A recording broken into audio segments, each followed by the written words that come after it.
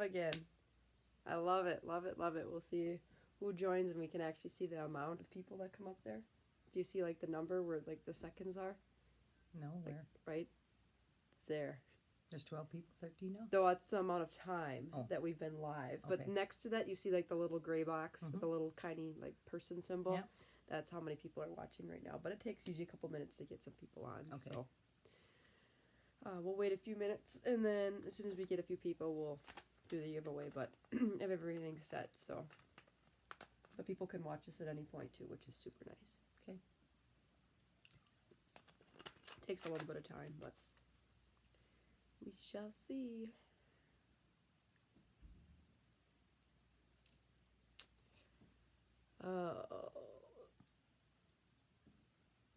We shall see. I think the last time it took like 5 minutes to get somebody. There we go. We got one person. Whoever you are, hello. Hi. We had a lot of good fun last Saturday, so I feel like I want to do Saturday Night Lives for a while. I don't know. Maybe it'll be a while, but I have my mother with me, which is super fun. So we'll be announcing the Contour Next One giveaway winners very soon. There's 2 winners, and there was 10 entries, so each person has about a 1 in 5 chance of winning, which is super exciting. So we shall see who wins. And my phone is dinging. Quiet phone. Do anything fun? We cleaned the house today. That took a long time. I'm definitely not ready to clean the house for a while. I'm done. I give up. So, yeah, that's about it. What do they comment at the bottom? They can comment, like, if they choose to, like, it's gonna show up, like, right on the left-hand side of the screen. Like, they, like, obviously, where I'm pointing, they can't see. But, like, on the screen we're seeing, like, right here is where it would show up. And you can actually type to the comments, or you can actually, like, physically, like, say it. That's what I just did last time, was, like, talk. Yeah. Instead of doing something else, so. Oh, this is uncomfortable. Let me wait a couple minutes here. We got 2 people. Hi, everyone. Hi. Again. Add another person. So, I probably think in a few minutes we'll do the actual giveaway so that that's out of the way, and we'll see what's going on Oh, here. you had one to shut off. Yeah, sometimes it bounces back and forth. Sometimes it happens. People go on and offline, too. Like, at one point, I went on and offline, I guess, twice during this live stream. The last live stream I did, so it was really strange. Depends on internet connections of people. So, that's about it. As far as that's concerned, but Blow my bubbles. go ahead. I'm at 220. 220. Isn't that a fun blood sugar? Super fun. But it looks like it's rounding down, so I'm not really sure. I did do an extended bolus at one point, so I don't know. Apparently I have 18 minutes left of this extended bolus, so we shall see if it works. If not, I might have to give myself a shot, or might have to push more insulin. I don't know. Like, my blood sugars were so stubborn. Hi, Jim. I know you entered the giveaway. Exciting to see you. Hi, Jana.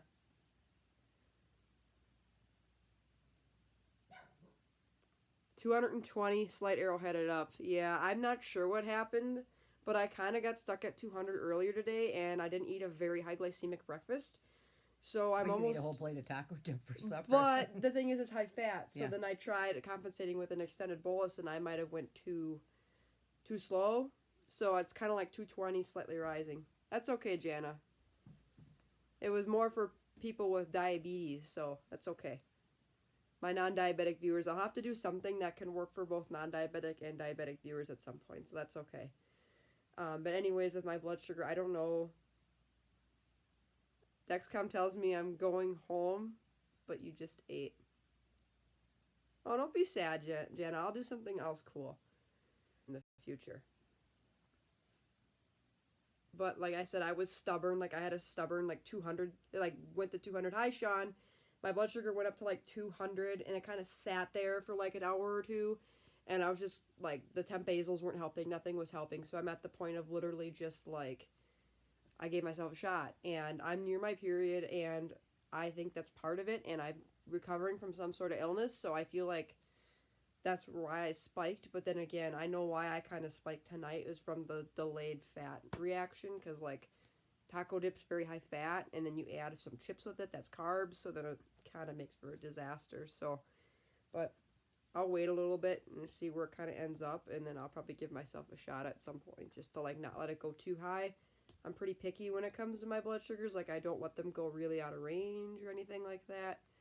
I mean, you really can't. Like, I don't want to have eye damage. I don't want to have nerve damage. I don't want to have my kidneys fail on me. So I kind of bypass my pump when I'm above like 220. Like, I really don't use the pump. And typically what I found too is even the active insulin on board, if there's like a unit or less left, I don't even take that into consideration. Because at that point there's not really a lot of insulin left to help counteract that high blood sugar. So then at that point I will do a full dose. If not, if there's more than a unit, say a unit and a half, 2 units, I take that into consideration when I give myself a shot that I have so much on board. But a good way to make the blood sugars drop quick is if you take the shot and then put on a temp basal, it literally will plummet your blood sugars super quick, and I love watching them drop super fast. And then I usually end up catching them with like something sweet to kind of like balance it out and like level it off like at between 70 and 120. There's a lot of advanced techniques. I think that one is called I'm trying to think, like taking your blood sugars and putting them into a free fall. So I call it the free fall technique, where you're literally taking a high and dropping it super quick to get to a healthy level. But I don't recommend doing that if you have gastroparesis. I also don't recommend doing it if you're newly diabetic, like diagnosed like 6 weeks ago or something. Like, wait till your body gets out of the honeymoon, and then you can kind of see what's going on. And also make sure your insulin sensitivity factor is set correct, or you're not going to have anything good go on there. Because if you don't know how much a certain amount of insulin drops your blood sugar, like you're not going to get anywhere with managing diabetes. So, and everybody's is different. So it all depends on you, depends on how long you've been diabetic, how insulin resistant you are, but hopefully this high will come down or just kind of stabilize. I'm stabilized at 223 right now, so hopefully it won't go any higher, but I'll take a shot otherwise at that point. We should pick your So generator. we can pick the giveaway winners. So, okay, so there was 10 of you that entered my giveaway. And obviously whoever sees this can see this later. I do plan again on leaving this live stream up on my YouTube channel, so you can feel free to view this anytime. But when I do announce the winners, they will have 48 hours. I will send out them an email or an Instagram message, depending on which method you chose for me to contact you with. I will send them a very basic message saying, hey, congratulations, you've won my giveaway. And from when I send those messages out, it'll probably be after this live stream. You will have 48 hours or 2 full days to contact me, so you have until the evening on January 6th of this Monday to get a hold of me. If I do not hear back from you, I will redraw another winner or winners, depending on if one or both don't respond to me. Again, there was a total of 10 of you that entered the giveaway. As soon as I can work on this new phone, my Face ID is not working. I just got this phone yesterday, and I'm having issues with this Face ID. Kind of, sort of not working. So there was a total of 10 of you. And I know one of you is on here right now with me, or at least was on here. So here are the 10 of you that are on here. You can see I listed you all 1 through 10. Say hi to Shelby. Right in the order. Hi, Shelby. Hi, Arrow. Arrow from Anago. Arrow from somewhere in Wisconsin, like me. Hi from Spain. Cool. I love it when I get people from other countries. I think last time I had Australia too, which is super cool, and Canada. So the more the merrier. But anyways, you can see the 10 of you here that entered. You're all listed here. And then all I'm going to do is put you guys in a random generator. You can see I have it labeled 1 through 10. I'm going to hit generate once. Whoever that number is will be winner number 1. I will hit generate twice. And whoever the other winner is will be the other giveaway winner. Yeah, diabetes is international. I agree, but I find it exciting when I get people that are like, hi, from other countries. Like, I think it's so cool that I got a lot of international viewers.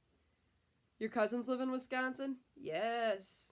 Wisconsin is great. We love cheese. And the Packers. And the Packers. They've done so great. Like, I can't believe how great the Packers have done. But anyways, I'm going to hit generate once. Winner number 2. So that is Matt Foster. I will contact you. I'm going to write winner next to your name so I know. And then actually I'm going to go ahead and regenerate again. And if number 2 gets picked again, then I'm going to obviously go again. But I'm going to hit generate again. And who is that? Number 3. And winner number 3. It was just a random pick. All right, Caged, you want it. All right, I will get in contact with both of you. And yes, cheese curds, I had some last night from Culver's. High fat again, had an issue. Blood sugar spiked to 213, but it came down really quick after. So I must have done something right. But yeah, the cheese curds I agree with. But my Dexcom has been reading me kind of falsely high. It told me I was like 250. Hey, PJ Mommy. Evening, Maddie and Mom. Yep. Hi. Maddie and Mom, you're right.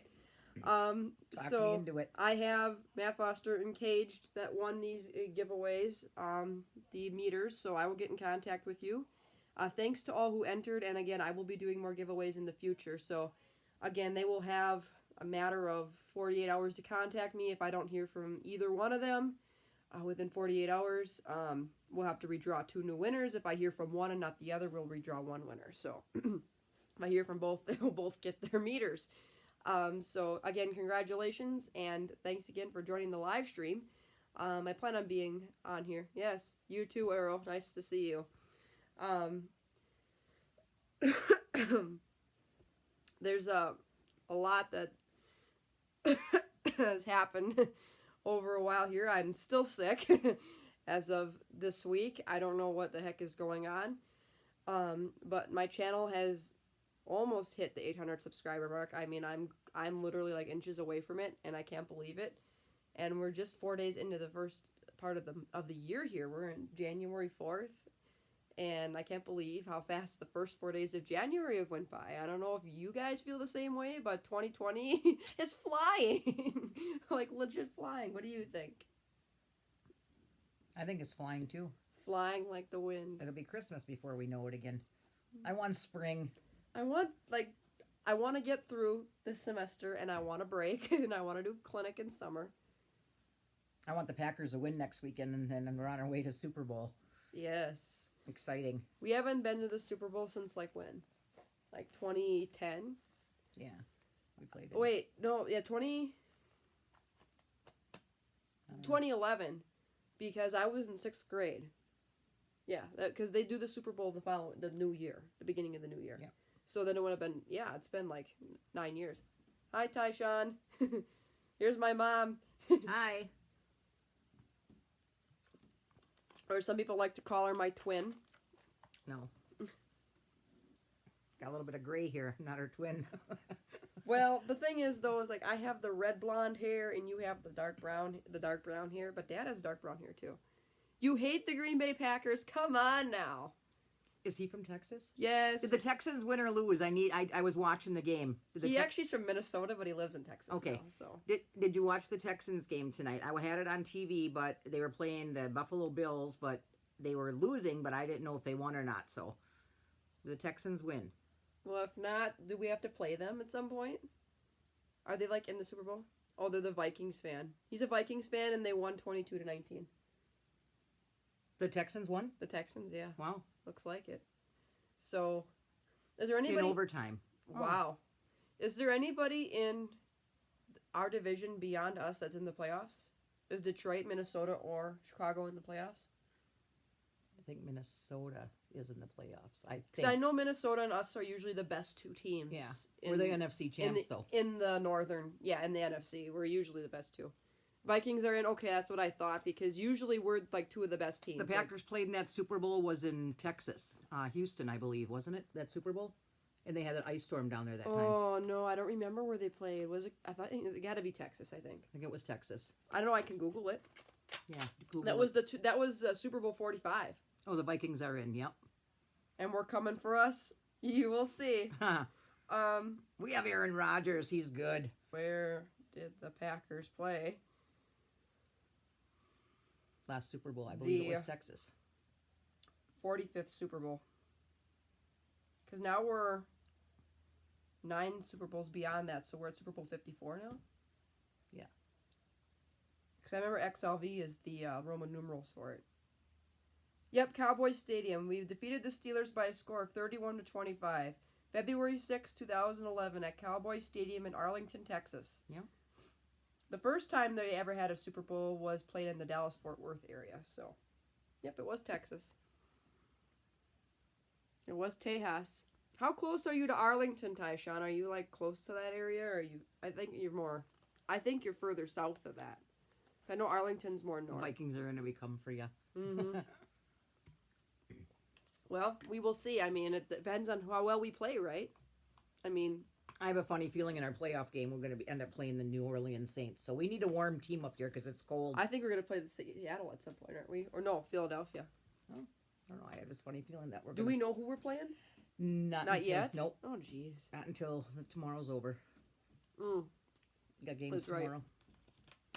We had our bye in the middle of the year, did we? Season? My prediction is going to be San Francisco and the Green Bay Packers heading to Super Bowl. Really? That's my prediction, yes. It better not be the Patriots or the Steelers. Are they both in?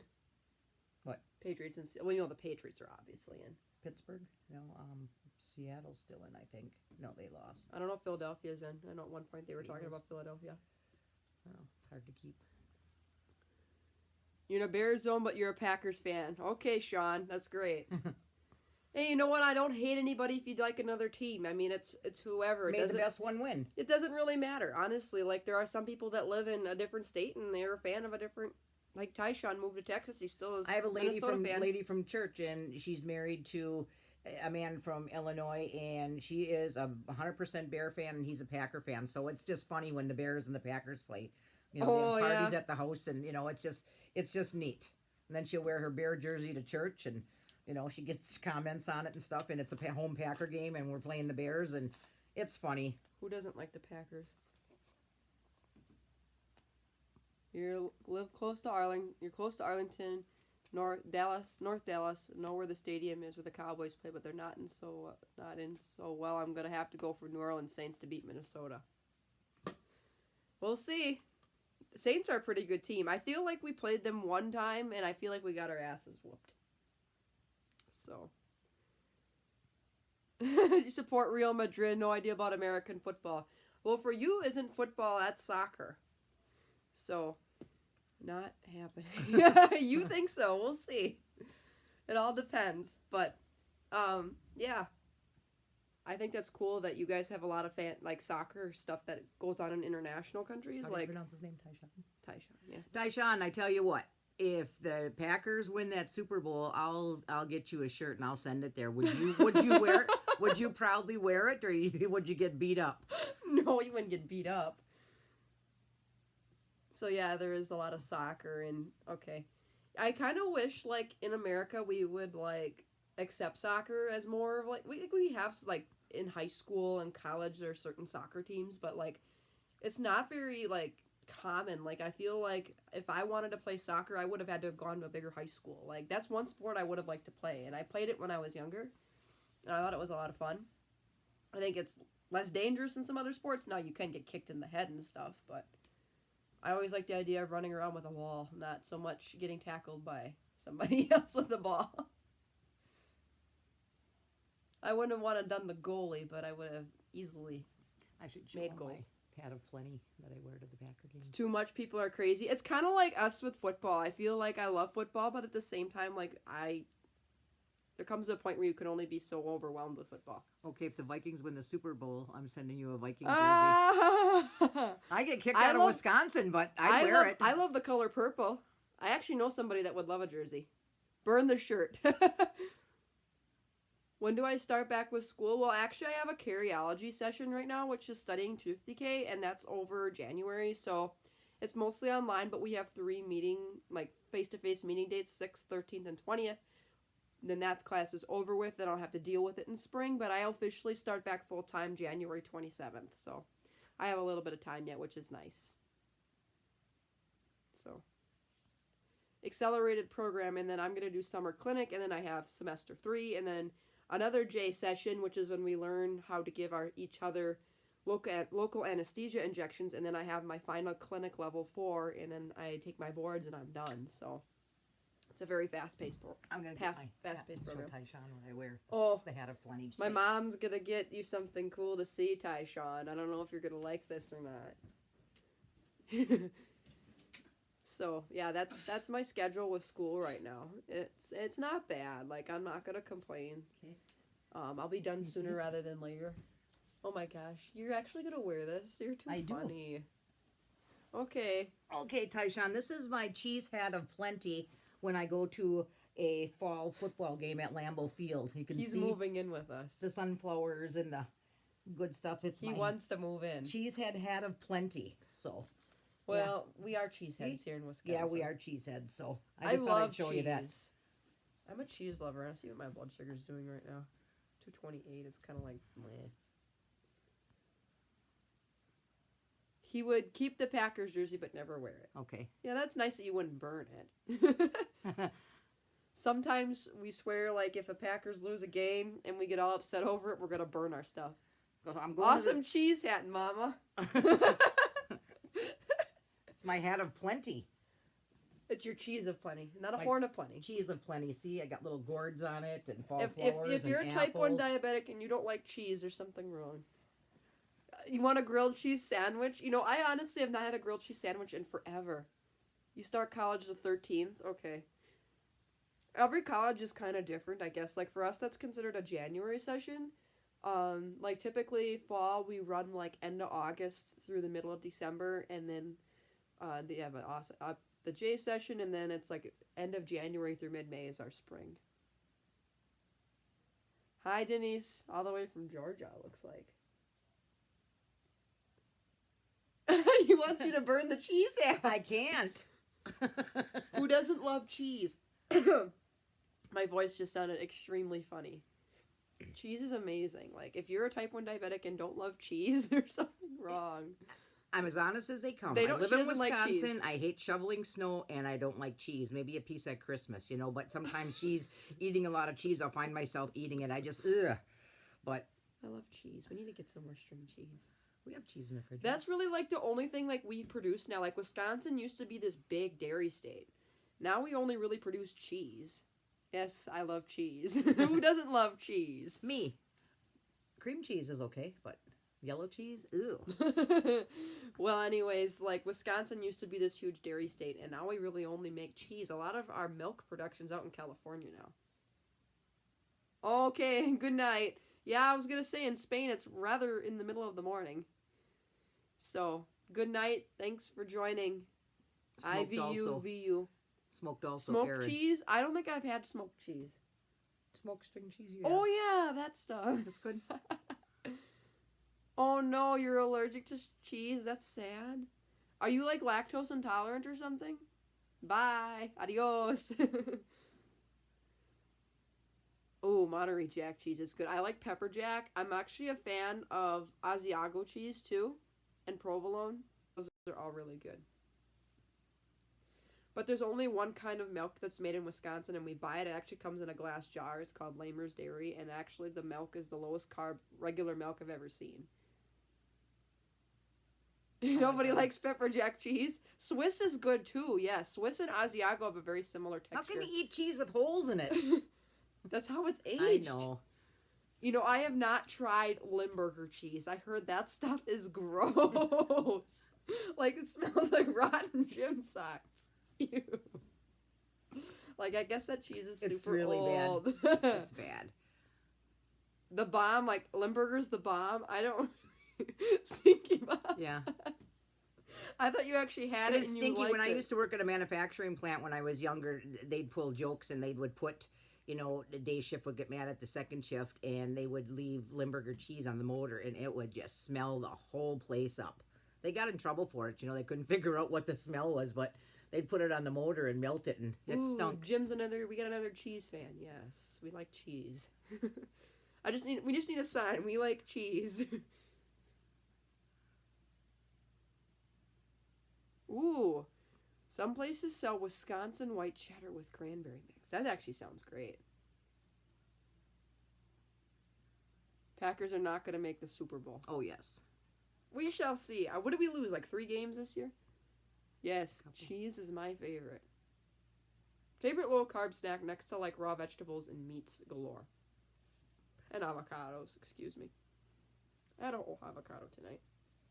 That might be the reason for my slowly going up blood sugar. Did Tyshawn leave? You're just allergic to the process. No. Oh, tell Tyshawn I can send him a cheese hat if he wants it. You want a cheese hat, Tyshawn?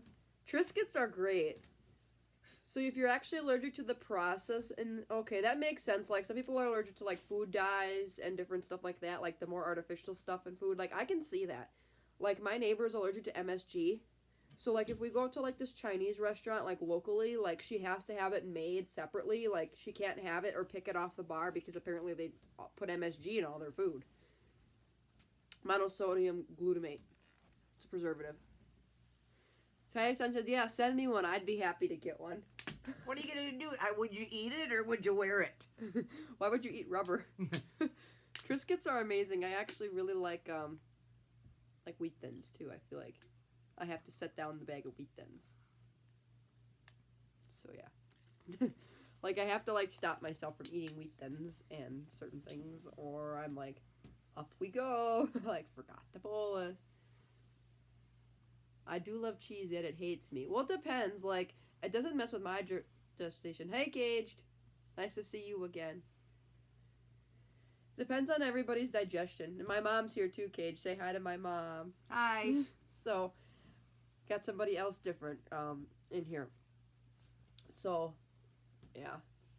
It depends. I guess some people have issues with constipation and cheese. I don't find that problem at all. Honestly, like, I can eat cheese by the pound and it doesn't even really bother me constipation-wise. Cage says, hi, Mom. Hi. So, yeah. That's about it with cheese, eh? There's another cheese I had recently, too. Like, Is Tyshawn still on there? Oh, yeah. Tyshawn, we're just having a nice break in the buy, so... And he says it would wear it and then do something to it. Uh-oh. You want to burn it? Well, geez, if you burn a piece of, styrofoam cheese, it's pretty bad for the environment. Yeah, it's going to smoke black. It's going to be black smoke. It'll be black smoke like the pork car some days. Black smoke. Nope, you're not going to burn it. What are you going to do with it? Cut it? Chop it up? Nope. What else would you do with it? Hang it on your wall? Something better. Well, tell us. Tell us what you would do with the cheese hat. Flaming torch. She said, hi, Mom. Alabama lady. Hi. Alabama lady. Laughing out loud. Flaming torch. I don't know if he's going to take a flaming torch to it. But, come on, Tyshawn, what are you going to do with that cheese? That cheese head. If we sent you a cheese head, what would you do with it? You'd wear it, and then you'd... Dun, dun, dun. I'm telling you, Tyshawn, you just wait for a t-shirt. You just wait. We are resting up. You just wait. We're going to the Super Bowl. Next weekend we play. We're getting all rested up. I have never tried Fiasp. I actually would like to try it. Somebody actually messaged me on my Facebook page suggesting that maybe I try it just for the heck of it, but I'll have to ask my endocrinologist next time. Again, I don't know if it's covered under in my insurance plan. I use Humalog, but I would actually just like to try it just to see how quickly it would work. Especially at times like this where I just want to get a blood sugar down. But I've heard that people have put it in their pumps and it's burned and stung worse than normal. So, but then he told me in his pump that he had never had a problem, so it must just be by person. He would wear it for a day, then melt it in your microwave. That John says it's too big for the microwave. Yes, we were discussing cheese, and then I was talking to PJ Mommy about possibly trying Fiasp. So I would probably try it. I guess some people mix it too, which I don't know how you would mix that. It must be a very certain way you would mix it with like a Novolog or a Humalog, but... Your name is Denise. Okay, Alabama lady. Hi, Denise. I'll see if I can remember that. Denise is Alabama lady. Gotta remember that. Then you would bury it in your backyard. Okay. Like, why? That's not good for the environment. Hi, Jana. Again.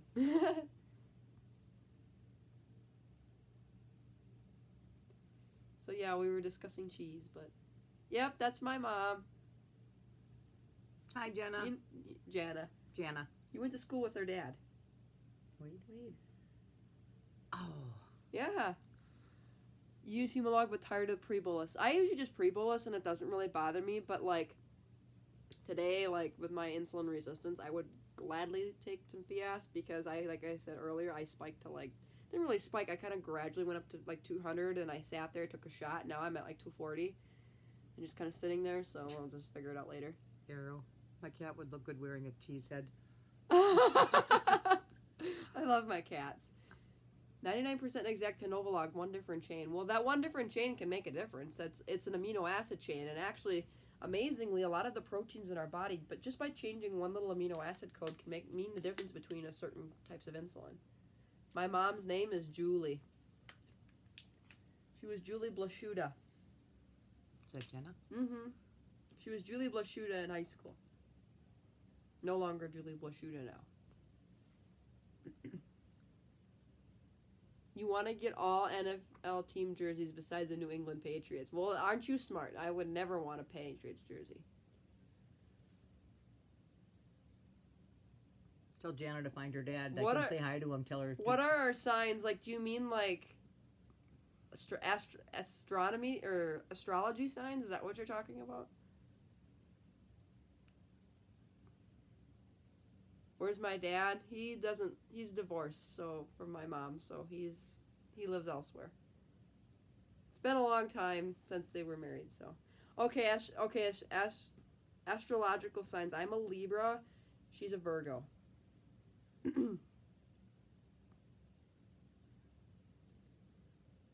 Oh, and you don't want a Packers jersey? Come on now. At least we don't cheat like the Patriots. Yeah. We play our games fair and square.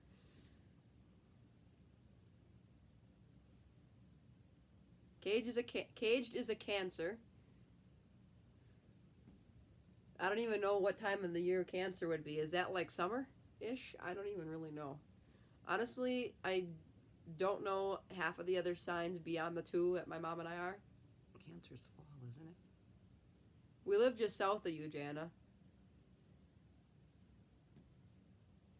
I went to high school with you, too. You live like 10 miles south of you. Tell her to go get her dad. And I could say hi to her dad. Mm-hmm. I will get... Devontae Adams, yes, he's a great guy. I love Devontae Adams, but I feel like at one point we had, what's his face, too? We had Clinton Dix, but I think we got rid of him. July 11th, okay. I knew it was summertime. I am excited for the Omnipod Horizon. I'm ready for a closed loop system. You're using Fiasp and you like it? Okay. That's good that there's a lot of people that are liking it. The weather here, it's kind of cold, isn't it? No, it's not bad. It's really damp. It's in the 30s. I'll open up the weather thing, but... It's in the 30s. Brett Favre, yes. He is like all-time best Packer player ever. Used to work in Madison, lived in Waterloo. Okay.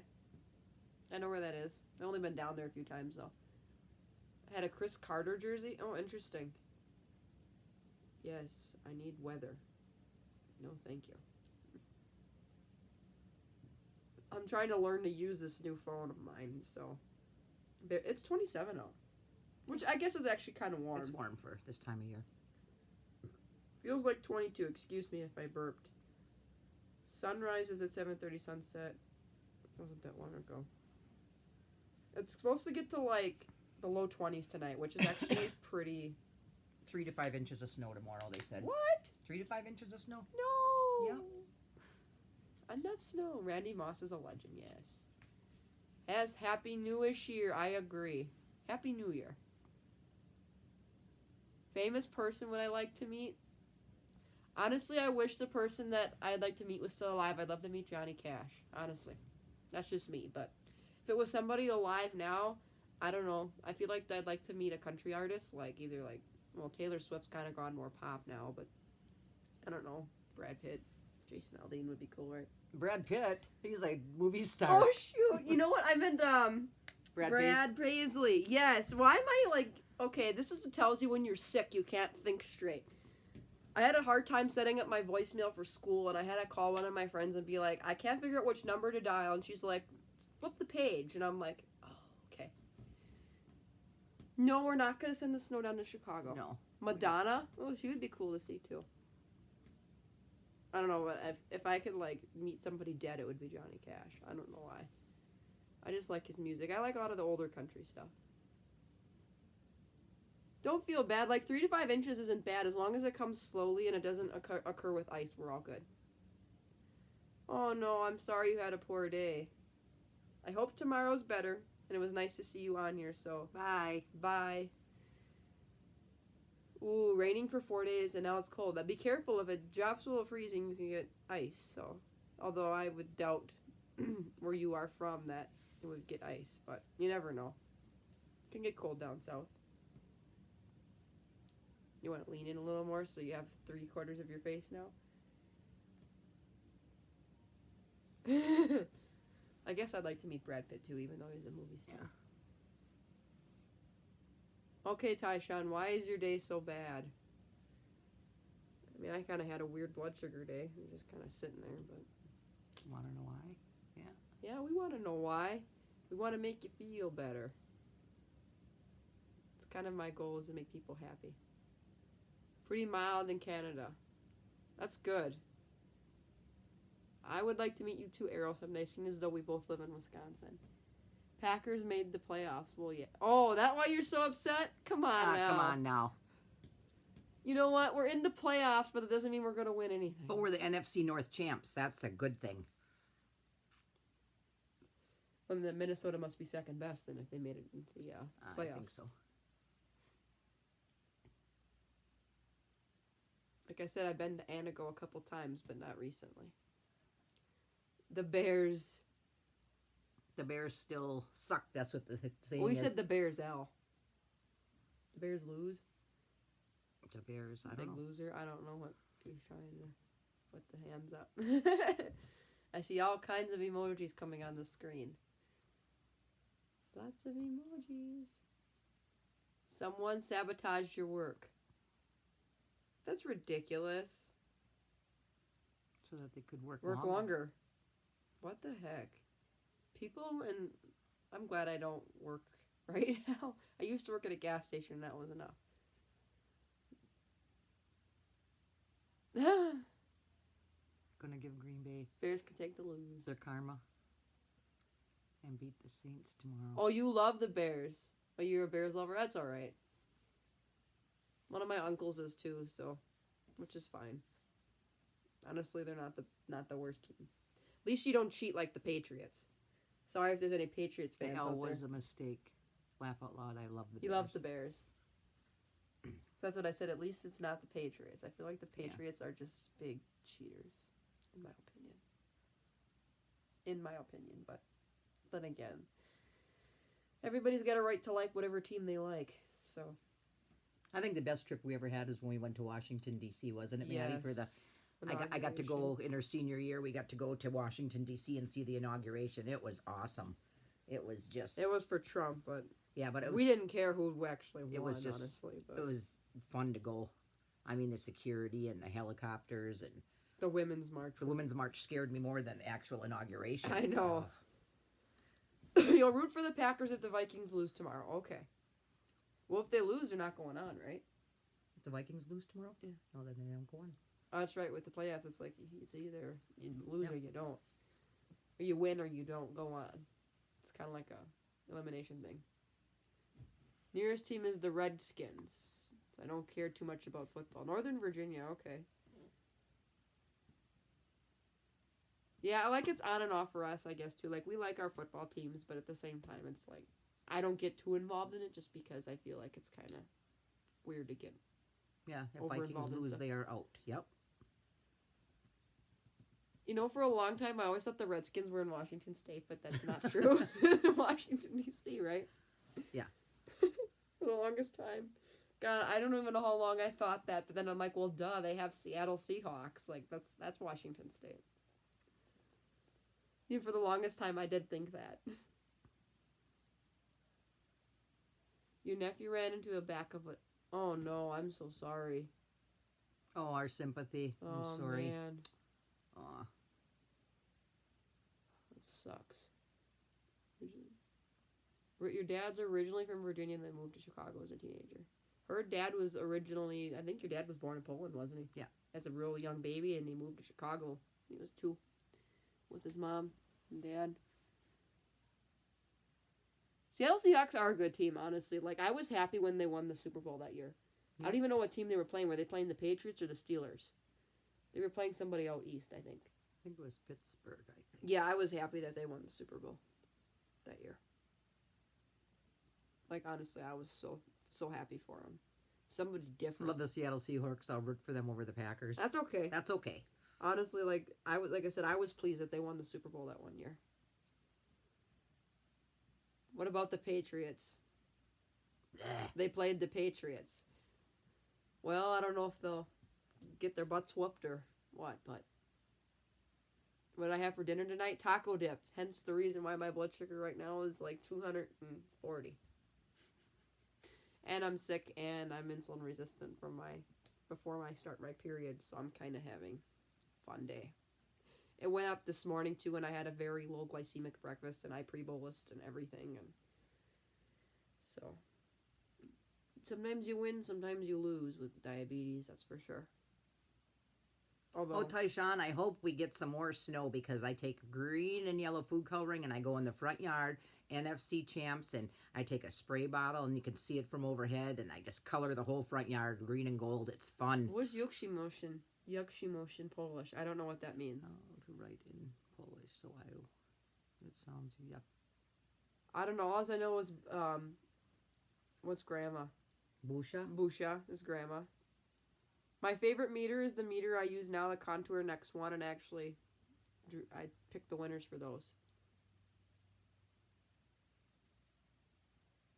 Yes, I tried my best. That's right. Grilled chicken, thank goodness for that. Yeah, that's good. Like, yeah. It happens with diabetes. I'm not going to panic over a 240. Like, my A1C is in the low 6s, so why complain? Packers and Texans Super Bowl this year. That's your prediction that we're going to play the Texans? Yeah, I did. I picked the winners earlier. I don't even remember who. I think Caged and somebody named Matt Fort? Matt Foster. I just had my eyes checked. Do I cook? Yeah, sometimes. I mean, I do cook basic things, and I actually want to make some quinoa soup again, because that's super good. Tortilla soup, I love making that. I do a lot more baking and, like, stuff and, like, roasts in the oven and vegetables and stuff. I cook meats, if that counts as anything. No, low 6s aren't a bad thing. No, for an A1C, I'm not going to complain.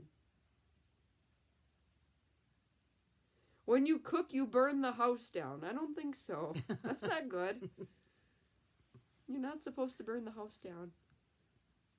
Although my one friend from high school one time, he told me he had a bagel in like a bag, and he put it in the microwave and he left the twisty tie on the bag. And that's Fireworks. metal. And he started having fireworks everywhere in the microwave. I'm like, okay, I know better not to do that. 60% of diabetes or diabetes-related visits are a racket? A racket. 60% of diabetes are diabetes. Related doctor visits are a racket. What do you mean, like a pain in the rear kind of racket? Or like useless? Or I don't find mine useless. I don't go as much as probably some people do. I only go every 4 months because of my control, but I don't know, because I have really good control apparently. And a really good A1C and not scared of insulin. Does my mom cook? Oh yeah, we both cook, but her so more than me. I bake. You're more of, I love to bake too more than cook. I am a baker and a canner. But honestly, like, I kind of am satisfied with, like, sandwiches and stuff as long as, like... Salad, kale. And I eat salad like crazy, so I really don't cook tons and tons of stuff, especially when I'm in school. Meant a pain in the rear? Probably. No, you're not gonna go burn your house down. Tyshawn, if you want to eat dinner, put a dinner in the microwave and be gentle, and don't put any twisty ties in the microwave. Please. Ever made cheese? Nope. I make soap though. I make soap. My mom does homemade spaghetti sauce, which is pretty low sugar. Beets. A rack at fake blood sugars to generate income. Oh. I suppose. They're all crooks. I think it is all crooked with some of the stuff they do. Honestly.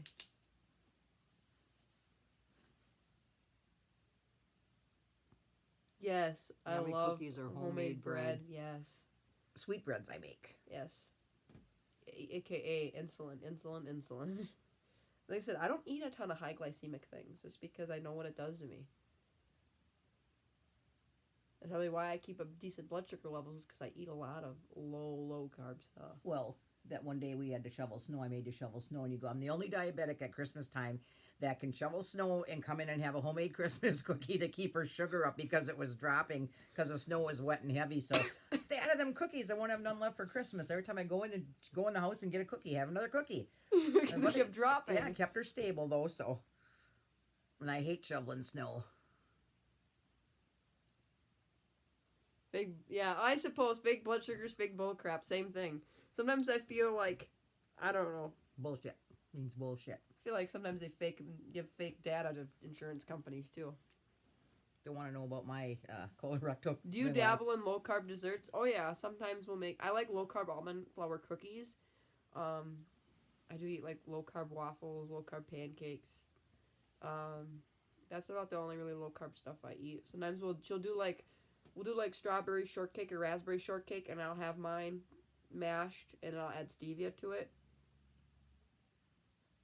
I don't know, I eat a lot of diet Jell-O. I'd like to see more different recipes for like lower carb stuff though too. I feel like I eat a lot of like really rich dark chocolate because it's super low carb and mostly fiber, and you got to get used to the bitter taste, but it tastes great. 20 minutes? It should take 20 minutes for a TV dinner in the microwave. No. About 7 at most. Share some of those recipes? Sure. I actually get a lot of them from Beyond Type 1. There's another one I found from Mandy. She was like awesome. So it was something with like graham crackers, pumpkin, sugar-free Cool Whip, and sugar-free cheesecake pudding, and you mix it all together and wedge it between 2 graham crackers and freeze it. You have the consistency and texture of an ice cream sandwich, but a pumpkin flavor. Yeah, exactly. Like, I feel like any exercise is going to make me plummet. Same in the summer. I did it one time where I actually had a really stubborn high blood sugar. It was like 240. So I bolused for it, put on an increased temp basal, went out and mowed the grass. Blood sugar was 118, double arrows headed down. So I stopped the temp basal. I had a little bit of insulin on board. I had a whole entire confectionery sugar cookie with 30 grams of carbs, and it leveled me off at 130. It was the coolest thing ever. Ooh, cauliflower mac and cheese. I have yet to want to try that one too. Like, I think I talked about this in my last video. I take radishes and boil them, and they have the same texture and consistency of potatoes. But beware, the water turns black when you boil them. I don't know if it's the cruciferous. We don't peel them, but the water will turn like pitch black. And I thought there was something wrong with them when the first time I did it. And Alabama lady, Denise wants some cookies. Oh. She wants some cookies, Mom. We got to get more almond flour first, which the sad thing is a lot of the low carb stuff is super expensive. So I feel like I try to eat I like Halo Top too. Oh, do you remember that time I tried making, I said, don't ever ask me to do that again, almond flour pancakes. It took me probably 20 minutes to make 4 pancakes. It kept burning and sticking. I couldn't figure out what she was doing, and I think she put a little too much stevia in them. But, oh, that was awful. I was ready to throw the pan out the back door. Yeah, 6.5 minutes is usually good for a TV dinner. Some TV dinners you can do in 4 minutes, which is interesting, but yeah, it depends on what kind of exercise. I'll usually end up going low at some point, but like I know in the summer one time, like all of a sudden I wasn't even expecting a low because I think I tried preventing it at first, and all of a sudden I'm like, oh my god, I feel like I'm dizzy and gonna pass out, and sure enough, my alarm went off. You're 68, ready to hit 58 pretty soon, so. What is this good idea, Tyshawn, that you have? Or idea? Maybe Mom can tell you if it's a good idea. I know I was telling people I want to make videos on like different recipes of mine, and I want to take you out to different areas of different restaurants, like a fast food joint, a sit-down joint, a buffet, and just show you how I handle myself and how my blood sugars kind of turn out, I guess. Maddie, you're going to make some videos on what you're cooking. Yep. Yeah. I've done Day in the Lives and showed you some of what I eat, but I'm still sitting in my 240. No, do not put your phone in the microwave. Okay, I just got this iPhone 11 in lavender yesterday, and if I put this phone in my microwave, I would be dead. And I don't think your mom and dad would appreciate you putting your phone in the microwave. Like, honestly, like, don't be like my friend. You know, if you put metal in the microwave, it's going to spark. Cooking with Maddie, yes. Yes. I want to do different taste tests again, too. Like, a long time ago, I did a taste test for the Diet Jolly Good sodas, and those were great. Those would be fun. I know, but you did that already. I know, but I want to do, like, other I came home that day drinks. from work, and you just got 10 cans of, what are you doing? You're getting your phone on Monday? Which one are you getting? I got the 11. 11 in lavender. It's really pretty. And I have dental scaling instruments on the back of my phone. It's super cool. I love it.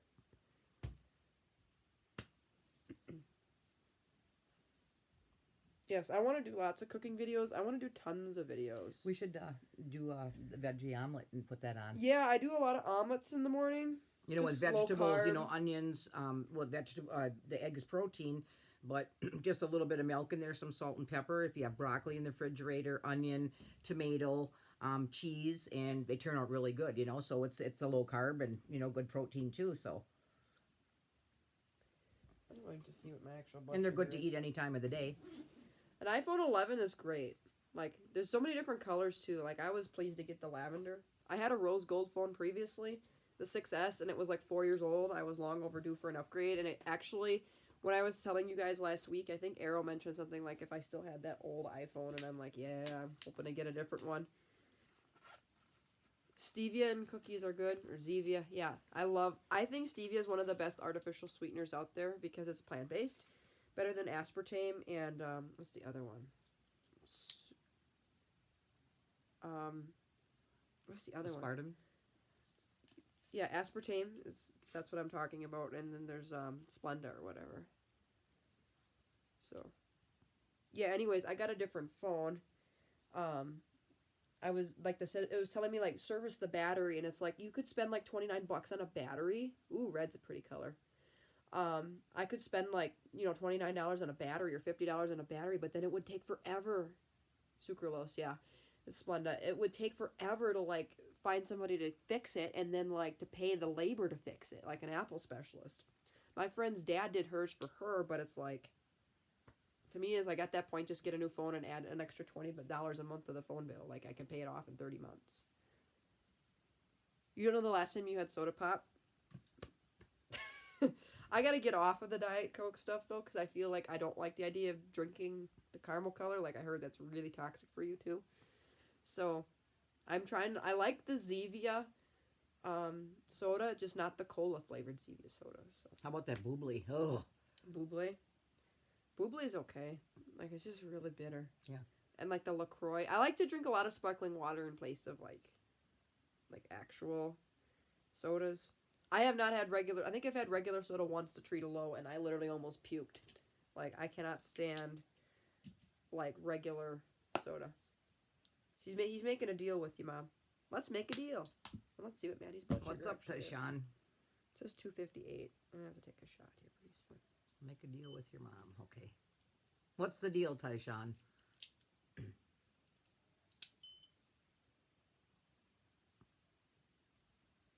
I want to make sure I'm not falsely higher than what it thinks I am, because yesterday it was telling me I was like 250 and I was like 213, and it makes a difference. Nope, I am that high. There you go. Whoops. You better take a shot. I'm going to take a shot. It's going to take a couple units, but it'll come down pretty quick. I got to do some math, though, and figure out... I don't have much insulin on board, so that'll help. So it's accurate. It's like within 3 points. I need to do 265 minus I'm 100 happy about divided the by video, 72 Maddie. units. Yeah, I'll do 2 units. 2 units. Yeah, regular cookies taste so gross.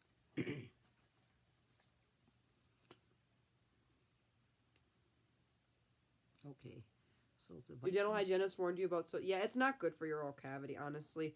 Like a lot of my instructors drink the diet sodas, but honestly, like the acid's not good. Like sugar's one thing, but acids are another for decay. So, like an acidic environment is actually, we're learning about this right now, is not healthy for your mouth. Your mouth likes a neutral pH. So, whenever you add acids from eating fermentable carbs like sweets, fruits, sodas, like it literally can demineralize your teeth and cause cavities. Do we look backwards? I don't know. Maybe my number was backwards and I showed you on my meter. It was 265. It was 265. So I think there's something on here that I can mirror something when I show a picture, but I haven't looked into the full tutorial yet. There's some air in there yet. I only need 2 units to bring me down to my target. What did Tashawn say there? If the Vikings lose tomorrow, he'll buy a Packers jersey. If they win and beat the Packers, you have to buy a Vikings jersey. Then I'll get kicked out of Wisconsin. Then we'll be kicked out. No. 0, What half, number do I have to 1, buy? 1.5, 2. Deal or no deal? 2 units. Here we go. Good thing my blood sugar's not headed up rapidly, so it's really easy to figure out like when to intervene. Yeah, Sean says the camera flips the image. Right. She's giving herself a poke right now, so I'm attempting to. she'll be right back with you. I'm attempting to. I'm trying to find a better spot. Give part of my stomach a break. Ooh, yep. That's a new spot because it hurts. In with you. Oh, come on. Next Because the one. lettering on your shirt is backwards, it says. Oh. Yeah, sometimes it happens when everything gets mirrored. Okay, do you have your pump on? Oh, yeah. Yeah. I've been having issues with insulin resistance a couple times today, so. But this is the highest I've been in a while, so. I've actually never hit above 300 since being diagnosed a year and a half ago. I've come close. I've hit like 280, but not really much higher.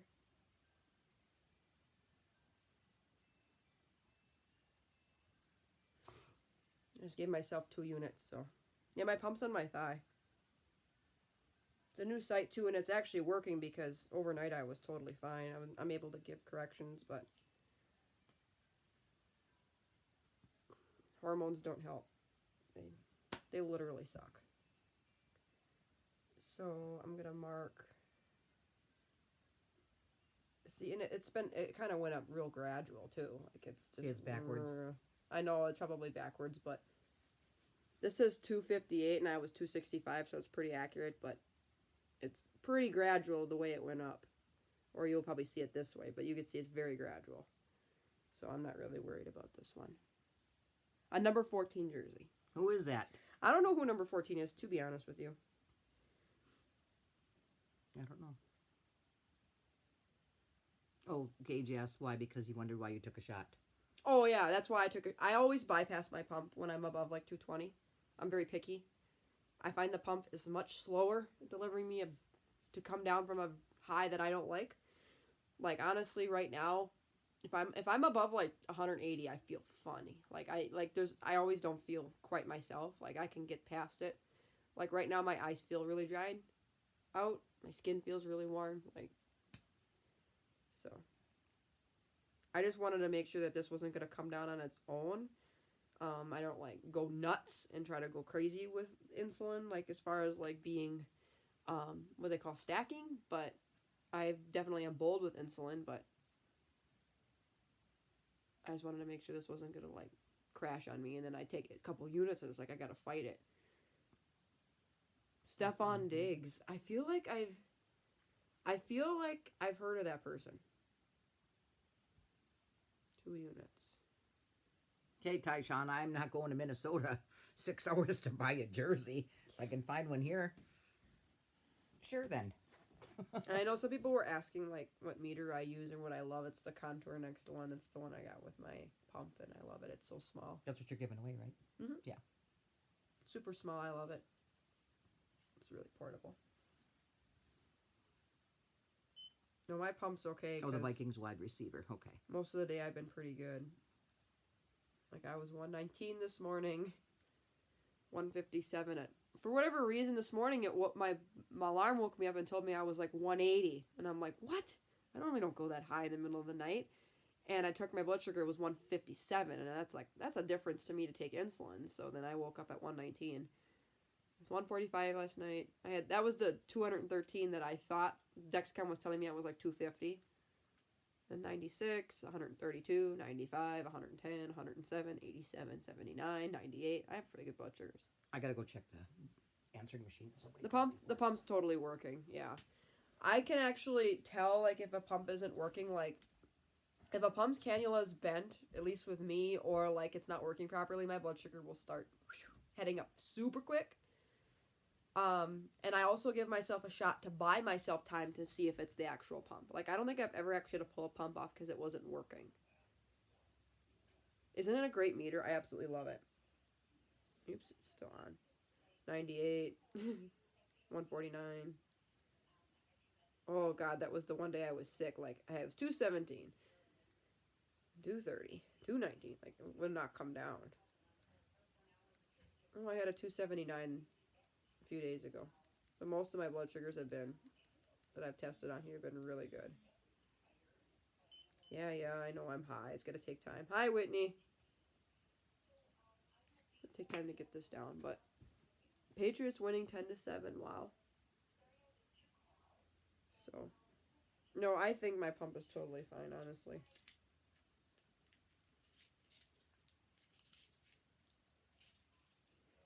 But, like I said, I'm just an intervener when it comes to high blood sugars. I don't want to be that high for that long, because the less time you are high, the better off you are. Nice. 82. I was 82 like earlier. And then, hey, 112's great. Here's me, 260.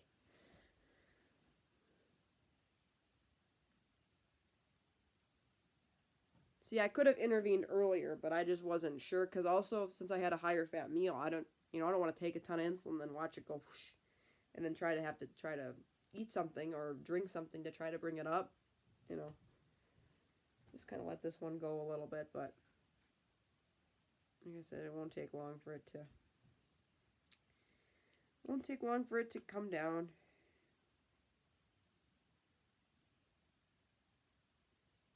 It will not take long.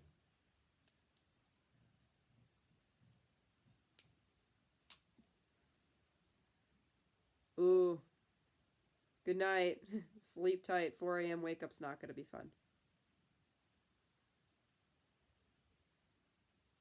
Yeah, I agree, and that's what I took a shot for, like 260. Like I said, if my blood sugar's even above like 200, I usually take a shot, 220-ish, just because it gives me time to figure out if the pump's working. It also brings down things really quick. So, well, not like ultra quick, but quick. Much quicker than a pump does. That's the only downside to an insulin pump, is I feel like sometimes it just takes forever to bring a high blood sugar down. And trust me, I've tried it, but they've advised me at my training, if you're above 250 to take a shot. I say if you're above 215, 220, please take a shot. Or like for me, I was sitting at like, for a while, like 180 to 200 for like an hour and a half. I'm like, no, I'm not dealing with it. I took a shot and brought it down.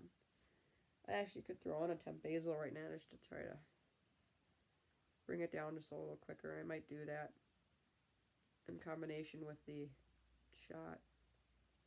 I'll do 85 for an hour and a half and just watch it activate.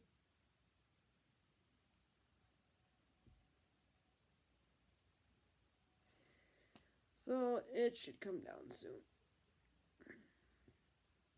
Like I said, I haven't never been above 300 since I've been home or diagnosed a year and a half ago. So like I said, I've come close, but not quite there.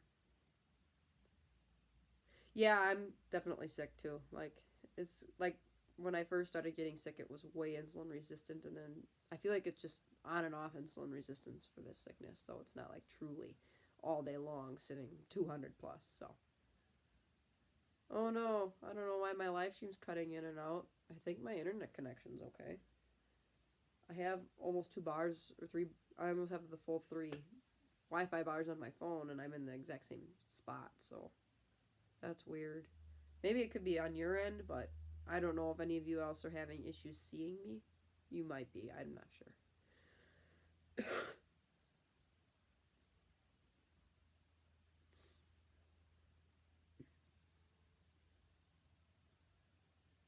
Plus, dinner did not help me either with my blood sugar. I tried. It was like something I wanted to, it was more of an extended bolus because I had like taco dip with some chips. Okay, good. I'm glad it's working for you. And I did an extended bolus, and it either dumped it too slow, or I miscalculated something, or my body just said, screw you, and we're going to go up to almost 270. So, I don't know. I don't know. You're not going to burn your house down. They're going to be fine. Just don't, like, put your thing in the microwave for, like, 2,000 hours. I really want, sometimes too, if my blood sugar is stubbornly high and I want to get it down really quick, I actually did this on a mistake. I went out and shoveled and I took insulin right beforehand. Yeah, you know, I was like panicking trying to shove food down my throat at one point because it was like double arrows headed down for like 40 minutes. It was going 260. Choo, choo, choo, choo, choo. No, not that quick.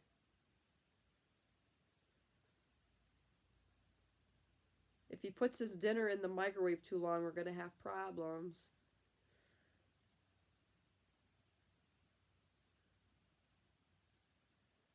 I actually find some days the less I eat, the better my blood sugars are too. So sometimes I do intermittent fasting. But the both times I've ate today, I've kind of went up. Just kind of weird, but. And I've been doing really good with blood sugars otherwise, so. Can't panic about high blood sugars, honestly. I don't sit high forever, and I don't sit high all the time, so. You can't do a ton of damage if you're not making the blood sugars 10, high enough for damage. Titans 7. Who? Tyshawn's still on? Yeah. Oh, tell him New England's 10 and Tennessee Titans are 7. So New England is 10 and the Tennessee Titans are 7. There's Tennessee Titans? Yeah. Oh gosh, why am I so silly? Why are they Tennessee Oilers, you think, or something? Wasn't there Oilers? Houston Oilers. Houston Oilers. Yeah, at one point I thought there was Houston. Yeah. My dog hears my voice and is crying for me. Aw. What kind of puppy do you have? You're kind of out of the screen, you know. Oh. There you go. I'll scoot over. Yeah. I was at 262 and now I'm 261, so I foresee it starting to go pretty soon. Patriots 10, Titans 7. Mm-hmm. That's it. Right, that's what you said. Yep. Aw, Blue Heeler and Australian. That's cute. They're cute dogs, but I feel like my dog, Susie, is super cute. She's a Sheltie, but I feel like some of those, like, her dogs are so hyper. Like, they've got more energy than I know what to do with. Excuse me. Is your sugar going down? Yeah, it's just kind of level. It's not like anything horrible. It's just sitting there right now. But I just took a shot, so it's going to take time for it to start kicking in. Want some water? I mean, I guess I could drink some water. I'll go get you a bottle of water. Aw, you got the pump after watching my videos. I'm glad you like it. Like I said, I love it too, but on days of insulin resistance, I just would way rather take shots. It's same here, and like I said, I think part of my dinner induced my high. The higher part of the high, but I had a very low carb breakfast this morning, and I still went to 200. So some days you just can't figure it out. Did you tell him the story about the alarm going off in the garbage can that night? I think I did. I don't remember. Who got the pump? Denise. Yeah, I eat a lot of low carb stuff too, but I'm not like a specific low carber. But I definitely vouch for a lot of low carb things just because it just makes things so much easier. But I will tell you, I eat very low carb during like school year and stuff just to avoid having like carbohydrates mess with my blood sugar, and I still go high if I'm stressed. So I mean, what are you gonna do? Try to put temp basals on and try to correct them. The milk was really making you high. Yeah. So then you tried the cashew milk. I do nut milks now. Yeah. Yeah. Cashew milk is like 1 carb, I think, a cup. Almond milk too, and then I add stevia to it. Excuse me. Yeah, I'm just plugged. Like, I'm towards the end of it. Like, I don't feel as crappy as I did Monday. But I still have, like, a lot of drainage in my sinuses. And it's, like, all runny. And I constantly feel like I have something in the back of my throat. And it sucks. Like, I'm producing tons of extra phlegm and stuff. So, yeah. But I definitely don't feel as bad as I did Monday. I think at one point, that was the one day I was really insulin resistant from being sick, too. Like, I gave myself 3 units to get my blood sugar down from 200 and something, like 220 back down to target. That's double what I would normally use. You have something, okay, don't overcook your meals. You're not supposed to overcook your dinner meal. Yes. Wee.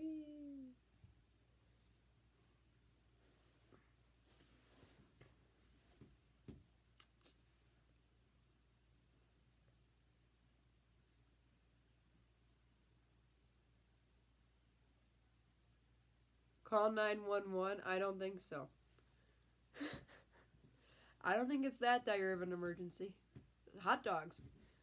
Oh, burning hot dogs. Yeah. Don't burn them too much though, because then they'll have the big splits in them. They'll blow up. They'll be blown up really huge, like, and they'll be engorged. They'll be huge.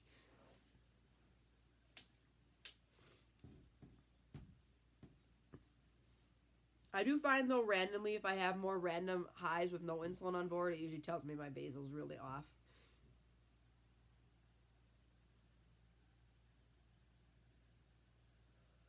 Or like if I go randomly high, like it's stress too would be the second thing for me. Cooking on the stove. Well, still you can overdo it.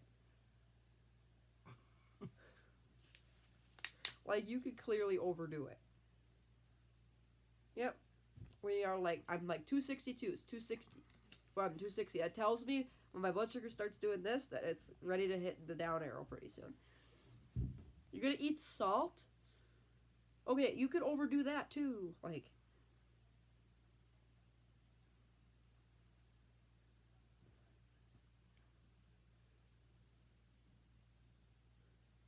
God. Just make sure, like, you don't overdo the salt. Like, you need salt and you need iodine in your diet to avoid getting goiters.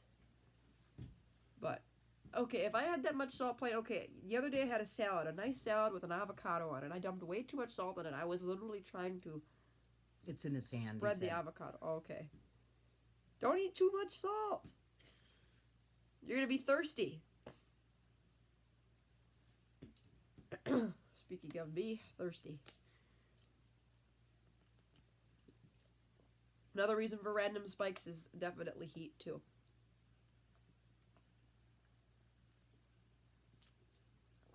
I guarantee you if I drink the rest of this bottle down within the next 10 minutes, my blood sugar will go, whoosh, will start coming down.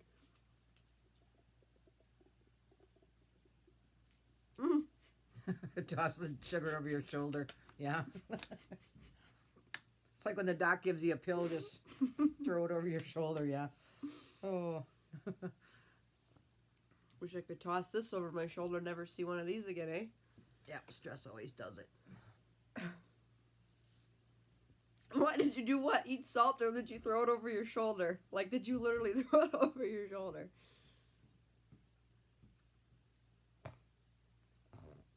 Good grief.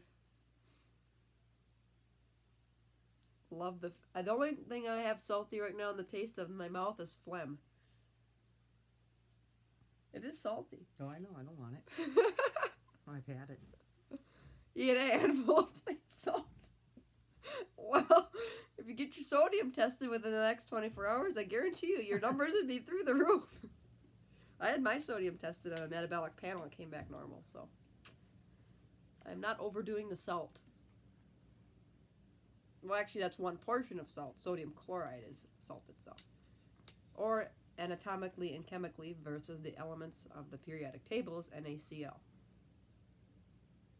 So that's why they test your sodium and your chloride levels. That gives you the overall idea of how much salt you have in your bloodstream at once. You need salt for muscle contractions. His tongue hurts. Ooh, well, to me, like, it's not so much the texture that would drive me crazy with salt. That's the taste is overbearing. It's bitter. No, overdoing salt is like overdoing sugar. You can have too much, like. It's like anything else. You could have too much of anything and not be good for And ask your mom if I can move in. Oh, well. It's too cold up here. He was from Minnesota. Oh. He's used to it.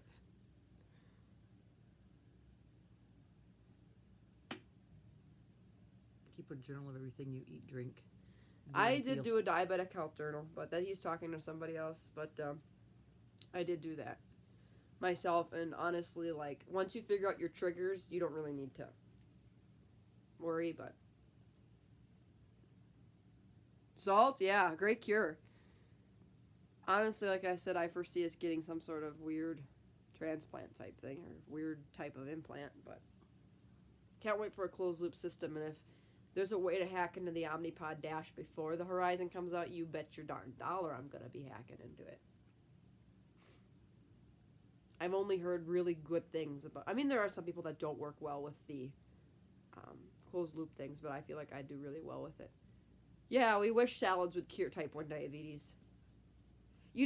Salads still have carbohydrates too. I mean, you have to take insulin for them at some point. A school nurse told you? Well, then I guess she needs to go back to nursing school.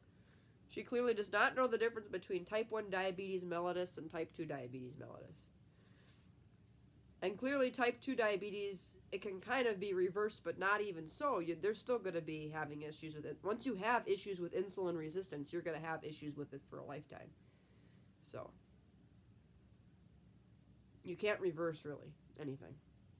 They can kind of go back to a state of pre-diabetes or just a little bit of issues from type 2 diabetes, but they can't really reverse or completely cure insulin resistance. Like we can't cure our lacking insulin, I guess you could say, or our broken insulin producing part of our body.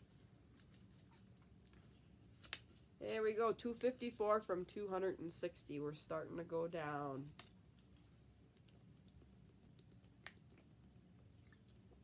I foresee a down arrow pretty soon here. Are you getting the? You're getting the T-Slim, aren't you, Tyshawn? I know you don't want the Omnipod. That would have been my second choice of pump. Would have been the T-Slim, but I know it wasn't covered by my insurance for crap. It was either that or Medtronic, and I was not going with the Medtronic pump. But just no, I don't want to have to change sensors. T-Slim X2, yes. I also didn't want tubing. Like, that was one thing I did not want was tubing. And me being in, like, dental hygiene school, I deal with enough tubing and cords and polishing agents and piezos, which is what we use for, like, deep cleanings and suctions and air water syringe. I deal with enough cords and tubes in my operatory. I don't need any more cords and tubes getting tangled up in myself. But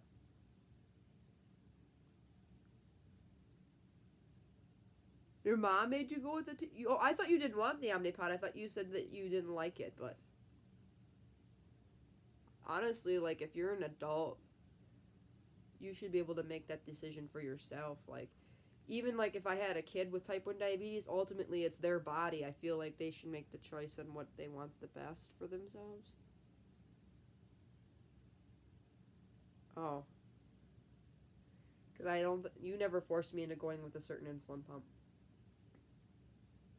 Yeah, I've heard a lot of great things about Tandem's basal IQ and then eventually their control IQ. And that's what I foresee happening with the Omnipod soon. I didn't want that right away when I got a pump. But now the more and more I research I do, the more and more I want that closed loop type system. But I can just say that Omnipod's got the best customer They service. have great... Unbelievable. I mean, 24 hours a day, 7 days a week, she's had problems because, she's got the dash system, and it's going to be a year in April, and it's got bugs, I mean, a lot of bugs that need to be worked out, but their customer service is fantastic. Can't say enough about them. It's just, boy, I'd push for anybody to get that, just, to have that, connection with, somebody that knows what they're talking about and to help you, to have one back next day air on your door, it's just unbelievable. And this is my third PDM I've had in less than a year. No questions asked, send it back, and... Well, actually, they said I could keep the other one for a backup, but, I mean, the other one's battery kept dying on me and not communicating with the pumps, and I think that was causing a lot of my high blood sugars, too. Sometimes you don't know. Sometimes these pumps, you could claim they're giving you 3 units, and they might miscount and give you 2. Whoops, and that can make a difference between you having normal blood sugars between 70 and 150 and going way high. And that's okay, not everybody wants an insulin pump. Honestly, injections don't bother me, they're just not convenient for what I'm doing right now. I like the freedom of not having to give myself tons of injections either. Aren't you cooking dinner, Tyshawn? And I don't miss basal insulin either. I feel like that was very, very hard on my body. You don't have the real purple feet anymore. Yeah, I used to get purpling in my toes from Lantus. I mean, I could have switched to a different insulin, I guess, but my body, I just don't think liked the Lantus or long-acting, because I would have random times where I'd be higher or lower or ups and downs. I have more consistent basal insulin with the... And I think your body in general, I think, likes being on one type of insulin. But again, people have great results being on pumps, and other people have great results being on injections. So to me, it doesn't matter. It's whatever you prefer and whatever gets you the best blood sugars. You're cooking the Packers. Oh, yeah, right. You wish.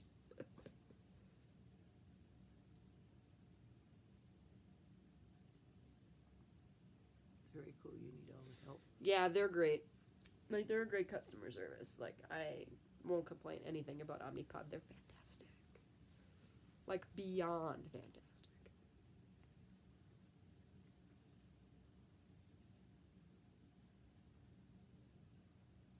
I like decorating my pods, too.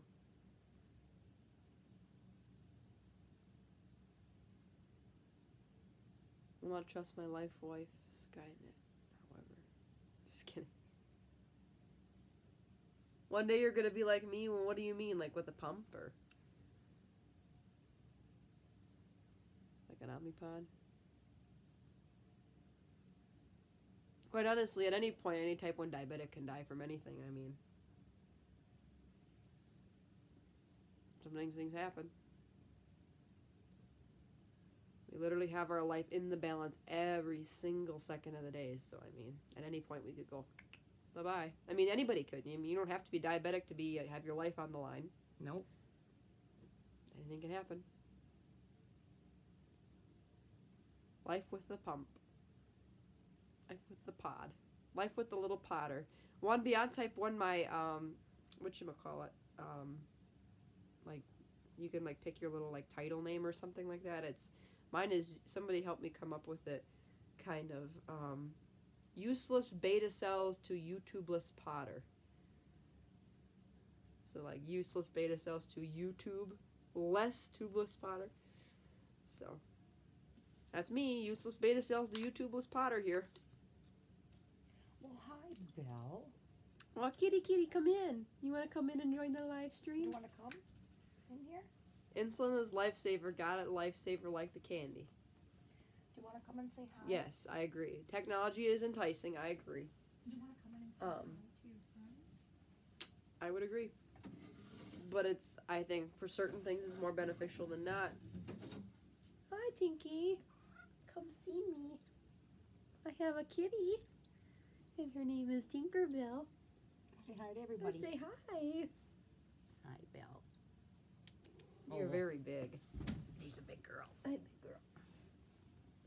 Did you know There's cats only Cage. can get... There you go. This is Tinkerbell, isn't she's sweet. Yes, Tyshawn, I have 2 cats. She's the bestest in the Midwest. I did a video on them a year ago. She's like a big baby. Aw. She's purring really loud right now. She's 7. Aw. Yes, we need a lot of people. Yeah, Tinkerbell, she's a hun. She actually lost her canine tooth a little while ago, and apparently, yeah, she's very fat. She's about 15 pounds. Look at her little paw going up on your I cheek. know. Look at, aw, she's on my cheek. She's got claws, but she don't scratch. Aw. I've only been in the hospital once with diabetes. Yes, this is the nice cat. This is the one I want in my bedroom with my doggy gate I ordered from Amazon. Listen, I have to tell you, I don't know how long ago it was. I don't know if Maddie told you this, but she was taking a shower. She came in my bedroom, walked through, and this cat, her hair just stood up and she started hissing really, really bad at Maddie. And Maddie's like, Mom, I'm scared of the cat. So Maddie backed up. Maddie's blood sugar was really low. I think this cat sensed that her blood sugar was low. So, we might be onto something that animals, I know And dogs as soon as can I detect corrected that. it, she stopped hissing at me. Yeah. As soon as it started going got back real up. aggressive, just stood on the bed and just, tail was swollen up, her fur was stuck out, and just got real, Do I find Dexcom? Actually, yes, it was yesterday. It depends. I've had both. Service cat, I agree. Yeah, she's my diabetic diabetic alert cat. She's my DAC. Yeah, she's a sweetie. But yeah, I definitely tend to notice in the morning specifically, it reads my fasting blood sugar higher. Like my endocrinologist goes, "Oh, your fasting average blood sugar in the morning is like 140." And I'm like, "What?" I said, "Maybe closer to 115 or 120, but not 140." Oh, come here, Mama. I've had readings like it'll tell me like, Hi, doll. "Oh, you're 140," and I check my blood sugar in the morning, it's like 120. It's like, okay, that's a huge difference for me. Like at 140, I'd be taking extra insulin in the morning. Oh. Hi, Brooke. Say hi, baby. Bubby. Are you saying hi? Oh, you want to go? Say hi to all your YouTube friends. You want to go? Yeah, I have a playlist titled like "Get to Okay. Know My Pets" or "Pets" or something like that. You can know a little more fun facts about them. But Cool. it was a year ago I did this stuff, so. Cool. But she showed up in some of my day in the lives too. But she ran away now, so she's like a gray and gold tabby with gold eyes. She's really pretty. Yeah, I know. This is my second live stream. I'm really happy to be on here again. I love it. And I actually have the playlist titled Saturday Night Live. So I'm kind of enjoying it too, you guys. So, but I keep running out of here to go check on the football game, so I know who we're up against next week. Right. So, Tinkerbell. come on. So we need a blood sugar Come here update. now. 245. We're coming down. Hi, honey. Yeah, she was letting us know. And actually, she'll do that too when she's hungry. She'll sleep with us in bed at night. It's so sweet. They said she's 7, so she'll be 8 this year. My other cat is going to be 16. Yeah, he'll be 16 in He's a spring. great grandpa. He is old. Like, we took a picture of him at Christmas. My uncle was petting him. And legit, this is my other cat. This is my mean guy. This is Sam. He's very thin. So, that's Sam. He kind of looks kind of mean. He's like that cat that the memes with the look on his face. Like, he would be the perfect cat to make memes out of. So, maybe I should start doing that. Favorite football team? We are Packers fans here. This one is what? This is 2003, 2 in a row NFC North Division. So, you're 10 years older than my cat. Yes, you are. But my cat is probably 5 times older than you because they aged faster than us. They kind of get along. They used to be really issues with fighting, but not so much now that Sam is kind of gimpy and limps around. Arthritis. Definitely at first, no. She definitely tries to be the dominator. She's a dominator over the dog. And she's the dominator over the dog, too. It's hilarious. Ooh, we got another Packer fan. Brooke. Good. Yes. I don't know if I've done something with Susie Q, too. Yeah, I love having my mom here. She's kind of out of the shot right now. She's just I'm kind of back. like sitting there doing whatever, but I'll show you guys a picture of my doggy too. She's such a good dog. Oh, here's where Tinkerbell lays at night in our bed. Isn't she cute? All laying down. Where's the dog? She's in her kennel. She's in heat right now, so we're trying to be very careful with keeping her out and stuff because we don't want blood everywhere. Bite back, it's fair, yeah. They definitely like to bite back. Here's Susie. That's what my Susie Q looks like. She's a little shelty. If you guys want to get a sense of how big my Tinkerbell is, this was taken this spring. The Buddha cat. She's huge. The Buddha. She's like 15 pounds. It's because she eats a lot of Sam's food, too. I hate the Packers. Put the Packers shirt away, Maddie. Well, you can't see it if I do this. No, she should not. Well, I'm not going to take my shirt off in front of y'all because that would be gross. I'm going to get the hat. You're going to put the hat on. Because obviously I'm not going to be Say, how's this for you? running around Naked. Like, that's very inappropriate. Well, I actually have another layer underneath here, but that would not be appropriate. I should say I have my bra on, and that's, no, I'm not doing that. I'm very, very modest with my way I dress. I'm very modest. Here, Maddie. Most of the part. Tyshawn, this is my winter hat that I've been wearing to school. Love it. And now my hair's messy. Catch. That is like my favorite hat. Do I miss not having type 1 diabetes? I miss the freedom and the spontaneousness of certain things and just being able to eat whatever the heck I wanted, but honestly, no. Otherwise, no.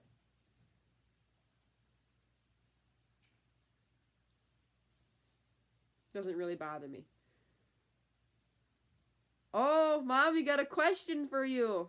Question for me? Yeah, come quick. Okay. A Vikings hat and a Vikings jersey. Cool beans.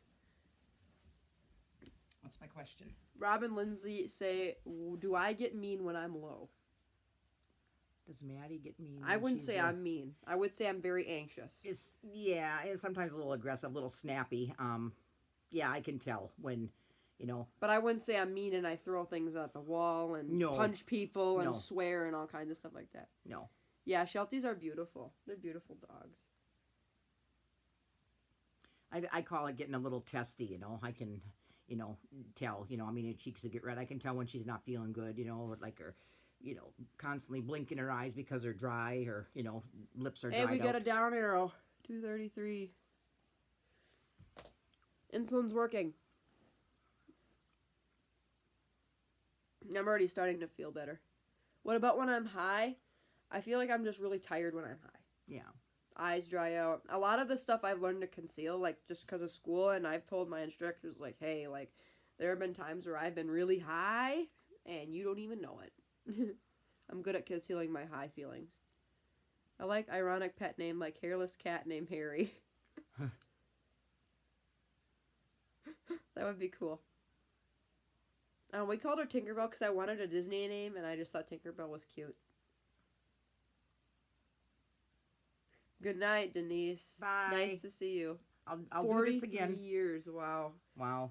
You're a veteran. Wow, 43 years. And like I said, a lot of you that have had diabetes for years, like, you give me hope that I can live a very happy life with this disease. You know, really, you guys, as a mom, I wish I could take this from her, but I can't, you know. I mean, and it's tough to go, you know, people like, oh, yeah, you know, diabetes, you know, no, diabetic, you know, and it's tough to live in a household with it, you know, because you live it, you know what they're going through, you know what they have to eat, you know what, you know, her temperament is, and, you know, the time of the month, and, years. you know, doctors and, you know, crooks ripping you off because the farmers got to make all their big money, and, you know, they don't understand any of it, you know. I mean, if you don't live with it, you don't understand it, so, you know, I am going to church tomorrow and to pray for all you guys, you know, and it was nice talking to you. I'm going to go finish watching my You got another question, too. game. Oh, I do? And then Okay. I've been loaded in police cars 4 states because they thought he was drunk from a low. Somebody asked, like, how did you feel when I was diagnosed? Oh, that was most awful. The thing of it is, Maddie's going to be a dental hygienist, and she went to a pediatric dentist 2 days prior to. And sometimes I'll go in the back with her and I'll just sit there and wait on this little bench. And she came out and she said, Mom, she says, my teeth are, I'm a very bold person. She said, I have no plaque. She said, my gums are swollen. And she stuck her tongue out. We got in the car.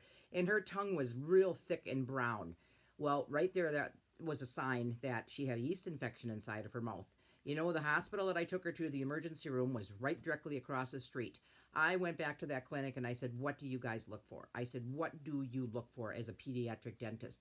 You would have saved me so much heartache, so much, pain, misery, suffering. I could have went and had a blood test. Not that I would stop the type 1, but the ketoacidosis could have been stopped, that put her in the... It wouldn't have been as severe probably. Like, right. I was in ICU. They immediately put me in ICU after they figured out everything and how severe I was. Like, I've even talked to you guys about, like, my pH of my blood was very, very low. Like, at the point where you can't get any lower without dying. Don't be drunk, Tyshawn. Don't get drunk. Shouldn't be drinking. I honestly don't even... I think I've had, like, half a beer since I've been turning 21. And I eat it with a meal. Or drink it with a meal. I'm very careful with alcohol because I know that can be a lot of issues with blood sugars. No, but like I'm saying, as a mom, I wish I could take it from her, but, I can't. I mean, if there's any time I could totally turn up to be, a type 2. I get myself tested every year and stuff. Insulin. Pardon? Drunk off insulin. Oh. I could end up being a type 2, but then, I mean, I have so much more knowledge of, what diabetes is, and it's not the kind that's diet induced either. This is an autoimmune disease. No. This is nothing you could have stopped. No. Everybody's opinion, being diagnosed as an adult is hard. I think the hardest part is just knowing that you had a life behind it that was non-diabetic. And to answer Cage's question, yes, I have 2 family members with type 1 diabetes. My dad's sister has been type 1 diabetic for 15 years. She was diagnosed in her 40s. And my cousin, who is my dad's brother's son, has had type 1 diabetes since he's been 17. So he's had diabetes for about 8 years. So my blood sugar when I was diagnosed, it was 513 milligrams per deciliter or 28.5 millimoles per liter. And they said that we've seen higher, but because what nearly killed me was besides the fact that I was in severe ketoacidosis at that point, so it doesn't take me long to get in severe ketoacidosis. I had no body fluid, like I was 6 liters dehydrated. No potassium. And I had no potassium in my body. And my kidneys were starting to shut down, like my glomerular filtration rate was definitely on the low side. So that was more the killer for me that would have ended up killing me more than the actual sugar. Because he told me if I wouldn't have been in within a couple hours, I probably would have been in a coma. 776, holy man.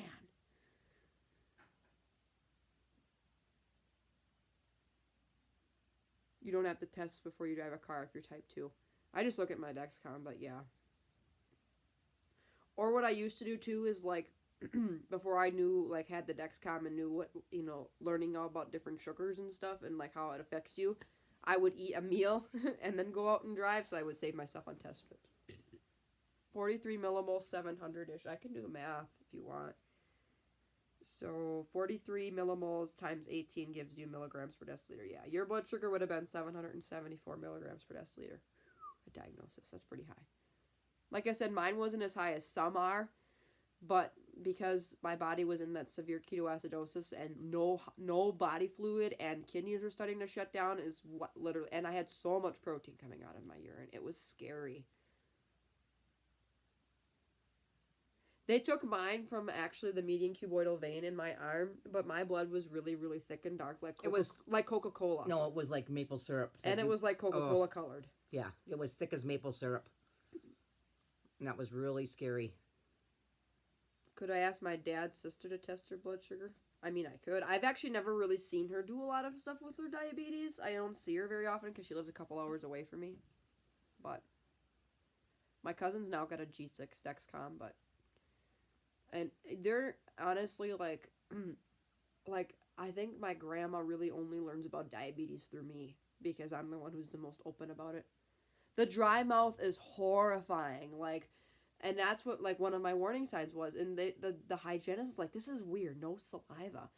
And actually another warning sign is if your blood sugar goes high, at least I noticed for me, my gums will swell or turn red. So I had gingivitis that had to be reversed from normalizing blood sugar levels. So this oral cavity is very important with diabetes too, you guys. It actually wreaks havoc on your oral cavity if you're not careful.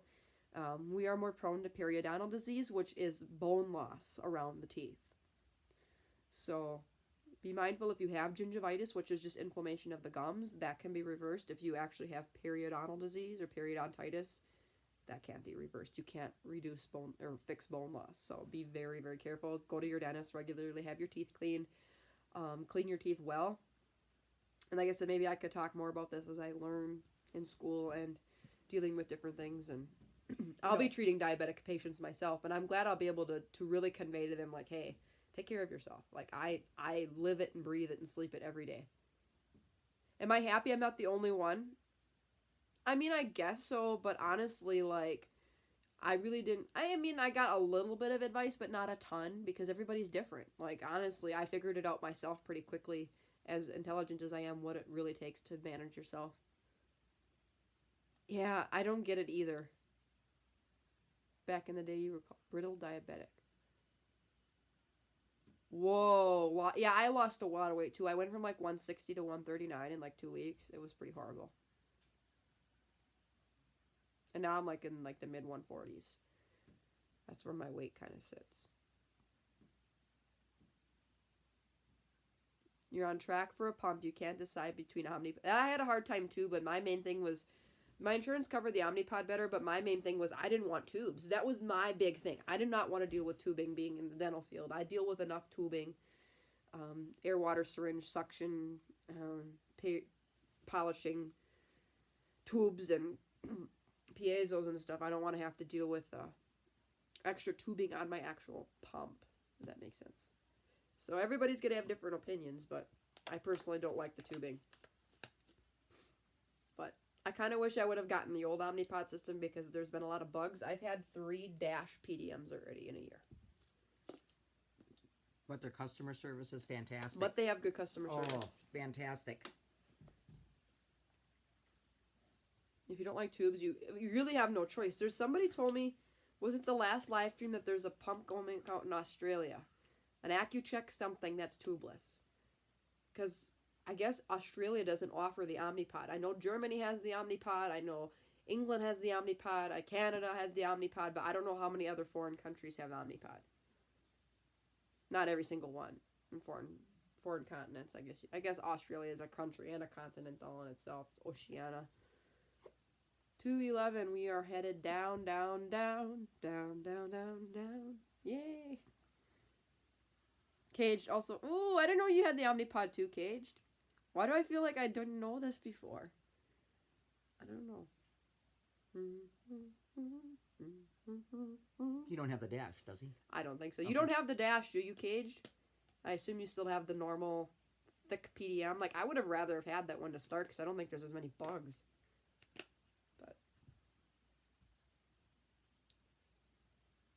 Okay, the difference between the old and the new one, it's mainly the communication. Okay, first of all, there's no built-in PDM.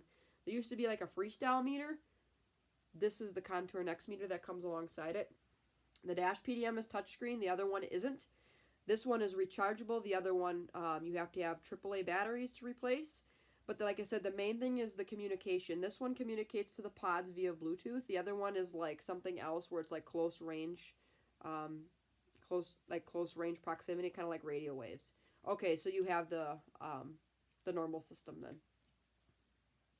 Regular Omnipod.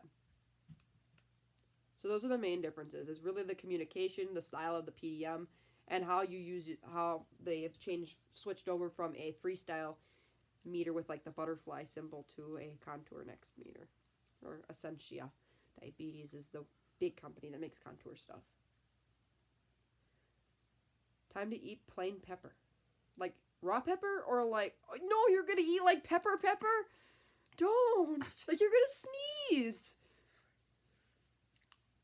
You are going to sneeze. Eat a green pepper. I love raw peppers. Again, another great low carb option. The colored ones are. Yes. All those regular bell peppers are really low carb. Wanted the Omnipod, but the basal IQ is... Yeah, I think Omnipod can deliver up to 0.05 an hour. Or 0.0 an hour. You're welcome, Brooke. I hope it was helpful and explainable. I did it kind of quick, but those are the real basics between it. I've never actually had the old system, but that's what the research I've done. That's what I basically know.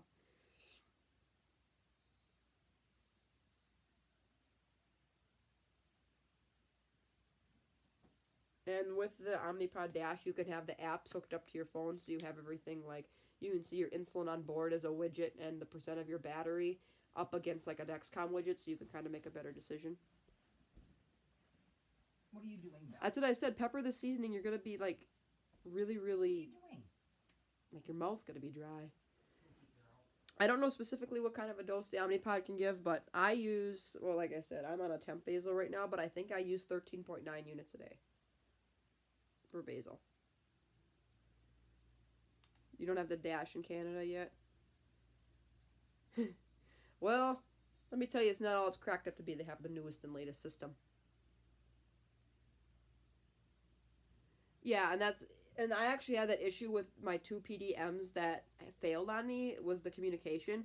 I literally had to put it right on top of the pod, and you don't really have to do that. You just got to be within like 20 feet, and you should be able to communicate. So not having the newest system is not all it's cracked up to be, and I definitely agree with that with the Dexcom G6 also.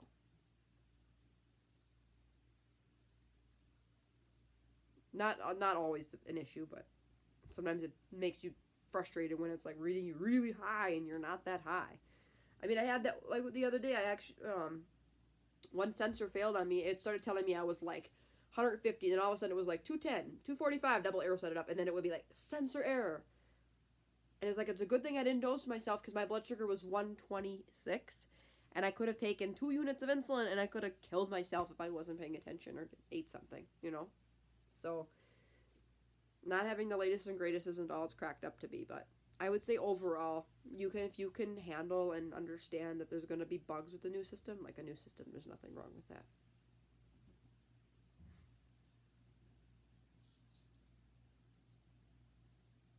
You're not oh, interesting. I think I did that once too, where I ran without the code on accident and I had to calibrate. It's just kind of annoying, but I could see like if that's what you did with the G5, I mean, like that doesn't really matter. I bet you have a low basal dose too, because you're probably still honeymooning. Like if my basal dose is like 14 a day, which is pretty good. I guess fairly normal. Ish. And my insulin to carb ratio is 1 to 10. That usually works pretty good. How many Dexcoms do I think they're going to come out with? I feel like they're just going to keep going like an iPhone and just keep going every generation. Although the iPhone skipped iPhone 9 and they went right to 10 and now they're at 11. Hang on to that honeymoon phase. As much as I didn't like mine, I kind of wish I could go back a little bit and have a little bit of a honeymoon, but it is what it is. Keep whatever residual insulin I have left in my body, I guess. It ain't a lot, but when I said my doctor and I were talking the last time, or my endocrinologist, and she was saying like a lot of type 1 diabetics can still produce insulin. It's just not a lot. And it's not enough to regulate blood sugar levels, and she said it may explain some random lows. Because I was even telling her, I think it was not the same day that my cat hissed at me, but there was another day in the shower I went in at 125 stable, and no insulin on board. Went in, came out, blood sugar was 55 going down. So, you know, sometimes you'll have random lows where you're like, oh, pancreas might have kicked in for a little bit. Everybody's honeymoon's different, but I feel like the older you are, the longer your honeymoon's going to be. Like my big part of my honeymoon only lasted about a month and a half. But, I mean, I guess we all could be in a perpetual honeymoon. It's just a matter of how noticeable. But I definitely would say, like, I can't eat any little thing without it going up. You know what I'm saying? Like, I can't just, like, I used to be able to certain things, like, not take insulin and have my blood sugar stay normal. But nope, not anymore. I can't get away with that anymore. So I consider myself not honeymooning anymore. So,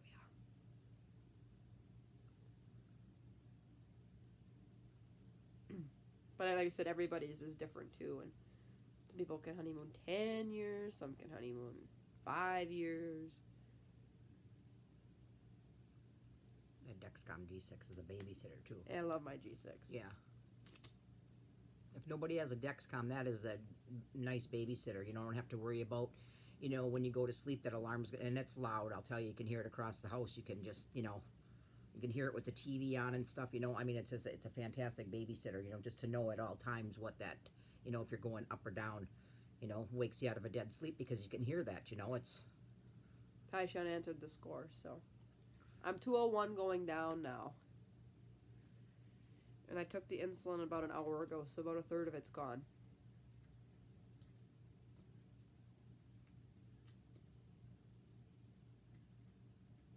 So I've got about 1.3 units on board. My insulin on board timing, or what do they call that? Length of insulin duration or insulin action is 3 hours. Sometimes I feel like mine's closer to 2.5, but they are adamant on me keeping it at 3. So it's like, whatever. I just kind of use that as my guide. But I find on shots it was closer to 2.5, 2 to 2.5. I could get away, as long as I give myself small injections. 3 units? Wow. Yeah, you're definitely honeymooning. Like, I think the lowest I ever got when I was honeymooning was 6 units. They started off me off like 25, which I thought was ridiculous when I got out of the hospital. And then like they slowly decreased, and got me down to 6, and I stayed at 6 for like a month.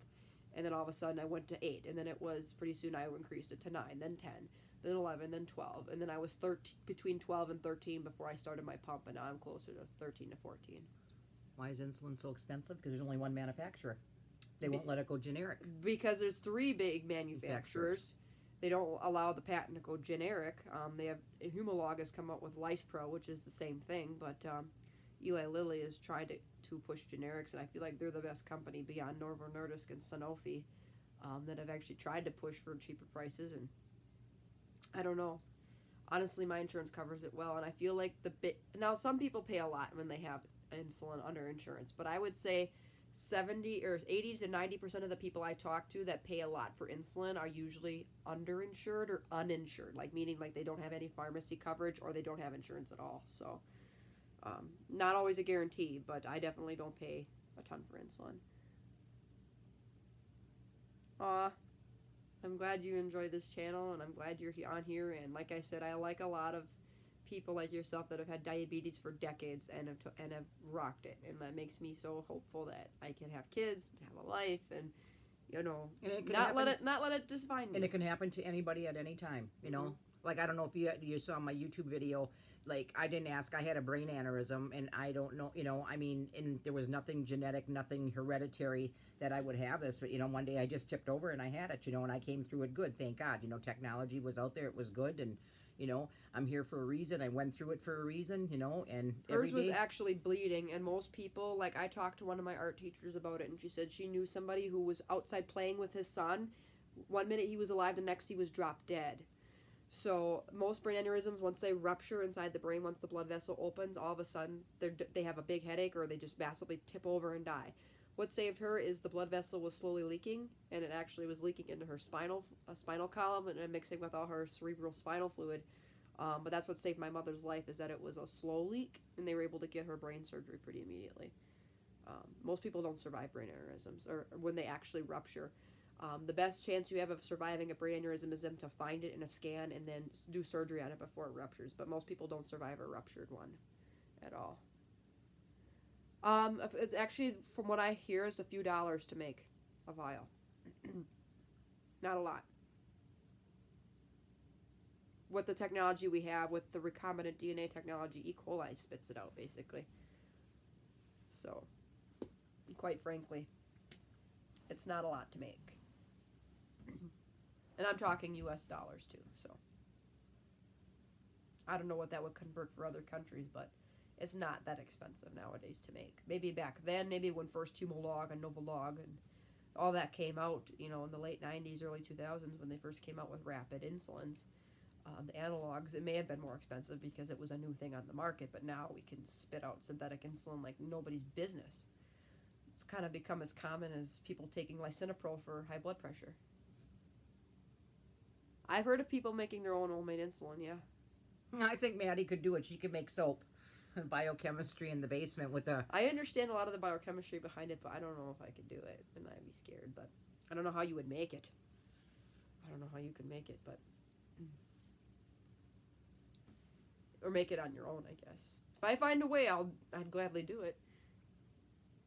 Medtronic sucks. Well, everybody's opinion is different, but I don't think it sucks. I just don't think it was the right choice for me. Although I have heard recently a lot of people having issues with the Guardian sensors and not having fun with them, and they're constantly failing, or the transmitters die and they got to call, and they just spend forever with Medtronic customer service,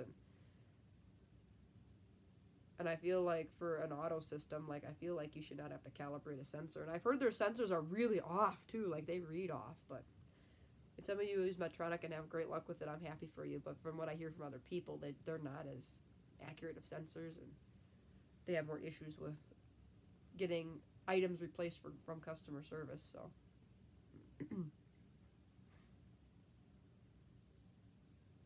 I think what sucks worse is just having a disease you gotta chase after forever. But honestly, it could be way worse. Honestly, I mean, with the technology, it helps so much. Hey, Shanine, you made it! Yay! Hi, I'm Mom. I'm helping Maddie out tonight. She's on Beyond Type 1 a lot, so, and on Instagram. She's great. I recognize quite a few of you, so. Actually, I think that's how I met a lot of you, is through Beyond Type 1 or just through starting this channel in general. I've come to recognize a lot of you that have been very active. I don't know what happened to my fingernail. It's like busted. That's weird. Are you cold? No, I'm just itchy. It's weird. I got an itch. It was like, Shanine said hi to you. She said hi, Maddie's mom. Hi. Heard the same about Medtronic. My clinic pushes them. You know what's funny though too is like my clinic really doesn't push for a lot of pumps, because my trainer was saying like honestly you have to like kind of push for your pump yourself. And like I was already 6 or 7 months in, and my endocrinologist didn't even hand me any pamphlets or anything. Like I had to be like, hey, can I have some information on insulin pumps?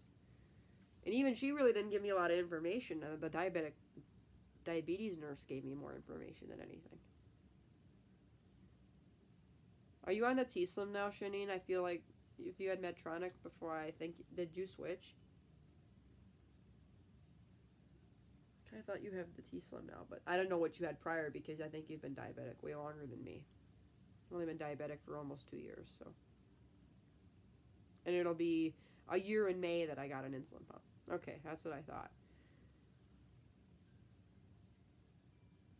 As a lot of people like that T-Slim. That would have been my second choice for a pump, but I just didn't want tubes. And I don't think it was covered very well by my insurance company. But if I get a chance to switch or try it, or maybe just see how I like different things, or as things come out and change, I may switch pump brands. I don't know. But not anywhere in the immediate future. I'm very pleased with Omnipod.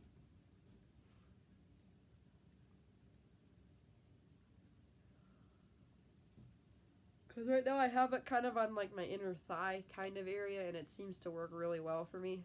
And I feel like sometimes it's tricky to get tube sites on appendages. I was just going to say too, Maddie, for a young person, she's so disciplined. Her endo, one day wanted her to say, I think you need to teach a diabetes, a diabetic class here at the hospital. And I'm kicking her under the table. I said, you're not going to do it without getting paid, I get a lot of people that are like, see ya. Be right back, Tyshawn. Okay. Yeah, the no tubing is nice. I feel like I'd like to try tubing just for curiosity. But yeah, like I get a lot of like my diabetes team like, don't you want to be a diabetes nurse or an endocrinologist? It's like, okay, I live, eat, sleep, and breathe this disease. I don't want it. I love talking about it. I love being a YouTuber. I love educating you guys, but I also don't like the idea of constantly dealing with, diabetes. And the fact that too, like I can help you guys and like, especially on Beyond Type 1, some of you ask questions like, why am I going high or why am I going low? Like, I'm good at pinpointing, like, hey, your basal might be too high, your basal might be too low, your insulin to carb ratio, I can usually kind of tell and pinpoint people, but I don't say, like, hey, your dose is going to be 1 point blah, blah, blah, blah. And you don't want to be lying to people either, right. Like doctors do, so. Right, and I definitely feel like to me, like, I have enough time taking care of my own diabetes and managing my own ratios. To manage somebody else's would be kind of a pain. Not saying I don't want to deal with type 2 diabetics, but that's another thing I'd have to learn and educate them on taking their medications and all the different things. And again, it's the liability thing. Endocrinology offices tend to let you run higher because it's safer than you running low and having a seizure or passing out or almost going into, using glucagon and all that stuff. Because I remember when I was first put on the insulin pump, they reduced my doses so much, thinking that I was going to be like ultra insulin sensitive. Turns out my doses are pretty much the same from injections. I don't know why we didn't start there. But I had a backup endocrinologist all the times I keep calling for help. And she told me, like, oh, your blood sugar keeps going high, turn your basal down. Woo woo, you're a diabetes nurse and endocrinologist. You don't turn your insulin down if your blood sugar keeps going high. But the thing is, they didn't really know me, and I was reluctant to change. I actually hung up the phone on the diabetes nurse, and this was a totally different nurse too, and I shouldn't have really done that. It really wasn't her fault. She was just conveying the message. And when I finally got back to her, I explained to her, what was going on and stuff, and she goes, you were reluctant to change. I said, yes. And I said, as a matter of fact, I did the exact opposite of what you did, and my blood sugars are normal. She's like, oh. I said, because a doctor told me to reduce my insulin when my blood sugar is high. That makes no sense. It makes about as much sense as going out in the middle of winter at negative 22 naked and rolling in the snow. It makes no sense. It makes no sense. So I'm at the point of, like, I don't want to deal with, like, being in part of, like, taking care of other people, because it's a liability thing. Like, I would tell people, honestly, as a diabetic myself and understanding what I go through, I use a lot of techniques that they don't really care for. My endocrinologist knows about pre-bolusing a little bit. However, when I explained it to one of the diabetes nurses, and this one, she herself is more educated, she goes, isn't that dangerous to wait 10 minutes before you eat? I said, no, it's not dangerous. As a matter of fact, it's more dangerous if I don't wait, because at one point, my blood sugar, if I begin eating right away, take my insulin, that insulin has not even reached my bloodstream. It hasn't even reached my bloodstream. I said, if you wait 10 to 15 minutes, you're allowing some of that insulin to enter first, so that you better match. I said, I don't spike as much. I said, you can see my graphs. And I said, am I going low? No. So I'm fine. Let me do what I'm going to do. I'm learning this from experienced people that have had diabetes for decades. That's the way I felt. And honestly, at one point, they were looking at my graphs, and I had one low, and they wanted to find out where that one low blood sugar came from, and they didn't care that the first few weeks on the insulin pump, my blood sugar was going to 240 after every meal. I'm like, you kidding me? They should be focused on those highs just as much as they are them lows. And then when I finally was able to talk to my endocrinologist, she was saying, like, well, we really do that. And I said, you are really the only one that does that. I said, the nurses really, honestly, they pinpoint my lows, and that's the end of the story. And they want to sit and figure out why I have one random low, and they don't want to figure out why I had 5 highs, in one day, or 5 240s in one day, and just sit there. It's like, doesn't make any sense to me. So, and Cage is right, you gotta be your own advocate. Are you loving my little rant and rave right now? I'm just getting on a rant and rave. But anyways, that's the end of the story with my idea of being like a diabetes educator and stuff like that. So She could do it, though. I could do it, but I'm not going to deal with the liability. I'm not going to falsify and tell people that you can do this and it's not going to work. I'm not going to let people sit in mystical and telling people that a blood sugar of 180 and 200 is okay. It's not okay. In my opinion, it's not okay. Like, if you get there and you come down, it's fine. But telling people that it's okay as long as you're less than 250 after a meal, like, no, that's not healthy. I want to be less than 150 after a meal, 140. I want to be going down. It absolutely. Kool-Aid? Are you low? Or are you drinking diet Kool-Aid? Because Kool-Aid's got a lot of sugar in it, dear. You add sugar to Kool-Aid. Oh, yeah, I suppose. Yeah. 180, I'm below 200 now.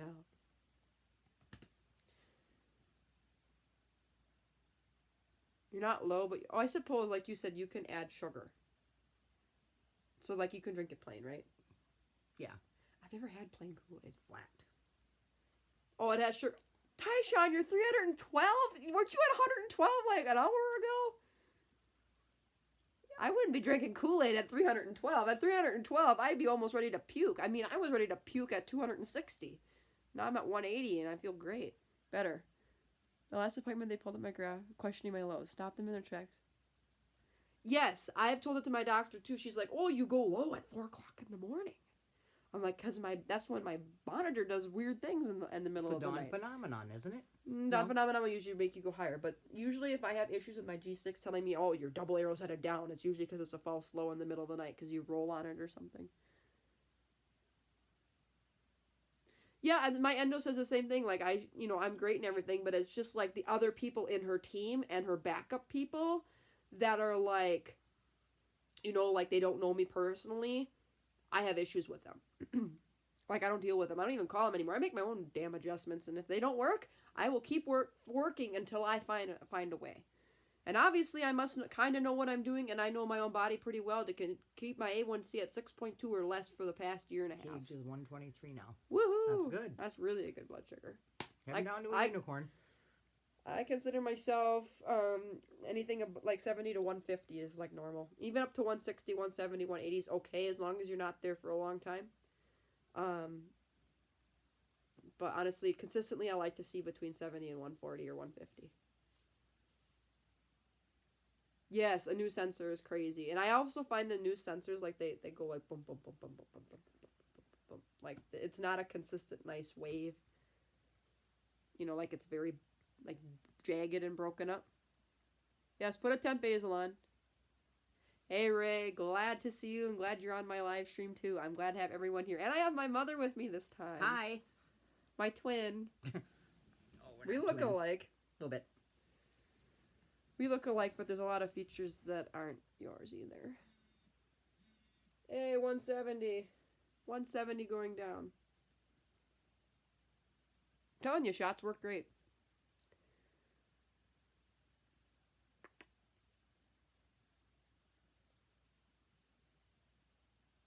And I honestly, like, my skin feels a lot less hot, too, now. Feels great. It's amazing, like, how quickly you feel after dropping a blood sugar. He says, hey, Mom.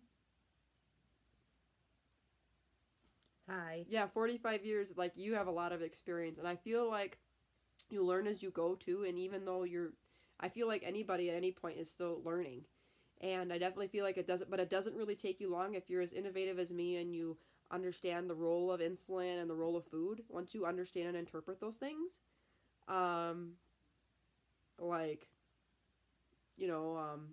you can make your own adjustments. It doesn't really take long to figure out your body. Like, they don't live in your body. They don't know what you do on a regular basis. They don't know how your body reacts to X, Y, and Z. Now, endocrinologists are great for basic things and reinterpreting, make sure your carb ratio is okay and all that. But honestly, like, most of the time I set it myself, or I'll tell her I made some changes. She'll be like, fine. I'm not seeing any patterns here that indicate too many highs or lows, so that's good you changed your... I think I'm on a temp basal of 0.9 something right now, too. I put on a temp basal with my injection, so that's what's helping. I have 27... Actually, I'm at 1.2 an hour, so that really makes it come down. But I only have like a half an hour left, and I'll let it run out. And let's see, I took that shot at like 8. It's now 9:10, so come 9:30, I'll only have a unit left on board. So I'm on the right track. One unit drops me 60 to 70 milligrams per deciliter, so I'll be on track to target. And it's dropping gradual too. It's not dropping rapid. Sometimes I feel that way too. Why do I pay an endocrinologist? Like, to talk about nothing. Like, or, oh, you're doing a great job. Bye-bye. Like, and that's what my last endocrinologist was like too. Like, I went in October. I don't go back until February. I go every 4 months. Because of my control. Instead of every 3 months. And he's like, happy Thanksgiving, Merry Christmas, Happy New Year, and see you around Valentine's Day. I'm like, bye.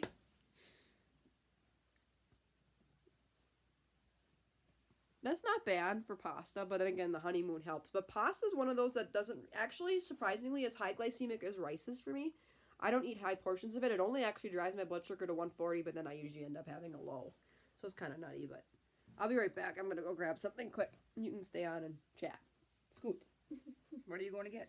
I'll be right back. I'm gonna go get something and I'm gonna go to the bathroom. Okay, have me for now, so.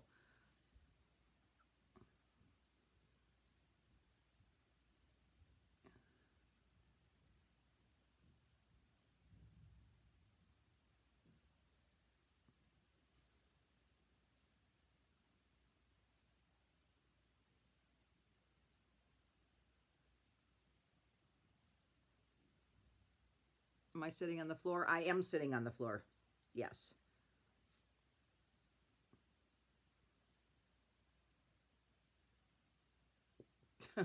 Taishan, oh, thank you. I'm old, but I'm cool. Yeah, I'm cool because I'm up north here in cold Wisconsin. Tell us an embarrassing story about Maddie. Well, when she was little, we went to Texas. I forget how old she was. She saw a shark and she peed her dress and peed her shoes. So that was kind of embarrassing. But she was little. She didn't know. And I have a sister that's just like out of this world. Like, oh my God, what are we going to do? You know, because she has no kids. And I'm like, it's not a big deal. You know, I mean, I left my sister's apartment in Texas. We went to the aquarium and I didn't bring extra clothes. So I'm like, all right, we're just going to go and, you know, have these little faucets or these little things where you can shower your feet off and stuff. So I washed her shoes off and then a heated dryer. I took the dress and washed it, and then, you know, I mean, I tied it, you know, so like she had these little shorts on and stuff. So, but she remembers that she saw a shark and she peed her pants. So that was about the only thing really embarrassing. She's a good kid. I'm really blessed, though. I really am. I just wish I could take that disease from her, but I can't. So, you know, and you know. I live it, you know, because you know, she lives with me, so it's just, you know, but it's awful, you know. No, you guys are doing fantastic with it too. And thanks for supporting her and, you know, being her friend through all of this. You know, it's. Mom. They wanted me to tell you an embarrassing story. That's when you peed your pants in the aquarium when shark. you saw the shark. Yep. Yeah. That would be it in Houston. Let's see. Sorry if you have Taishan's going to eat a lollipop. Mom, you shouldn't be it eating must a lollipop be at tough to 312. see all the things Maddie goes through.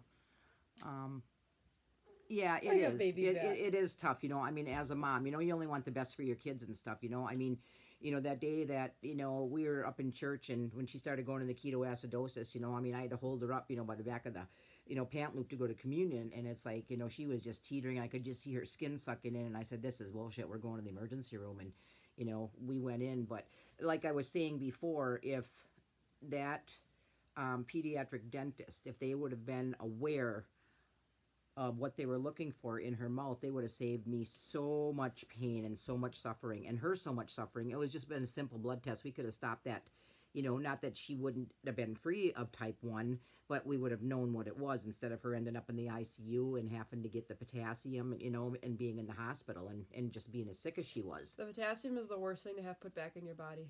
Yeah, we're sitting on the floor. And Gage is he's the one that asked for the embarrassing story. That's funny. Yeah. I told him I was sitting on the floor, yeah. Yeah, we're on the floor. That's how I film all my videos. I hope you realize that. Like, I am such a basic person, but it works. This is like the plainest background I have in my house, but it honestly kind of matches my hair color because I'm red blonde. So it legit matches. I actually look more ginger in certain lightings, and in this lighting I look more like a dark blonde. At 300, like, honestly, I'm one of these people, if I'm above 200 or 180 or even 150, I don't even like to put food in my body. Unless it's like low carb, nothing foods, like meats and stuff. Aw, thank you. Super sweet. What? Should be super sweet and amazing. You're all super sweet and amazing people. Yeah, Like, you guys are. I'm having fun, you know? This is fun. Yeah. Our videos on YouTube are informative. I find it relate to it. She must be proud of her. They relate to what she's saying. She's been an inspiration. So, aww, I'm like that went right to my heart. No, it's like, you know, as a mom, I have bragging rights, you know. I mean, she was the number 5 in high school. I mean, this class, I sat her down, you know, for her schooling. I said, are you sure you want to do this for a living, Maddie? Because, you know, she was mopping the floor one day, and I'm reading her questions, And all of a sudden, I'm reading it and she pops the answer out. And I said, come on over here. So we sat down at the kitchen table. I said, are you sure you want to do this? Because this is hard. And she said, yeah. I said, well, you got to make sure that's what you want to do. But I am blessed. Every day I am blessed, that I have such a wonderful kid. I really am. But, and you sit there and ask, why did, she get this, why did she get this disease? And then the same thing I could ask, why I got my aneurysm,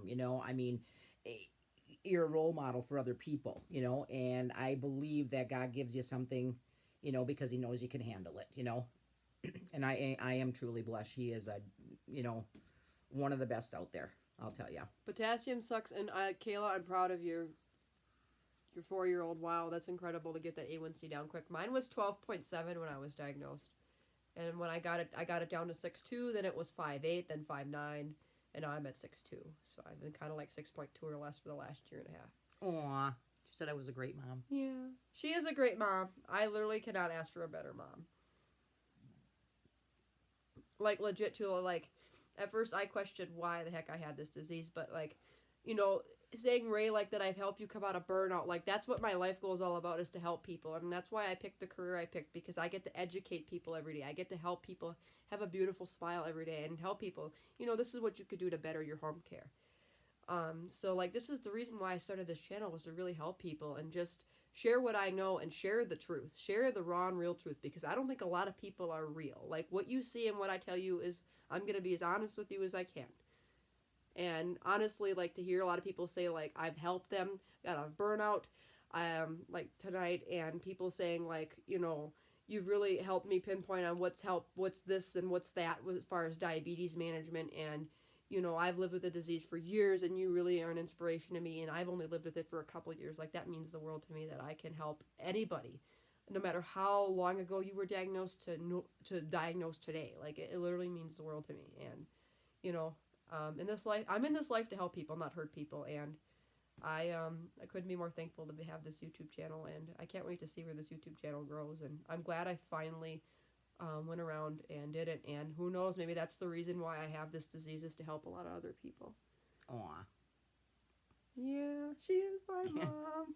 Isn't she a good person? Yeah, I am blessed, I'll tell you. I really am. I am blessed. Every day I get up and I'm like, I am blessed, I don't have a shit pot for a kid, she doesn't do anything wrong, she goes to school and, she's got her moments, like we all do, yeah, the hormones with the period and stuff like that, but, as far as, taking this demon on and, it is a demon. This disease is a demon. Taking this it's a demon beast. on, she has done well with it, and my only, thing in life is that, we're all going to go someday, but I got to leave her with this, but she's going to be strong enough that she's going to, but.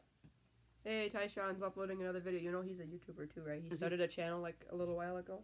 Yeah. He does a lot of videos, so. But, every time Maddie makes a video for you guys, I sit there and I watch it, and I just, it just touches my heart, how she's helping you and, she's reaching out, giving her all, personal, and it just brings a tear to my heart. I got a tear to my eye right now, just talking about it, but I am blessed, and that's all she is here, is to help you. And I think she was put on this world, to do something to finish, to help you and, to raise awareness. And man, we got to do something with this disease, though. There's got to be something out there, crying, there's got to be something out there that, we help. all can do to, just to, from the cost of it and, just to,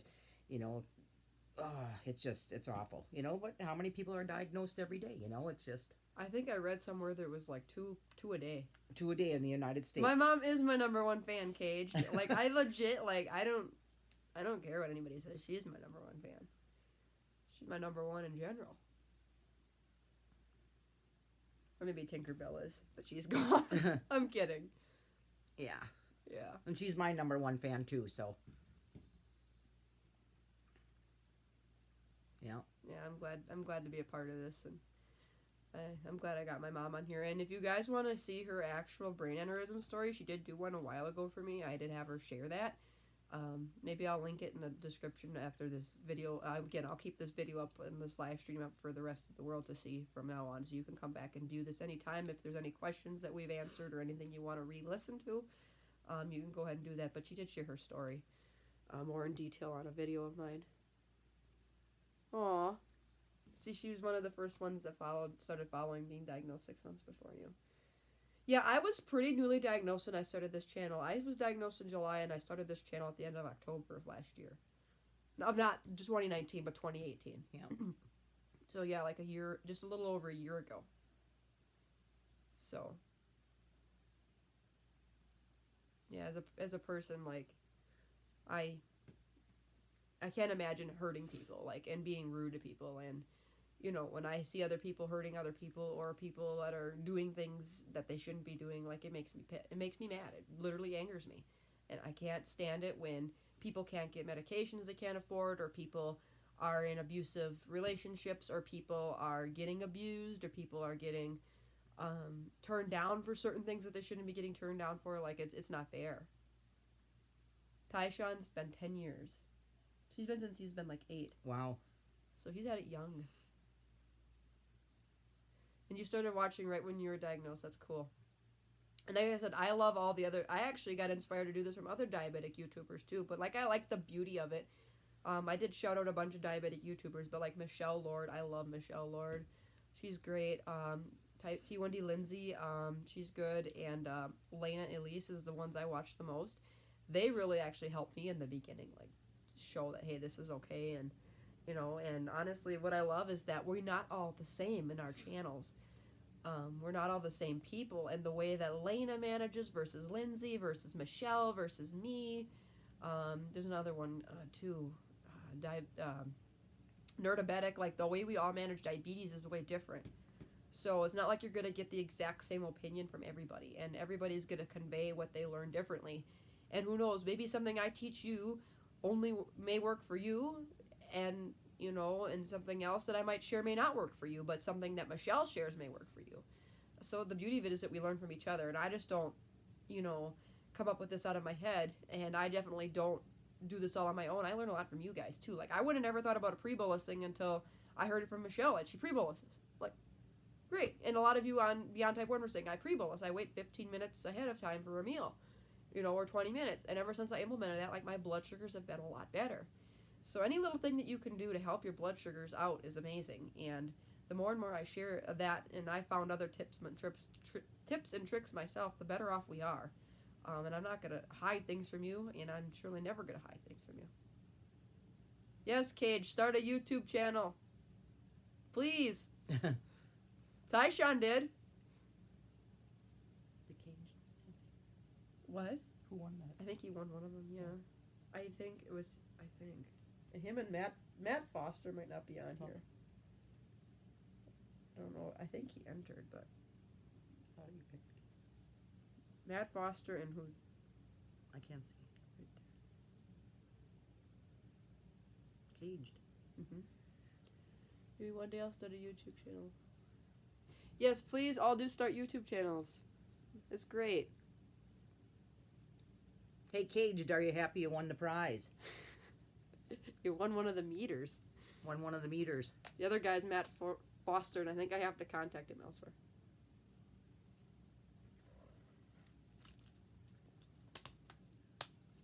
Yeah, Tyshawn, you'll be 11 years in May. Cinco de Mayo you were diagnosed on? That's a sad day. I was diagnosed July 22nd. Like, there's nothing really special about the July 22nd. Other than it's after 4th of July. Everybody wants... Yes, I have a lot of people that are inspired by me and want to be like me. And that's okay. But always lead your own path, too. Like anytime I do my T1D with Maddie's or share anything, if you don't agree with me, that's okay. Like, that's not the point. What I'm just sharing is anything, but maybe there's a piece in there that might help you. Doesn't mean the whole entire pieces or the whole entire information I share is going to help you, but my goal is to put out enough yeah, you won. Is to put out enough information that everybody can benefit from. You know what I'm saying? Like, and like I said, not every single piece of advice I share is not gonna be ideal maybe to your life. Maybe I'm gonna do a video on exercise soon, but maybe you don't exercise the way I do. Or maybe you don't do a lot of cardiovascular workouts. Maybe you do strength training. In that case, you may have to go find somebody else like Ali Abdul Karim. He is great. He does a lot more strength training with type 1 diabetes than me. And he follows more Dr. Bernstein's type thing, but he's great too. he was on Daily Diabetics for a while. I don't know if that channel has continued or not. But anyways, he's great for looking at a lot of that stuff. Whereas with me, when I do my videos on exercise, which I will come up with here eventually, I will be sharing you more information about cardiovascular type things, because I do a lot more cardiovascular workouts than I do strength training. So, I mean, I do yoga. That's about the only strength stuff I do. And you guys be your own advocates too. You know, I mean, if people ask questions, you know, you got those pumps or You're welcome, your G6s on there, just, you know, tell them, educate them, you know, I mean. Look at the little flower he put next to there. He said thank you. And a little flower. I like sunflowers. Yeah. I love flowers. You know, and let your voice be heard, you know, and something, you know, may change and, you know, throughout the country in the whole United States where, you know, things are going to be cheaper. They would put, thanks, Tyshawn. They'd put a, Right you to know, the heart. a generic insulin out there, you know, and then They people, have one right now. yeah, or people don't have to struggle, you know, but anyway, you guys, I had fun with all of you. I'm going to do this again. I'm going to go and check the score of the game.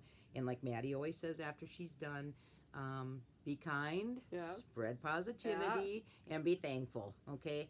I love you all. Good night. Bye. Mom's going to leave. I'll stay for a little bit. Mom's leaving. We'll see you later, guys. Bye.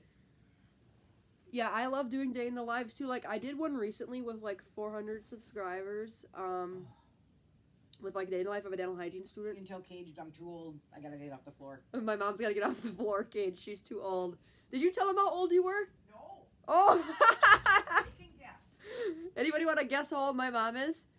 Used to fight insurance for Dexcom. They didn't want to cover it. Oh, yeah. Insurance, like, they like to have proof. Mine doesn't even cover it. I have to go under DME. It no longer is covered under pharmacy. Cage said goodnight. Okay. Bye, Mom, said Ray with a heart. Oh, bye. My mom's not 43. She's older. I'm old enough to be probably all your mothers. She's old enough to be some of your mothers, but...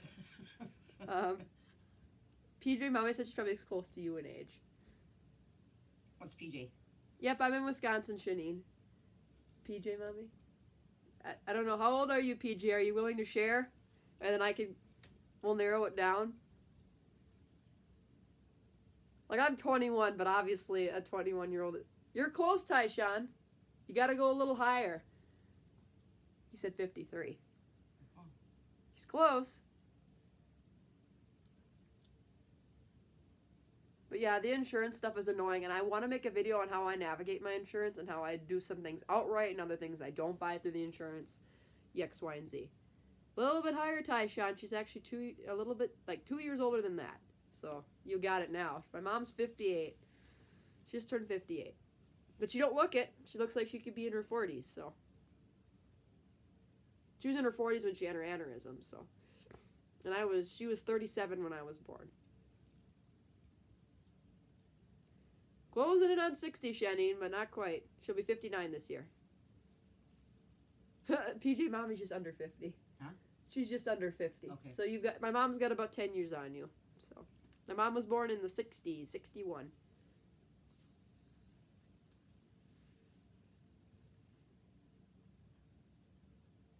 So yeah. Got a 60s mom and I'm a late 90s, so.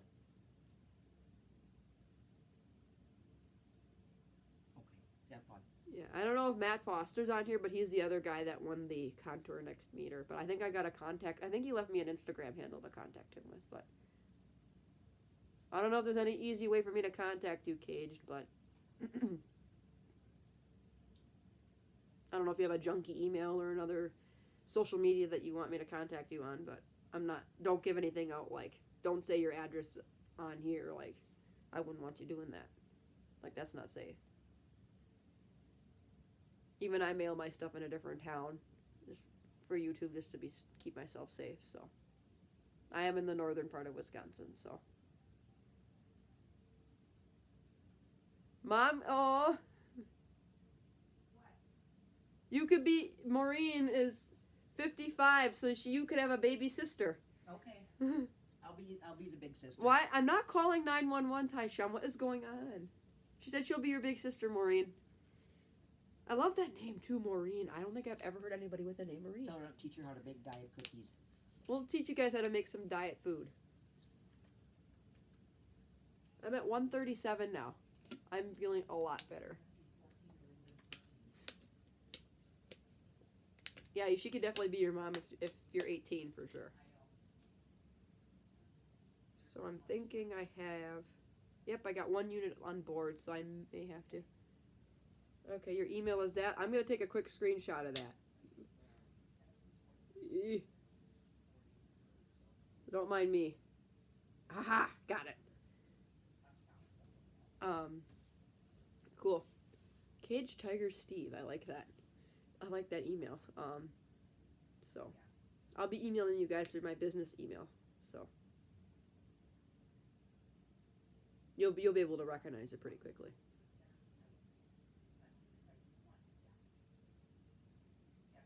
So I may have to eat something eventually because I have a unit left on board. And I'm at 137 and a unit drops me like 60. So I'll probably have to eat something when I get to like 100 or 90. I'm going to have 1 glucose tab to level it off. But yes, I could be your sister. I don't have any siblings though. I have like 20 plus biological cousins. Most of them on my dad's side. 25. It'll be 25 because there's a baby due in the middle of the year, so. Excuse me. And then I have like 3 biological on my mom's side. So I have like almost 30 cousins. First cousins. That's okay. I just gave away something I knew I could buy and something that I love, and I'm not going to give away things or products or things that I don't love. I think I'm going to do something when I hit 1,000 subscribers. There's definitely going to be a giveaway for that. I might do something like gift cards to different places to eat or something, or like maybe like a couple gift certificates to like maybe like Expression Med or something, or like T1 decals, like little like diabetes companies that I actually like. And then I may do another giveaway with like going out to eat and other different things, because like I may have some non-diabetic viewers or even a diabetic viewer that would appreciate being able to go out and eat somewhere and just enjoy themselves. Chick-fil-A. There's not really a Chick-fil-A around my area. You gotta go way to the southern part of Wisconsin to get to Chick-fil-A, which is rather interesting to me. We do have Noodles and Company though. We have Panera. I'm trying to think. I love Chili's. That behaves in my blood sugars pretty well. Local Mexican restaurant behaves decently. Chick-fil-A is good. Certain McDonald's foods behave with my blood sugars okay. Although McDonald's is kind of garbage anyway. I love Little Caesars chicken wings. Been obsessed with them. How do I live? I don't know. Like, I think I've had Chick-fil-A like once in my life.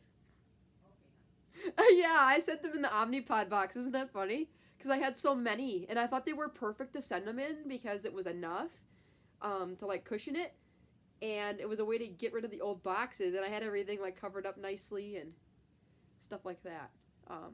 Yeah, that's right. You did win the vial save, so I hope you're enjoying that too. I actually have mine on my vial right now. I just cracked open a fresh vial of insulin yesterday. I love cracking open new vials of insulin.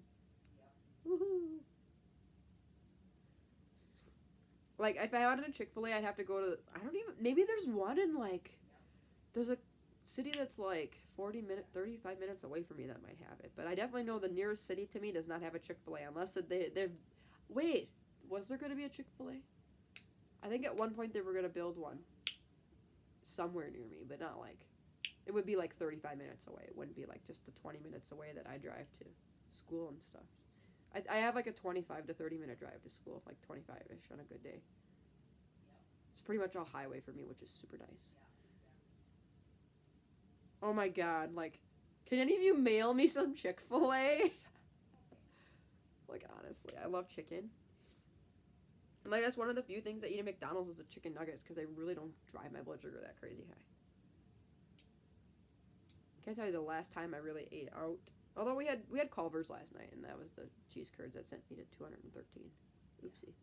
But the salad, I love their chicken cashew salad at Culver's. Culver's is another great one. That's actually, they have one really close to me. That's like 20 minutes away. So, there's a Little Caesars right down the road for me, and a McDonald's. But I don't really eat a lot of fast food, if that makes sense. Tonight I had taco dip and avocado. Culver's is amazing. Like, I legit love Culver's. They have the best french fries and the best cheese curds. Actually, A&W cheese curds agree with me better. Yeah, I'm glad you're enjoying this. I feel like I at first was really scared to go live because I'm thinking like I'm not spontaneous enough and I'm probably not entertaining enough, but I must be entertaining enough to have a lot of people want to watch these videos. But yeah, I really am like a fun-loving person. Like I have a very serious, informative side, but I also love to laugh and joke and smile and honestly probably laugh, joke, and smile more than I am serious, but it just depends on what video it is too, but I'm gonna have to do these a lot more often. Like I said, I did one last Saturday and this Saturday, and I'm like titling them Saturday Night Lives because why not be that extra? So it is great to chat. I agree. To interact with all of you is amazing. Like no joke, it's amazing. And you know, like honestly, I didn't realize. I actually was very glad I found Beyond Type 1 really quickly. That's how I started like the social networking with Type 1 diabetics. Was through Beyond Type 1 on Instagram, and I'm so glad I found Beyond Type 1 so quickly. I actually found it through Lena Elise. That's, again, a YouTuber who was talking about it, and I was so glad I made an account, and very quickly befriended a lot of you, and very quickly got a lot of support from a lot of you, and a lot of encouragement, and I up and started this channel spontaneously, and look at where it is now. It's incredible. I mean,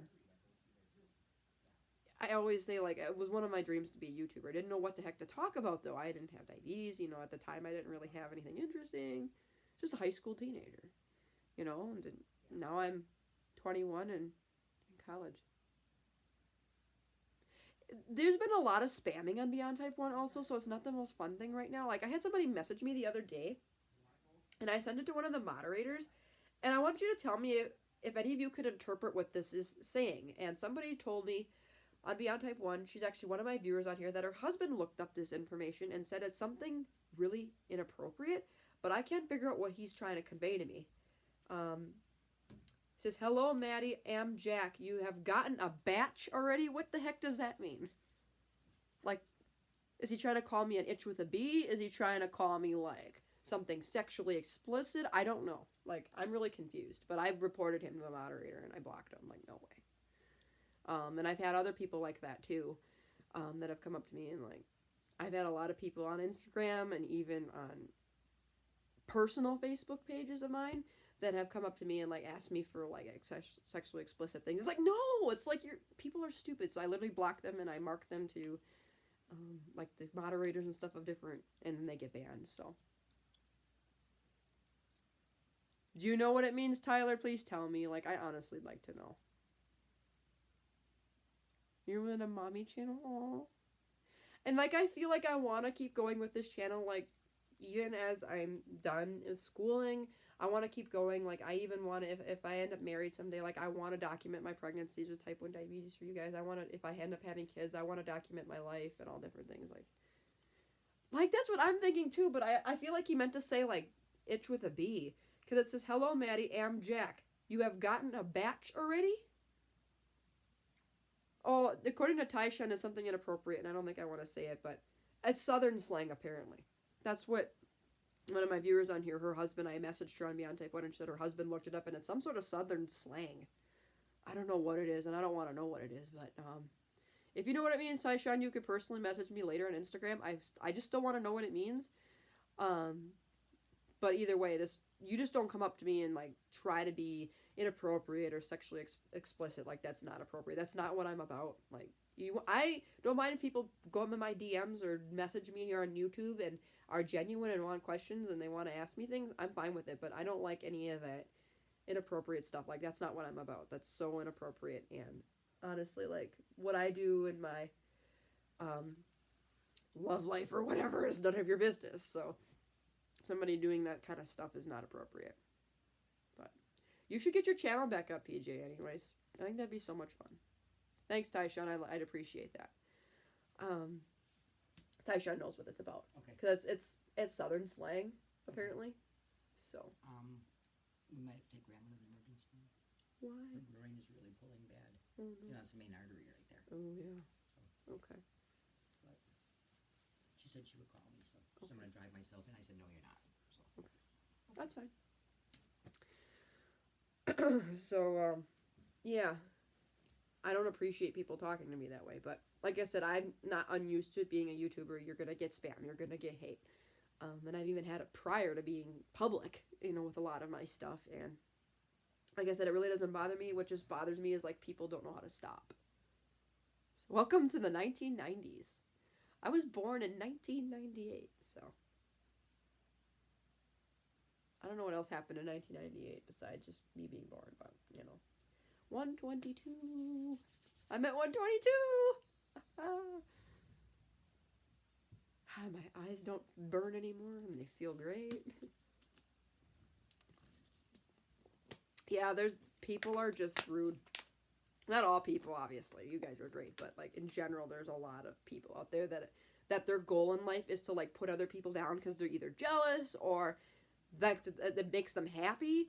But like I told you guys when my mom was here, like my goal in life is to not hurt people. I can't imagine like hurting people. I can't imagine going out and like, even when I say one little wrong thing to somebody, like it literally will eat me up inside till I say I'm sorry or make amends for it or something. Like doing anything mean to people just doesn't make sense. Like it doesn't. I have a conscience. I have a soul. Like I have guilty feelings when I don't do something that isn't quite right. So I can't imagine what they're feeling. They must not have any feelings, or they don't care, or they're just out to hurt other people or something. Like, I honestly don't even know. So.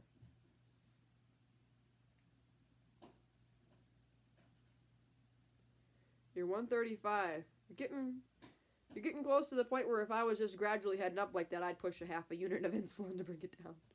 I'm 122 slight arrow headed down. And I still have like, it'll be like, trying to think. Okay, it'll be a little less than a unit on board pretty shortly here, so I'm doing pretty good. 13 point, I'm at 134, or 13.4. I agree. Some people don't have a filter, and I think that comes with just people not recognizing. And there are some people that truly may have like a mental disorder and don't recognize what they're doing is wrong. And like I said, I think there's a lot of people out in this world that have a lot of mental disorders. That's the way I term mental conditions. Or they have like something that's not quite balanced in their head, and they just don't know what they're doing wrong. I think there's a lot of people like that, but I think there's a lot of people that do know that they're doing wrong, and they do it to make themselves either get attention or put other people down because it makes them feel better, and it just doesn't make sense.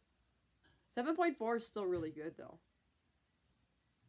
Woohoo! You're at 100? What the heck, Tyshawn? Wasn't it like just shortly you were like 300?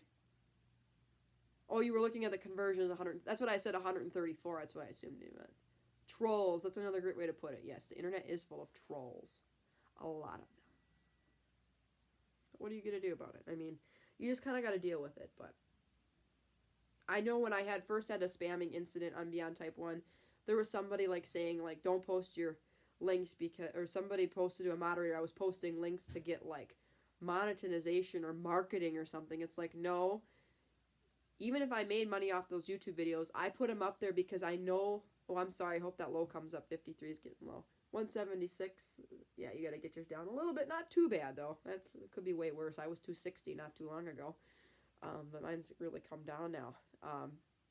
But anyways, I had this spamming incident. Somebody thought I was marketing and putting all these things up. And I was putting too many links up to YouTube. And at one point, I stopped doing it. Just to, like, give it a break and just see what would happen. And at one point, somebody said, I'll post your links for you. So they did. And they got flagged. And it was just somebody who was jealous and irking. And the only reason why I share my stuff on social media and on Beyond Type 1 regularly, no matter what video it is because maybe some of you only get my links through Beyond Type 1. Maybe your notifications for YouTube don't work. Maybe you don't have an Instagram. Maybe you don't have a Twitter. Maybe you don't have I don't know if you see it on Pinterest or my Facebook page. Maybe you don't see that. And I'm just doing that for you guys to be aware that they're there. It doesn't mean that you have to watch it. I'm not forcing you to watch any of my videos. I'm not forcing you to click on the link. I just want you to be aware it's out there. And this person was just jealous or something, and it just doesn't work. 9:45. Okay. Anyways, my mom was just talking to me about the dog. But anyways, like, a lot of you guys got really upset. And, you know, it took a while, but we finally got the spamming thing down and I got it corrected. And I have not had issues since posting links on any of my, direct links to any of my videos. So, it just happens, so. You have my last name spelled wrong, Tyshawn. Easy mistake to make, though. It's Nielsen, not Neilsen. Easy to mistake my last name, though. So, it depends. Like, you're going to deal with things differently. And honestly, like, I'm not here to market and I'm not here to, like, promote things and flash things in your face. Like, I'm sharing what I think is true and real. And whether you not choose to implement it into your own diabetes journey, go for it. Or your regular life, if you enjoy my more regular life videos. If you learn something, great. If you don't, you don't. Johnson? My middle name is not Johnson. I've never, ever, I don't even know anybody with the last name Johnson besides Johnson & Johnson, which is like the brand of baby shampoos out there, isn't it? And like certain household products. I'm at 115 now, so the drop is slowing down. Jamie? Close, but not quite. Yeah, sharing does help. Like I said, some people may not get YouTube notifications. Some people don't have a Twitter. Some people don't have an Instagram. And maybe your only way to get my links is through my Beyond Type 1 feed. And like I said, I'm not saying, you must click on this link. You don't have to. Nope. Obviously not a boy, Tyshawn.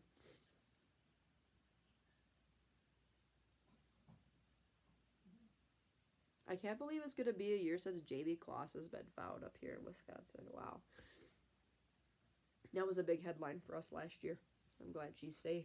That didn't sicken anybody. If you don't have a heart, that would not bother you. Like, it bothered me that she was kidnapped and her parents were killed. Oh my God. Jewel? Well, my mom's name is Julie. Sometimes she gets called Jules, so, but no. I'm not named after my mother. Like the middle name. If I was a boy, my name would have been Mitchell Wyatt.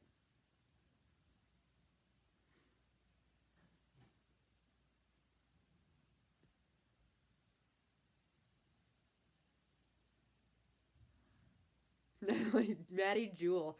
That actually would be kind of a cool name. Not gonna lie.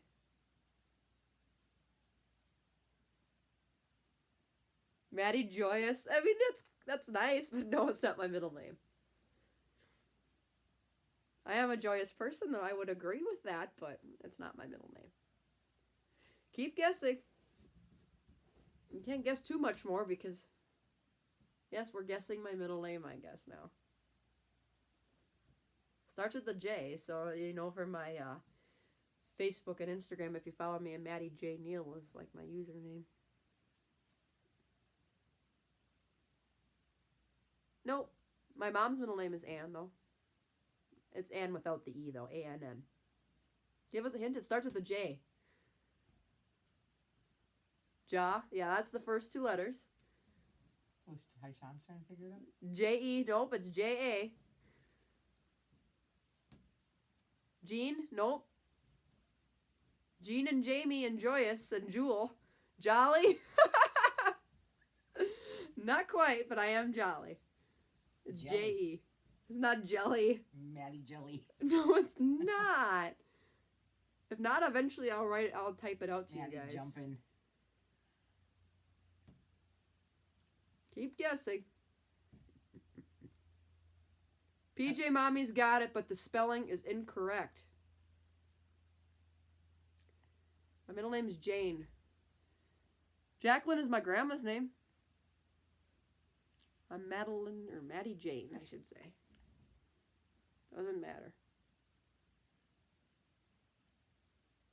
Just tell us.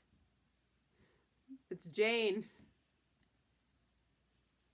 There's a Y stuck between A and N. So it's different spelling. English way. Hmm? The English way. I thought that was just a unique way. English. English is J-A-N-E, I thought. No, English is J-A-Y-N-E. Oh, I guess it's the English version, apparently.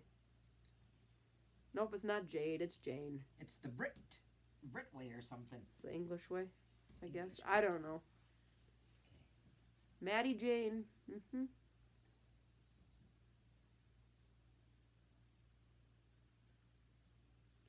If you add an N and an E after yours, Tyshawn, that's how you spell it.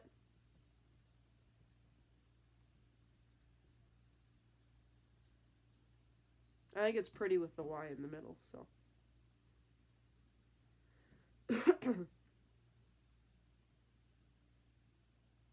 Yep, PJ got it. She's a good guesser. Well, there really wasn't be a lot. I mean, I guess depending on where you're from, but I feel like there's not really a ton of names that start with J. Yep, you got it, Tyshawn.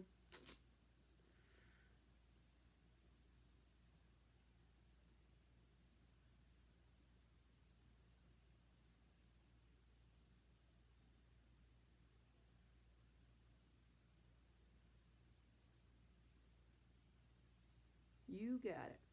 I love it. I think it's beautiful. I think Maddie Jane is really pretty.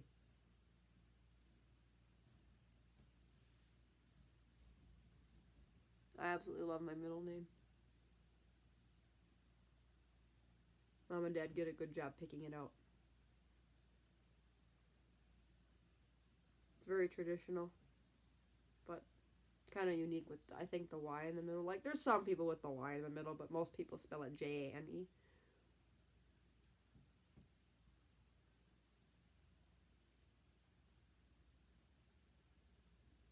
Yeah, I had a couple people call me MJ. One of my art teachers did. One of my dental hygiene instructors, she's obsessed with calling me Mads, so I just let her do it. It's cute.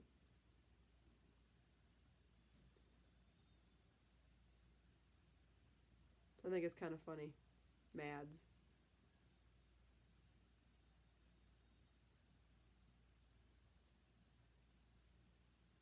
But yeah, I've been called MJ before. Mainly, most people just call me Maddie. Or Mads. Apparently now, one of my hygiene instructors absolutely loves to call me Mads, so I just let her do it. Doesn't bother me. Something different.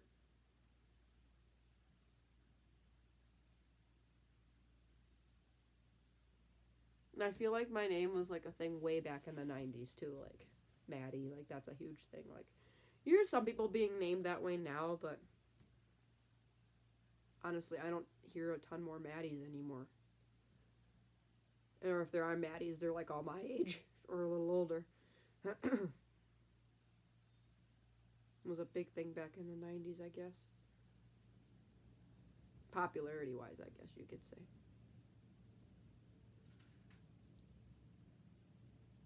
I'm surprised there's not another Maddie in my hygiene class, honestly. We have 2 Allies. Well, actually, one prefers to go by Allison and the other just Allie. But...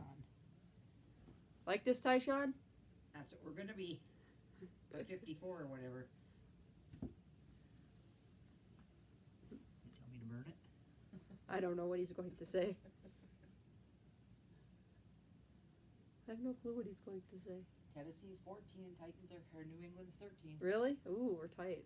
6:42 left in the game. Ooh. I'll be screeching. I want New England out of it.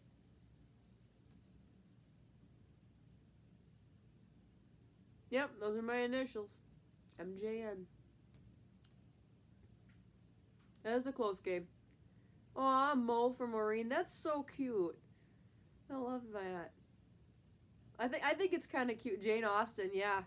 She's a good author. My dad really likes her works, and I actually like her works too.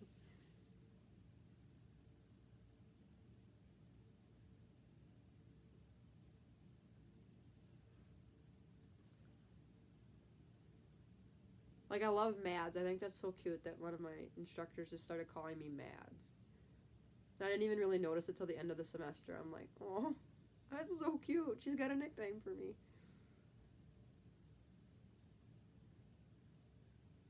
Allie is, I would agree. Like, and one has more of the Y in the name, and one has the I. So at least there's a little bit of differentiation. And apparently in the second year, there's 2 Taylors. And there's 2 Kaylas.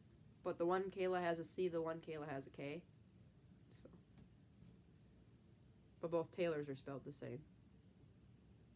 So, like, the second year students right now have, like, 2 of each. two repeats where we only have one. But I was just shocked to not have any Maddies in my class. Because in my high school class, there was 2 other people named Maddie. The one spelled hers Maddy, and the other one was Maddie, like B.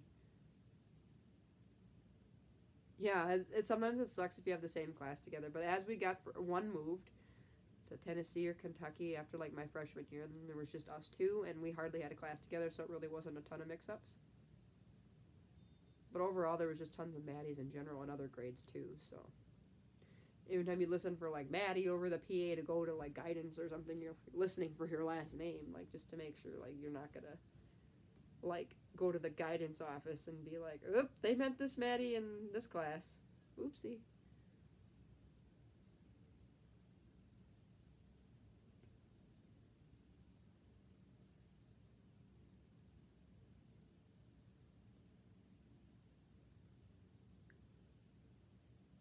Sunshine is a cool name. I love that. Like, one girl in my class, her name was Nova.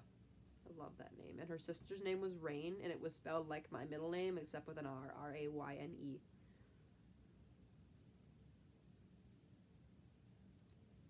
I'm trying to think if there's anybody in my class that's like a nature name. Girl in my class named Holly. I mean, that's kind of a nature name, right?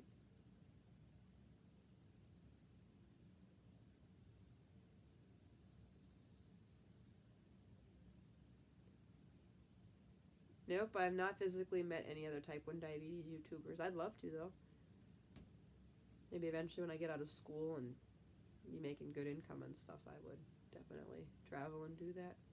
There's definitely a lot of people I want to meet in my life, and especially people who face this disease like me, so. Cheaters. Actually, my mom's coworker, her daughter has had it for like several years, too. So, not too far away that there's people in my area. But her daughter's like 16 or 17 now, so. Then I met somebody else who with a Medtronic pump, and then there was somebody else I met recently, too. I don't remember where. That had a Libre on or something, and she was type 1. I've also met a lot of type 2s with Libres, and I've interacted with a lot of type 2 diabetics, too. And I hear from a lot of type 2 diabetics that they love my channel too, just for other information. That would be cool. Michelle is great. Like, she's one of my favorites. Michelle Lord is great. Like, I legit love her videos, and she's got a lot of experience under her belt.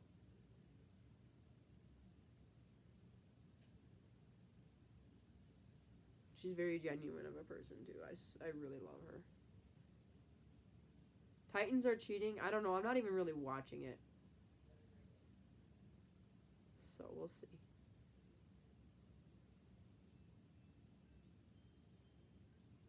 Dun, dun, dun. Dun, dun. Should see what my blood sugar is now. 103. Yeah, Michelle Lord's Canadian. In the Toronto area.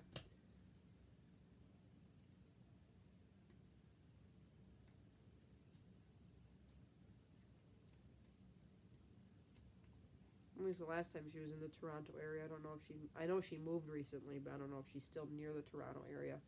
I want to go back to Canada. It's 10 p.m. by me too, Tyshawn, because we're in the same time zone. If anybody else is in Eastern time, we're damn near close to midnight. You're an hour away.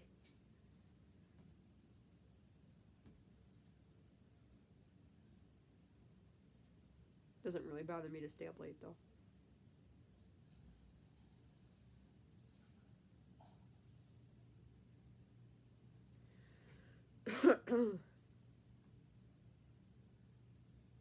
I really like Ashley and Emily Sapin too. They're twins. And more recently, the A-Team, their twin daughters have type 1 diabetes. They're good on YouTube too. They're real little girls. Hi, Kayla. Woohoo! That's right. It won't be late by you because you're a couple hours behind me. A lot of people were saying, oh, it's 10 or 11 p.m. here. It's like, yep.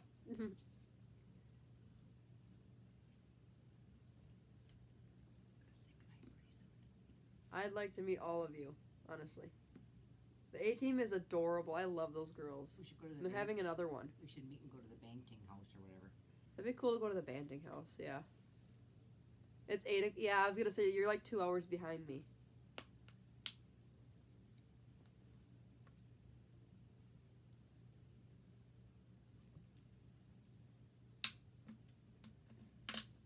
I love the A-Team.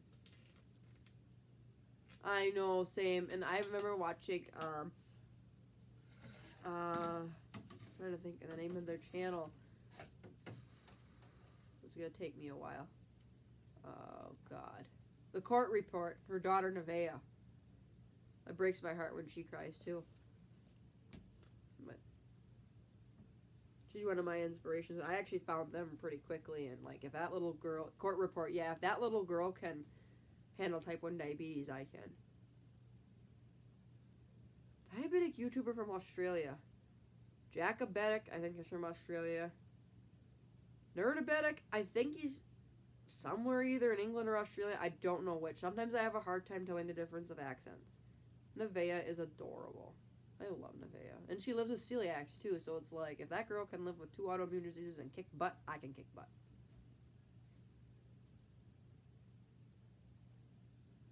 Yeah, I know there was a gathering. I'd love to go to the Banting house myself. Like, just to be in the presence of where Banting was. Like, to me, that would be really, really cool. Because he, like, went to sleep and he figured this kind of stuff out. And, you know, pretty impressive what he did. All the hard work he put into it. And, yeah, that man ain't genuine. I don't know who is. I think he died in a plane crash, which was pretty sad, too.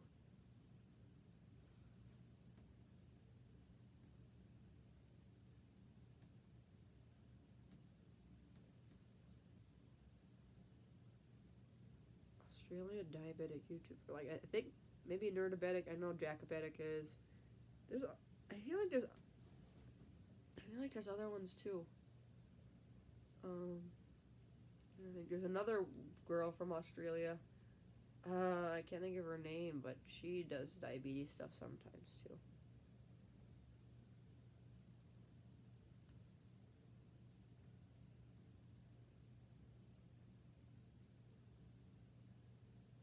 I think there's quite a few in the United States, quite a few in Canada, quite a few English. I think there's a couple English.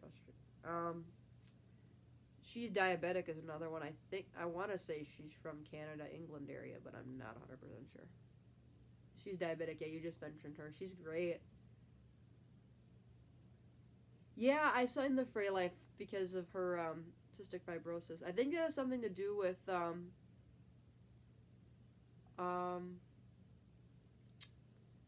something with like something with Lowe's. I think with her digestion or something. Like gastroparesis or something, like similar. Paige and Holly Acute. Aw, I'll have to check them out. There's a lot of good Instagrammers too. I feel like they make really good YouTubers also. She's from the U.S. living in England. Okay. So she's already developed the accent for England. Excuse me. From living there long enough. She almost kind of sounds like she's from there. Just goes to show you when you get used to living in a certain area, you have an accent. Apparently when I've gone across the United States, people can instantly tell I'm from the Midwest. I don't know. You just get used to, I guess, where you're from and the mannerisms and the dialect you're in. So apparently a lot of people can instantly tell I'm from the Midwest. Carolina Paulek? I've never heard of her. Tom Brady should retire. You and me both agree. I hear your Midwest accent.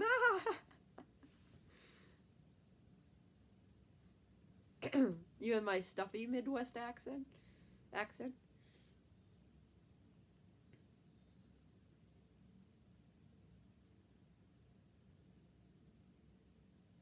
I guess I feel like it's no different. If I were to come out there, I could probably tell you your mannerisms are different, too, and you'd be like, what? Like, I don't have an accent. Well, because you're used to it, so.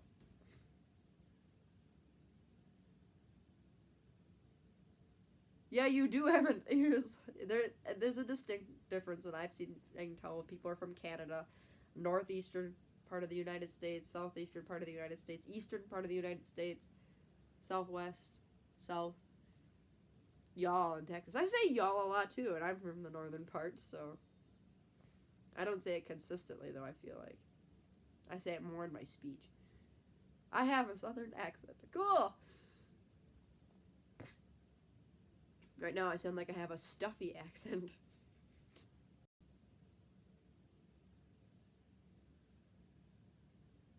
Carolina, okay, I've never ever heard of her, so. Y'all in the Pacific Northwest, why not? Like I say y'all too, but I feel like I say it more in my actual typing than I do, like, in my speech.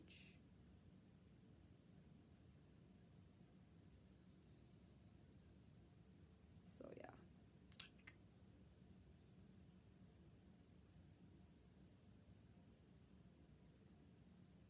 PNE is Pacific North. Well, she said PNW, so Pacific Northwest. I'm like, what's PNE? There's no Pacific Northeast. You'd be in the wrong end of the country. You need the Pacific Atlantic, the Atlantic, not the Pacific. I'm gonna have to look her up. Carolina Pawlik. I'm gonna have to write this down. Like, I swear, since I've been sick, like I mentioned this earlier, but my friend and I, we set up voicemails for our patients for our schooling. And I couldn't figure out, I was reading the sheet and I'm like, which number do I dial to set this up? And she's like, well, turn the sheet around. And I'm like, what? So I flipped the sheet and then there was the directions. So I swear when I'm sick, like I feel like my brain is in another location or I can't remember things as clearly. But I've got it written down now, so we're good to go. I'm going to have to check her out. And usually if I find type 1 diabetic YouTubers, I list them in my playlist or like channels, featured channels as type 1 diabetic channels, because like the more information and the more resources I can give you, the better, because like I said, not necessarily what I do is going to work exactly for your lifestyle. So I know it can be very beneficial, but not every single thing I tell you about is going to be perfect for your life. Is she on YouTube or like just somebody you found on Instagram that was diagnosed this past September? Or it's like 4 months ago, so yeah, fairly newly diagnosed. I think I started my channel when I was like 3, almost 4 months diagnosed. So, and now it'll be 2 years in July. That's crazy. How fast the time flies. Before I know it, it'll be 10 years. Oh my god. Before I know it, I'm going to be in my 30s. Oh god. Yeah, I think you're just about a year. No? Yeah, what were you, like 2017-ish, November, if I remember. So you would be like 8 months ahead of me for Diversity, so that would make sense. I'm almost on 2 and you're almost on 3.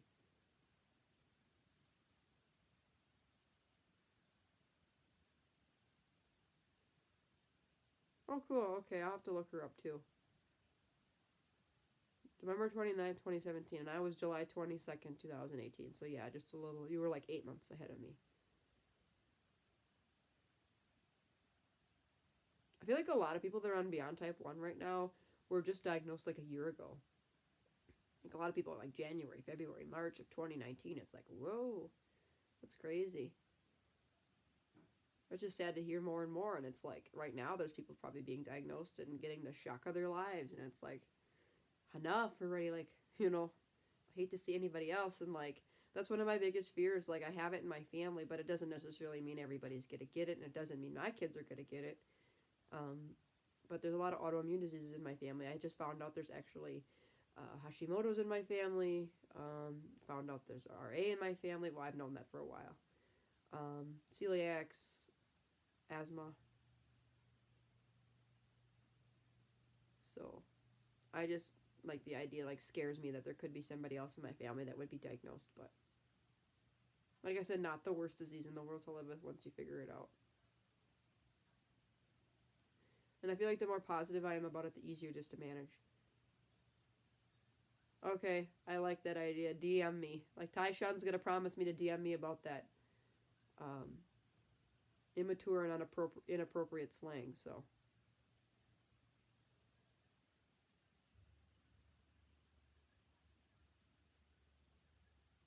Cool beans.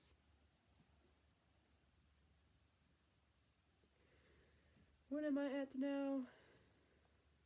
91 and still dropping slightly, so I'll have to eat something pretty soon. Incorrect spelling of my last name, sir. It is a manageable disease, and that's what's funny. When I was first diagnosed, like, they're like, how are you feeling? I'm like, honestly, I thought you were going to tell me I had cancer. I was delighted to find out I had type 1 diabetes because I knew it's manageable. Like, I'm not going to be hooked up to chemotherapy. I'm not going to be sick forever. Like, I can manage this with a little bit of insulin and some hard work. And well, that's crazy. A week and wow. Ooh, pod change. I did mine last night. Where are you going to put your new pod? Mine's on my, like, kind of innerish right thigh right now. Not completely inner, but I find better luck going more towards the inner side of my thighs than the outer sides. They don't absorb for crap.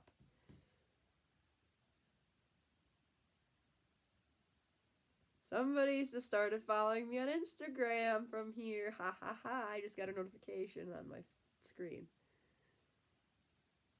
Hey, thighs. Yes, twinning.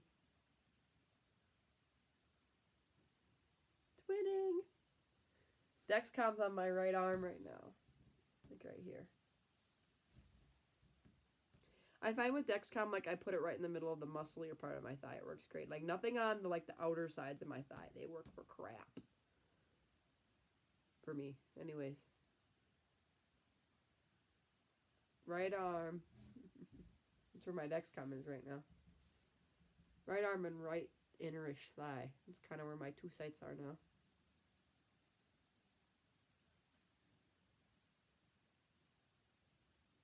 Ooh, yeah, I hate it. Like, they'll sting. I put mine on last night. It didn't really sting, but I noticed every time I'm giving myself insulin, it burns like crazy. So, it just depends.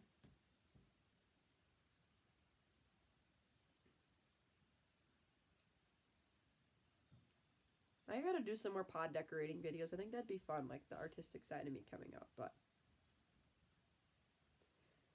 the only thing is the nail polish takes forever to dry. But they're so cute when they're all decorated.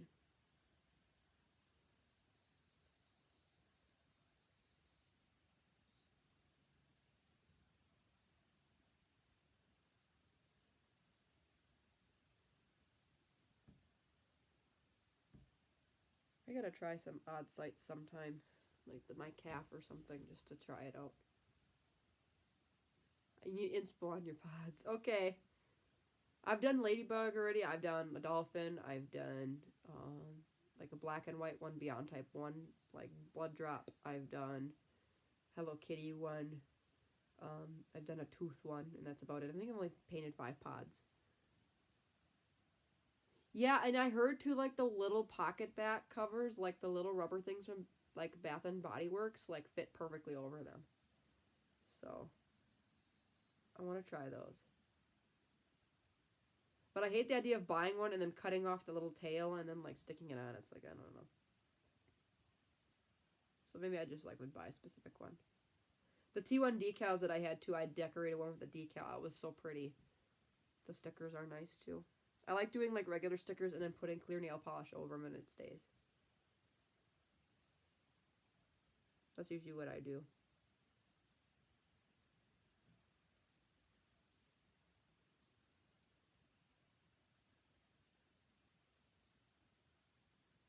And there's, like, places that sell them, like, I don't know what place where, like, you can, like, buy a plastic shell that you can slip your, like, pot in so you don't get any of, like, you could paint however, if you have, like, a little kid or you don't want it to, if you want to make it look perfect without taping the edges, like, you can slip it in here and it doesn't get, like, the actual adhesive all messy, which is super cool. Or the adhesive doesn't get all nasty with nail polish and it looks so perfectly painted. I know. I've never gotten anything from Pump Peels yet. I want to try. I've gotten Sugar Medical. I have my, this thing. this rubber case for my PDM. But it slides over really nice over the PDM. Hyper Pumper, I've seen them and I really would like to buy one of theirs.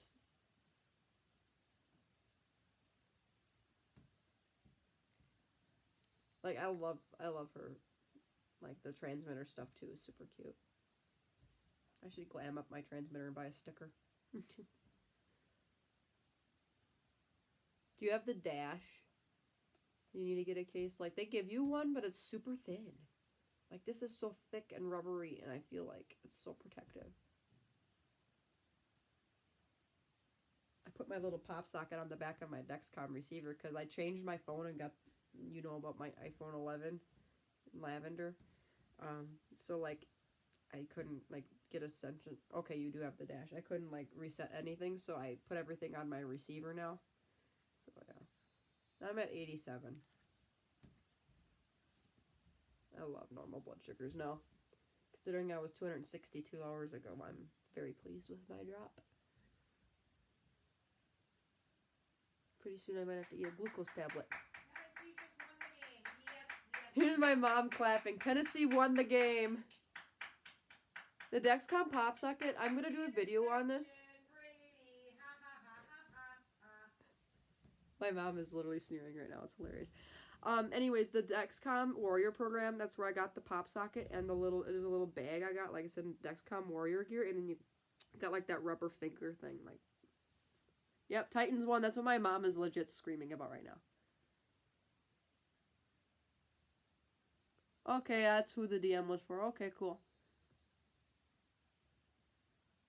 So if you heard me correctly, that's where I got the pop socket, was from the Warrior program. I'm going to talk about that. But that's where I got it from, and then I have a little pencil pouch, and then they sent me the little foam finger thing, like no finger stick thing. I have yet to like share that with people, but I just put it on the back of here. I don't know, it's kind of nice. You just set it anywhere, but right now I'm using the little receiver because I switch phones, and I'll have to wait till I restart my sensor or put a new one in to switch over. Patriots lose.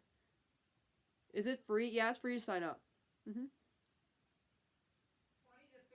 right now, and the refs are doing. I think I'm going to make a video on it for this coming week. I think that's what I have planned. Tomorrow I'm going to make a video, and it's going to be on type 1 diabetes and the importance of sleep, because that's been a huge thing of me that I think has contributed to a lot of my random highs in school. Pop sockets are amazing. I have a cat one, but I actually stuck it to my wall, and I pulled it out, and I hang my, like, we get like dental goodies sometimes for free, and I put all like my fluoride and stuff in there that I can use for patients. I like have it hanging on my wall. It's so adorable. Partey, the Patriots lose. Patriots lost. Woohoo! Packers are still winners. I don't know what they're doing. Brady's got his helmet back on. No, not yet. These refs are crooks. My mom, these refs are crooks. Yeah, so I have 2 pop sockets, but I don't have one right now for the back of my phone because I just got this, and I kind of don't want to cover up my cute scalers, like my dental scalers. They're too cute to cover up. I don't know. And this is the only phone case I have right now for my iPhone 11. Maybe I'll get different ones later, but I have like 6 useless 6S Plus phone cases, so I'll see if anybody I know needs a phone case for an older phone. 'Cause honestly, I don't need useless phone cases anymore.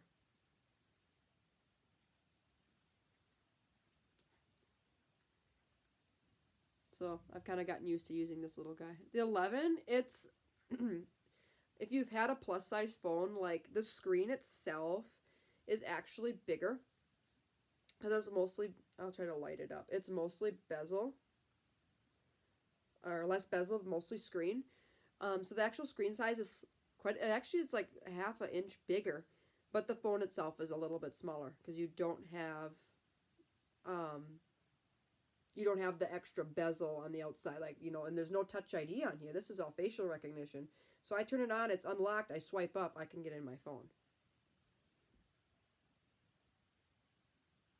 I broke down my old iPhone box. Oh crap. Oh well. I have my iPad box and my new phone box and my Apple Watch box and my Apple Pencil box. Yeah, like for coming from a plus size phone to this phone, it's really not that much of a shock to me.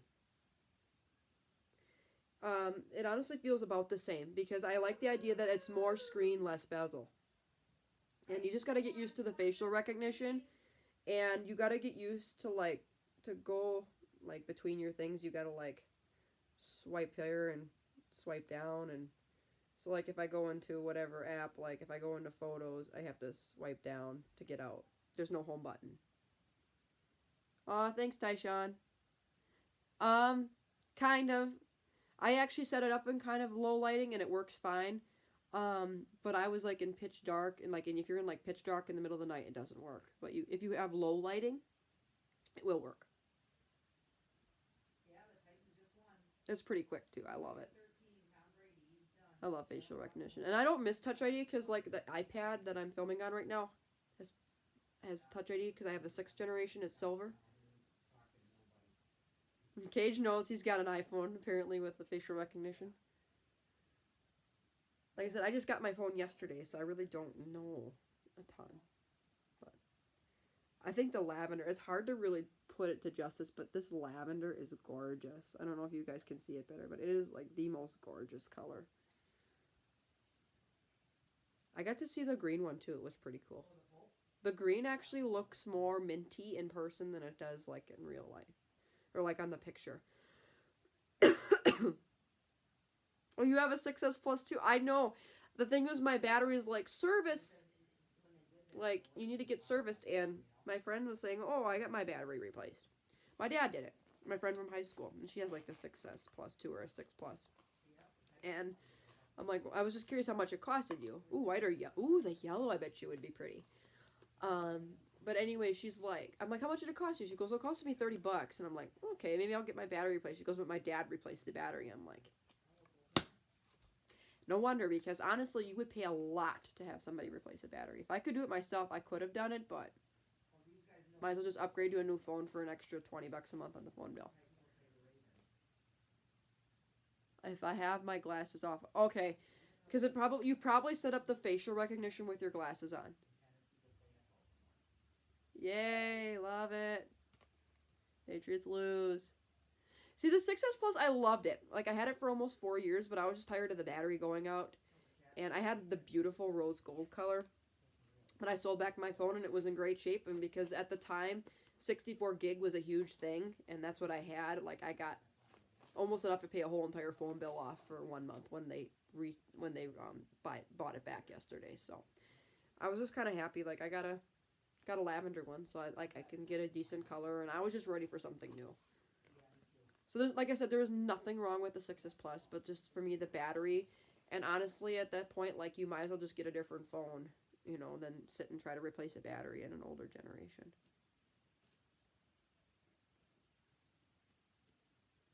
Same, like, I got mine when the 6S came out. Like, I got mine in 2016, like, just after the 6S came out. So, like, I had it almost for 4 years, so it was time. But my battery was saying, like, not even maximum capacity anymore. It was, like, 70%. But it was saying, recommend servicing, because I could have it at 54%, and all of a sudden it would be down to 10. It's like, what the heck? Like, I haven't... Like, I understand the Dexcom is going to run in the background. It's going to drag it down. But, like, even if I just had Dexcom running in the background and I could see what percentage Dexcom was taking from my battery, it really was only taking 3%. So it really shouldn't have been dropping it that much. So I knew at that point it was just the battery health. Yeah, I do. But right now, because I don't have my thing running on my phone, like, I can't use that. But I've done Siri, what's my blood sugar, and it's cool.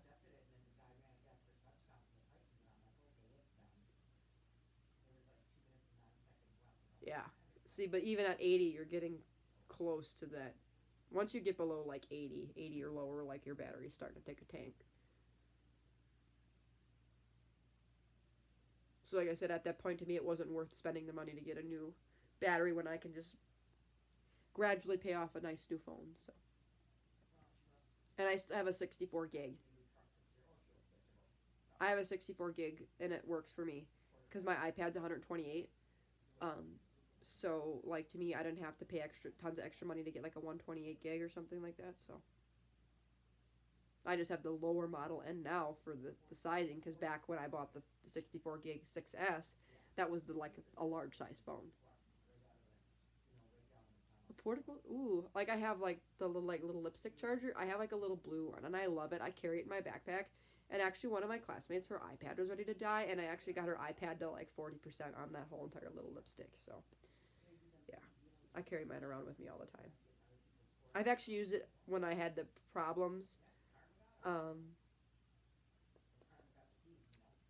When when I've had problems with like my poor pump.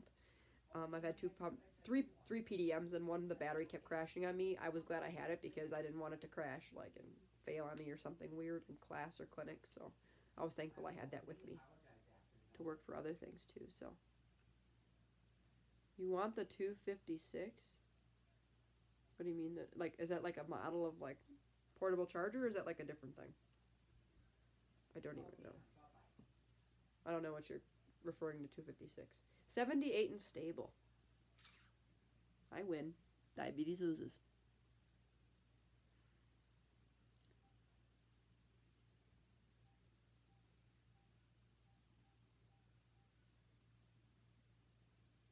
Yeah, they have the apps, but they don't like have like the display app doesn't update very quickly. Even with the newer pumps, like it takes forever to Bluetooth sync. And if I Bluetooth sync, I say, "Oh, can't connect." Oh, gigs and makes sense. That makes sense. That's a lot though. Like I have like 60 some gigs on my iPad yet, and I have 128, and I have like maybe 15 gigs on my phone, and I have a 64. I guess this must not. I cleaned out a lot of my photos though, so maybe that's why. I don't know. And I just deleted several apps, so maybe that's why my storage went up. So I don't know. Right now, I don't even know how many apps I have, but I don't have a ton. So I've been streaming for 3 hours, 26 minutes, and 49 seconds. Pretty soon I'll hang her up and go to bed. And I might eat a snack, because now that my blood sugar's down, I can eat like something less than 20 carbs and bolus for it and probably not go raging high. And I make sure it won't have a lot of fat in it, so it's not going to drive me high later. So yeah, it's my longest live stream, and I'm having a blast. And I'll bring my mom back on here again, and I had a lot of fun, and I think a lot of you really got to see more me and understand what I'm really about, and you know, I'm just a genuine person and trying to help people. Yeah, like I had the iPad, like that's my newest, and now that I did the one like an iPhone video, what's on my 6S Plus, and I did what's on my iPad just recently. But now that I got a new phone, maybe I should show you guys what it's like to maneuver through an iPhone 11. I think I'd do that. That'd be cool. Once I get it set up particularly the way I want it, and I still gotta repair my Apple Watch. Like I have an Apple Watch Series 3, and I'm having a hard time repairing the sucker. So I think I'm gonna have to go through and like reset my Apple Watch, which is no big deal to me because honestly, I don't have my Dexcom up and running on my iPhone. I have to use the receiver until the sensor session ends, and I restart it or put a new one on. So yeah, I definitely want to do more videos like that. Thank you. My mom's like, have some tissues. She's so sweet. Oh yeah, if you want to look back, any of you like Kayla that joined later, like my mom was on here for a good portion of it, and like I said, this video is gonna stay up on my channel. It'll take a while to upload it, but I think my last live stream was like 2 hours anyway, so. But yeah, that's definitely a video I want to do. I think, like I said, I'm gonna do T1D and sleep tomorrow. I'm gonna do something on the Dexcom Warrior program this weekend. Gotta talk about that, and maybe I'll do an art show and get all my art to work together and show you what I've done. I'm actually working on a project right now for my friend and her boyfriend, so that's gonna be a lot of fun. I got the drawing portion done, but I have to paint it yet. So,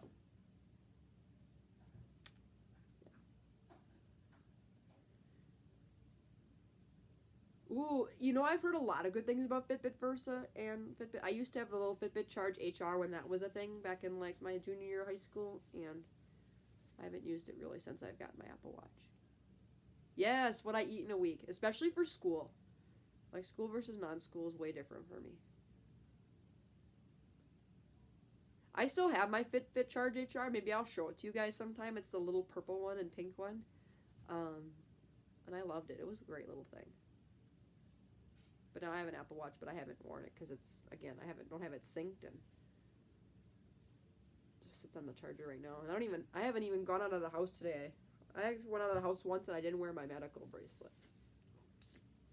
I gotta get better at doing that. Sometimes I honestly forget to put my medical ID on, and I'm out driving and I'm like, well, what if I got in a car accident? Like, no one's gonna know I'm diabetic. Like, screw me. Like, that's not good. I feel like I've gotten into some bad habits, honestly. Like, sometimes I'll be like, oh, my blood sugar's low. Why don't I just suspend my insulin for a little bit and see if it'll help it? Usually it does if it's in the middle of the night and there's no insulin on board and it's just a random low. But sometimes I'll do that just to, like, not eat something, and all of a sudden it's like, nope, 55, it's not helping. When I get a tattoo, I actually came up with a design, and it's really basic, but because that was one of, like, the Instagram challenges, like, back in 2018 for, like, diabetes awareness, and it was really basic. And honestly, I'm not, like, a tattoo person, but I could get one. I thought about getting a tiny tooth on my wrist. The seatbelt covers, T1D chick Jillian, she has one, and I thought those were really a neat idea, because honestly, even if I forgot my ID, like, at least I would have something marking me that I have type 1 diabetes, or even, like, the little My ID sleeves for an Apple Watch. Like, even if I just put that on my Apple Watch, at least there's something on my wrist that somebody would say, hey, she's type 1 diabetic. Even if that's all they knew, that I was have type 1 diabetes, like, they would treat me a little bit differently, like in an ambulance or something, like make sure the blood sugar's okay and stuff. But I'll show you the tattoo I came up with. It was just, like, really basic, but it was just a blood drop, and it just says, I will fight against T1D because God chose me. And, like, I totally believe in that, and, like I mentioned earlier, like, I believe I have this disease for a reason, to help a lot of people, and I believe, like, we're all warriors and strong people, and I think God picks certain people to fight certain battles, and we're just special people, and he likes special people, because he suffered. His son suffered himself, so that's what I believe in as a Christian and as, a God-believing person. You can interpret that what you believe in, but that would be, like, a type of, if I got a tattoo, I would get it, and I probably would not get it, like, on my wrist. Like, if I did, like, a little tooth on my wrist, I would do that, but, like, I would put it on my arm or something where it wouldn't hurt as much. That's smart. Like, I think I had that at first, too. Like, I had, like, T1D on my phone just until I got my alert bracelet, but I haven't had that since then. And there's nothing wrong. Like, I have some family members that love tattoos and are covered in them. It's great. Like, it's up to you. And honestly, as artistic as I am, I just don't foresee myself, like, putting something on my body. Like, I don't know why, but maybe I will in the future. Who knows? And honestly, now that, like, we give ourselves needles, like, what's the point of, like needles, like, at a tattoo shop? As long as you're, like, as a diabetic, please go to somebody who's licensed to do it and has certifications and licensures from the state you're in to do tattoos. Like, don't get it done in a random place. Please be safe. That's what I say to that. But right, I never thought about it from a cop's point of view. I've done that, actually. I have that set up, so that's super cool. I have the medical alert thing set up on my Apple Health ID, so that's super nice. And what's nice at schools, too, is, like, I have a medical history on file because, like, we see each other as patients sometimes. So, like, there's an emergency contact, they'd contact my mom, and obviously everybody knows I have diabetes and stuff, so. I'm glad you found a shop that works. I don't know of any really good areas by me, like, maybe there's some in, like, the bigger cities, but. A video solution. What do you mean a video solution? I'm kind of confused. But I'm at 73 now, and before I go low, I'm going to have one glucose tablet. You're going to see me actually treat a low live, you guys, or a possible low. And I'm starting to get hungry, but I don't feel, like, super low right now, but. Doing your research, yeah, I think that's important, just like anything I do for here. Like, do your research, don't just go in a random spot and, go with it. Do your research before you choose your pump. Do your research before you choose a monitor. Do your research before you do anything. Yes, I want to do more day in the lives. So I'm at 73 right now. I'm going to be very cautious. I'm going to eat one of these. Ooh, I'm going to have to check her out. Relatable T1D.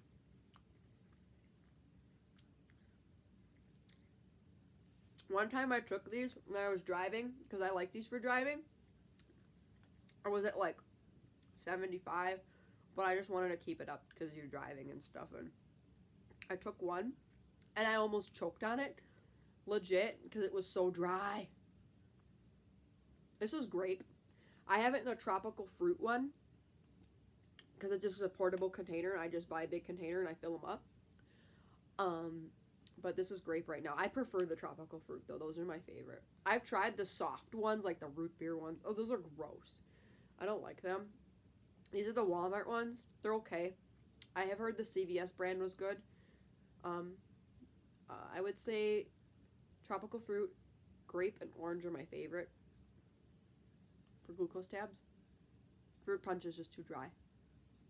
Ooh. Oh, I never thought about Target having glucose tabs. Duh, I need to go to Target then. I want to try like the s'more ones, I guess. Apparently there's some really good s'more ones. They got to be kind of that firmer glucose tabs. I don't like the really soft ones. Like the root beer ones were nasty. But no, these are great. They're purpley. Yeah, the grape and the orange, I would agree, are one of my favorites. Two of my favorites. But the tropical fruit's probably my number one for glucose tabs.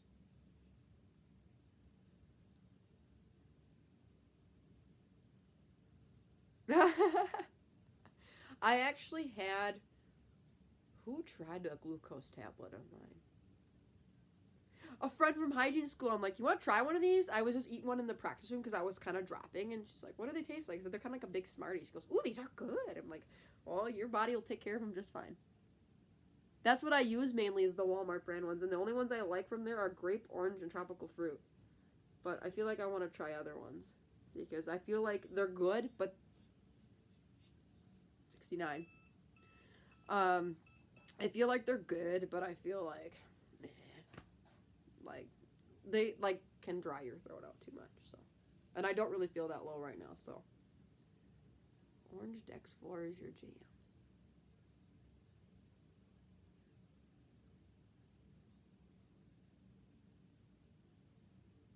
Ooh, raspberry. Walgreens, yeah. I've heard anything but Walmart, basically. But that's basically what I've been using, and they're not too bad. I just feel like they're almost too dry and chalky, and like I said, I almost choked on it one day while driving. I'm at 69, slight arrow headed down. I'll just watch it. This one says urgent low, but I don't have much insulin left in my body at this point now. Like, very little. It's 10:39. I took a shot almost 3 hours ago.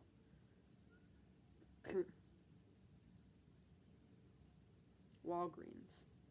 Yeah, I feel like, though, like, Walmart has the cheapest stuff, so that's why I go there, but I honestly, like, sometimes I'll use, like, rubber fruit snacks. They work good.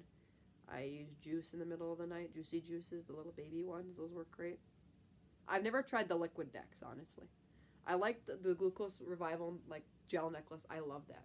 Why are you worrying you? I took a glucose tab. I'm fine.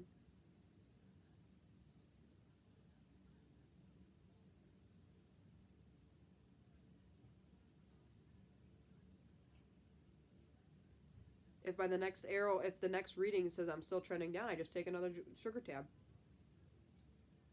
No big deal. I can actually have it fun too and suspend my insulin if you guys want. That actually helps me recover from a low better sometimes.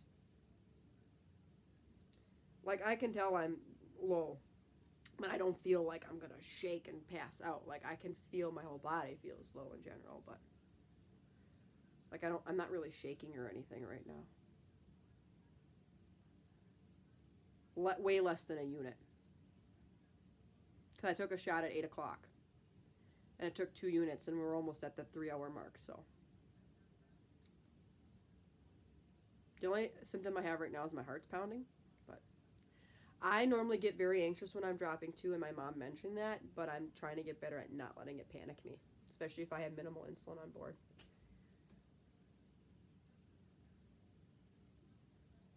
And it's dropping slow. I'm not dropping quick, so it's slight arrow down. I took one glucose tablet. The next arrow says I'm still dropping. I'll take another one. It's not that difficult. Like I said, the only thing I feel right now is a rapid heart rate, but you get used to it.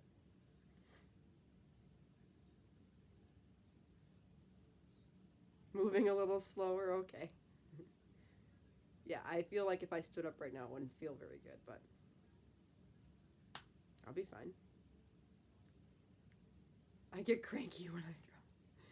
Like, I feel like the food in my stomach. Like, I feel like I want food. Like, I got that hunger. But you just got to be patient with those. Like, I don't want to overtreat this. Like, I don't have a lot of IOB on me. If I took 3 more glucose tablets, I would be at 160 before I knew it. It's just patience. And I'm doing this live for you guys, so any of you that don't watch this now, you're seeing me treat a low live here. So this is patience. This is a lot of patience. My last reading was 73. Now I'm at 69. I'm not dropping quick. Do a finger poke? Okay. You asked. I'm definitely low. I can feel it, but it's not like a major low. Like, it's not like where I feel like that one time where I took 7 units and got down into the 30s. Like, okay. Like, it definitely isn't that bad, but I could be lower than what Dexcom says. Who knows? But keep in mind, Dexcom is supposed to read within 10 either way, so I could be anywhere from 59 to 79 and still be fine. So I had one the other night. It was kind of weird. I was 55 and didn't even feel it. Or I was 55 for a long period of time and didn't even know it. Thought Dexcom was telling me, oh, you're falsely low. But it was actually really low. You pop 2 tabs, but I start with 1 at a time. Because it does not take me long to treat lows when I don't have hardly any insulin on board. And I suspended my insulin, so we shall see.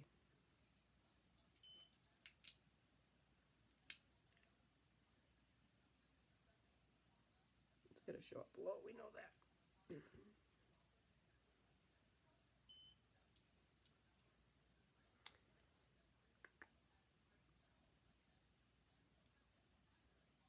63.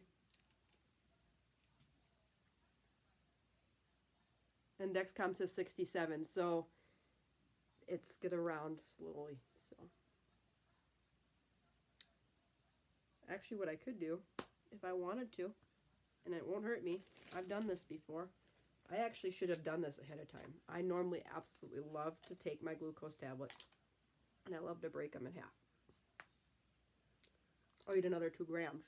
So I've only put 6 grams of rapid-acting carbohydrate in my body. I took a half of one.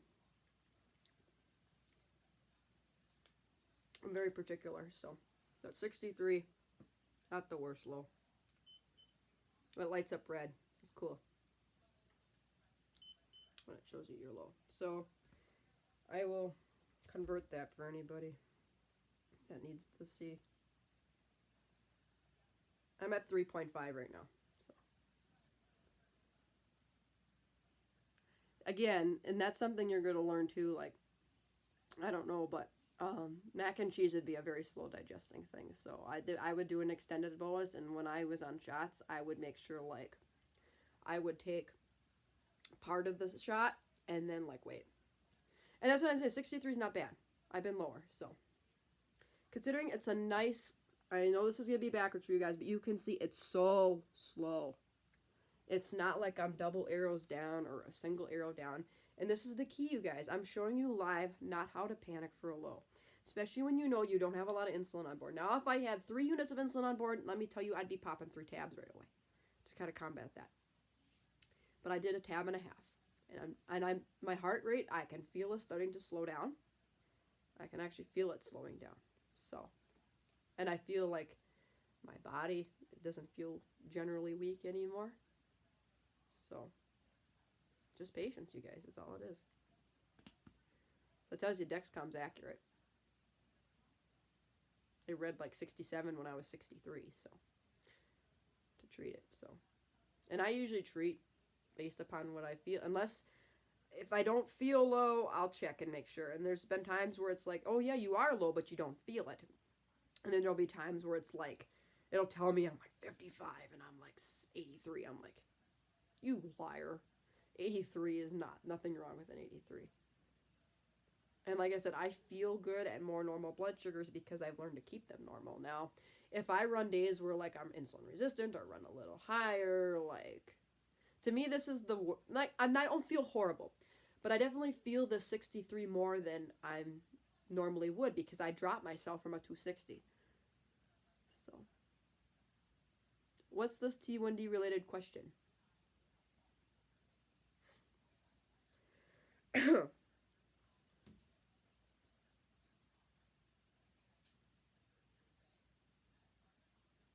And glucose tablets are very high in the glycemic index, so to me they work really fast on my blood sugars. They're like my number one go-to if I need something. I've actually found while cleaning my house, if I have like a slight drop or I think I'm going to go low, I'll have a lollipop. They actually work really good. Hard lifesavers are another great one for driving too.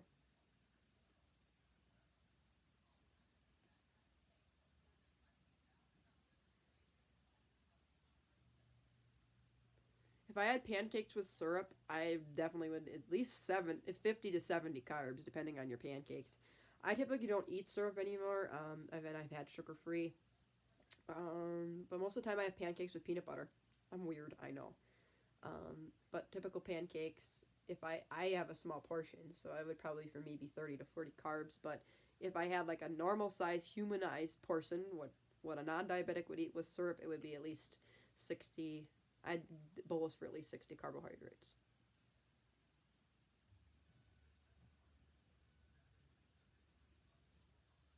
But then again, I've cut out a lot of high glycemic food just because to me it ain't worth feeling sick from a high blood sugar. Or I take them in very small portions.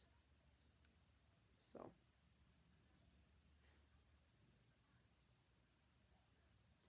And usually for a low, I do follow up with a protein thing as soon as I'm done treated. I'll usually like take a tablespoon of peanut butter and eat it, or I'll have a couple pieces of cheese to stabilize the blood sugars. Pancakes with butter is like generally what people eat. I love peanut butter though.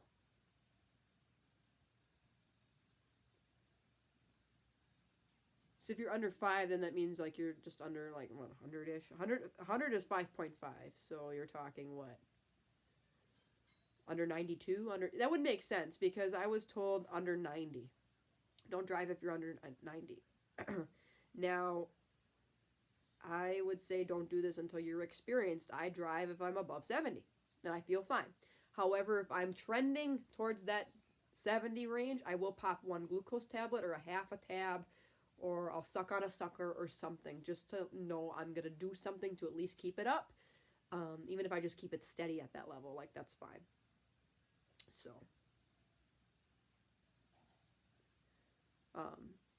or if I see I'm 88 and stable, like, what's the point of eating anything? Like, that's totally a normal, healthy blood sugar. 5-hour stream? No, we're closing it on 4, though. Patience, you guys, look at that. 69 and stable. Patience. Plus, I have my insulin suspended, too, so I'm not allowing that basal to come in my body right now. As soon as I get above 72 or 70, I turn my basal back on. I've done way too many overkills, especially when I had my really bad low. I was letting my blood sugars run higher, and I was scared to go low. And honestly, anytime I went low, I would eat like so much stuff, and I would end up freaking skyrocketing to like 200, and I'm just not going to deal with it anymore. 140 is okay to drive, yeah. For me, my high maximum is like 200. Like but I've driven higher.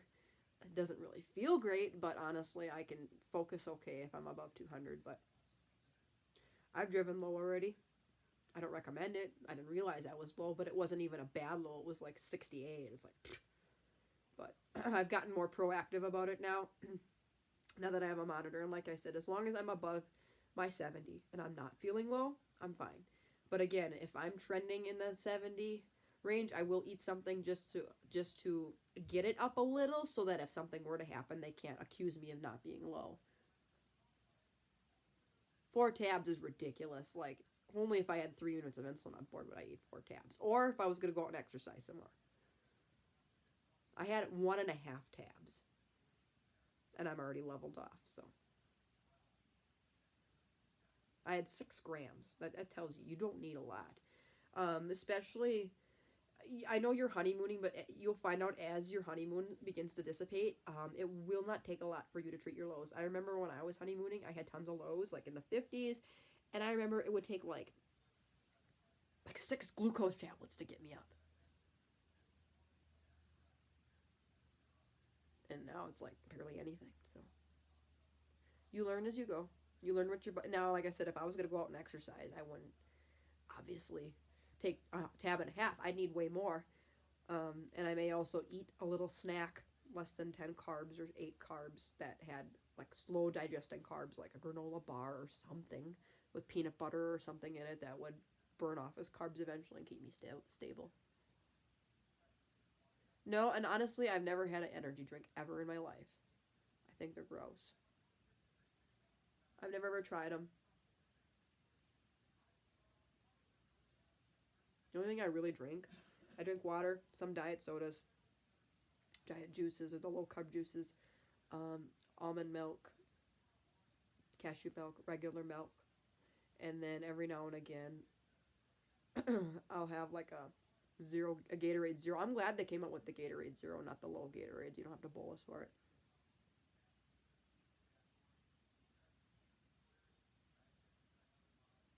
And you might be slowly starting to come out of it. That's like one of the first signs you'll go through.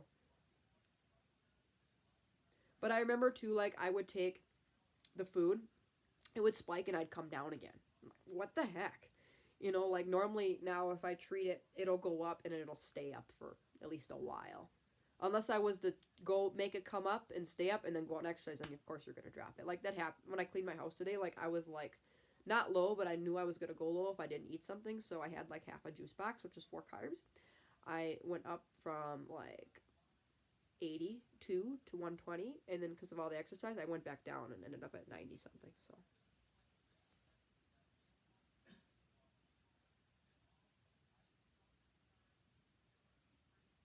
It is hard. And that's what I was just talking about. For a while, I had a huge fear because I had that really nasty low back in May, like for a long time. Like I let my blood sugars run a little higher than normal, or I wouldn't take enough insulin, or I would guess at carbs, or over treat and go nuts.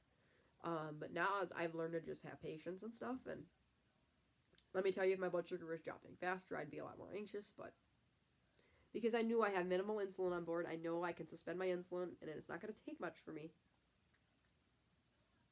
81. Nailed it. Yeah, and that's what I don't miss about long-acting insulin is like I would have random highs. I'd have random lows, and it's like, well, what the heck? Sometimes it would work, sometimes it wouldn't, like at certain times. So, and I used to have weird purpling in my Tolus and Lantus too. So I feel like if I had to go back on MDI, I'd have to switch to a different long-acting. Even if I had to pay through the nose to it, I'd switch to Lavamere or Traceba. I've heard a lot of good things about Traceba and Levemir. But I know, like, at one point, I probably would go on Levemir just to get my body used to it, because if I had to go back on injections and I ended up pregnant, Levemir is the only safe long-acting for pregnancy.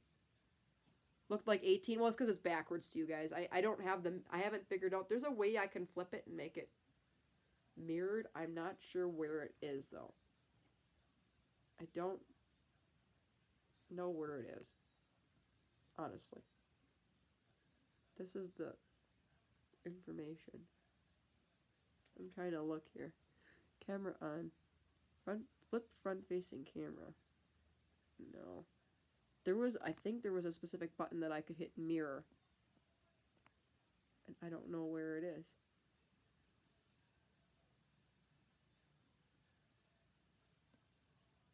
Weird. Yeah, being that you're only on a few units, you're not,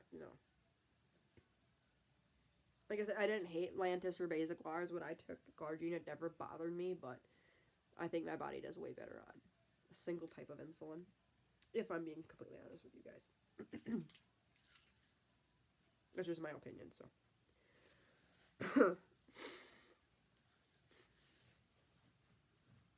Again, everybody's going to have successes and failures with any type of treatment, so that's why this disease is so individual. Like, some people do way better on injections versus a pump. Some people do way better on a pump than they do on injections, and some, like me, do about the same. I can stay in the looking glass? Okay. Yeah, but it says it's 81. If I was at 18, I would probably be passing. Tyshawn, get that blood sugar down. You're way almost double what I was a while ago. Like I said, I've never been above 300 since I've been home in a year and a half. Like, I've come close, and I had a 260 something tonight, but I got that sucker down fast. 490. Oh my god, I would be throwing up at that level. Like, I feel nauseous above 200, you guys. Like, not even like a bad nauseous, just not feeling normal. I already start getting warning signs of highs when I'm at like 170 or 180. Even like 160, I start going, what the heck? I'm a little funny feeling. Because again, I've gotten so used to keeping fairly normal blood sugars. When I'm out of that tight range, I feel weird. Now, with that being said, keeping a tight range, I've gotten used to, more accustomed to lower blood sugars. Like, 70s don't bother me. You know, I'm comfortable going to bed and sitting in the 70s all night. Even like upper 60s doesn't really bother me. I'm like, I didn't panic at my 63, you know. So, take some insulin, Tyshawn, please. Or do a finger prick, yes.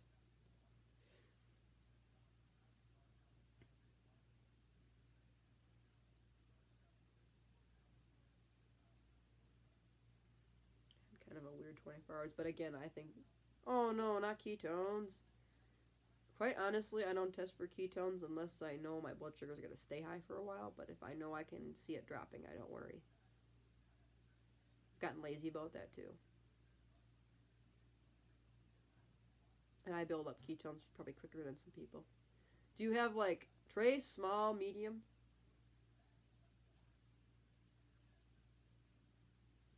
High? Oh my god.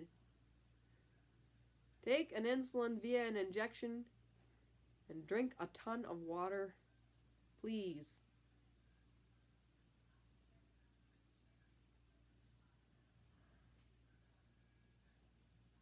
Like, you're almost at my diagnosis level.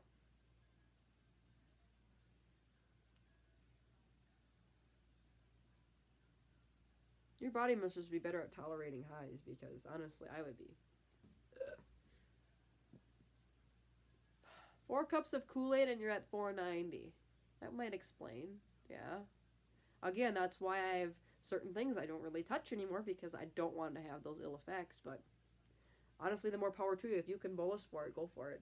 You have a lot more experience under your belt than me, but honestly, at 490, I'd be like, no way. I would not feel good at 490. That would explain a lot with sugar. Like, that's why I really don't take drinks to bolus for. I'll bolus for like some creamer in a coffee, or it'll be sugar-free creamer, so it's lower. I can have more of it. Or I'll bolus for regular milk if I want it. Almond milks I'll bolus for. A small, even diet juices have 2 carbs. I still count that in as carbohydrate. It will affect my blood sugar at some point.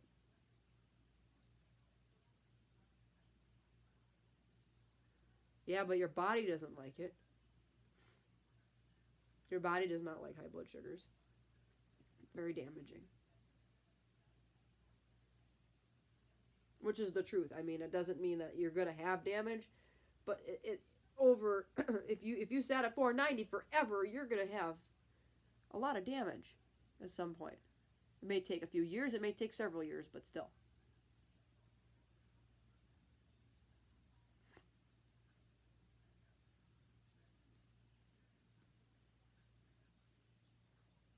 And you too, I guess maybe I don't take into consideration you're through puberty. You're at the end of stage of puberty too, so that could make a difference with your blood sugar. Dealing with a period was bad enough, but apparently not.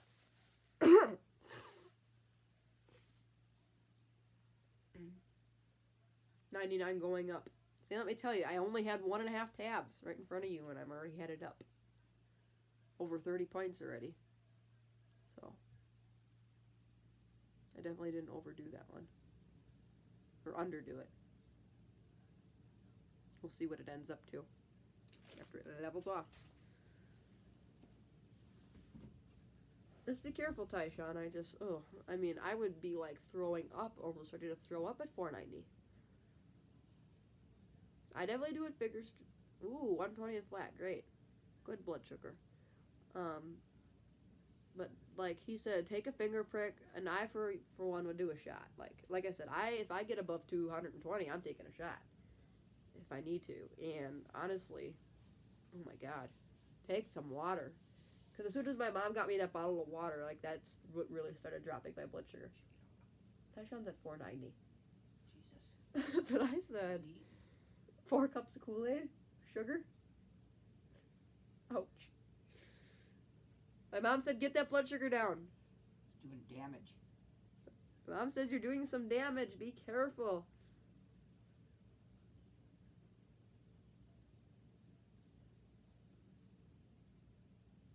Be very careful. Please get that blood sugar down.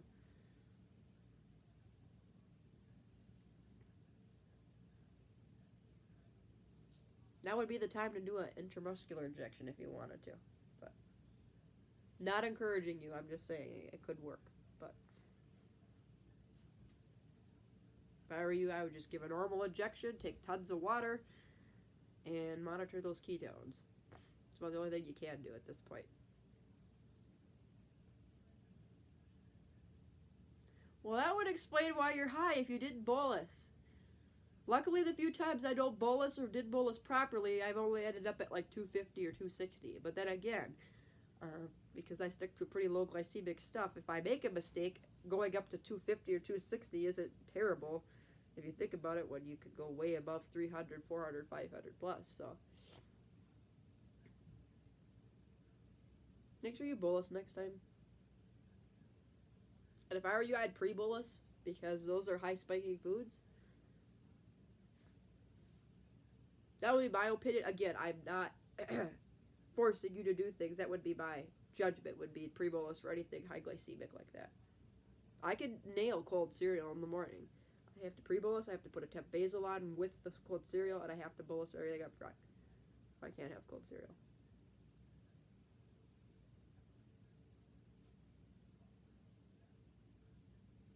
$152 is not bad. I would just consider that barely elevated, honestly.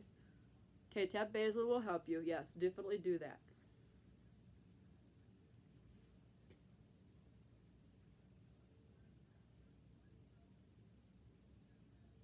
I don't even know if I went up at all.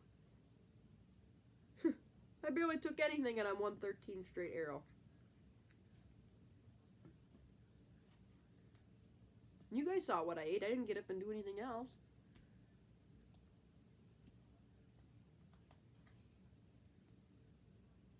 That's right. Sometimes Dexcom will do that where it's like, oh, you're headed up quick, and then all of a sudden, flatten out fast.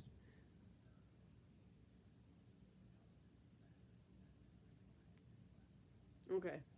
Just be mindful though. Like if that were me, I would have bypassed my pump. But if your pump site is working and everything else, good. So.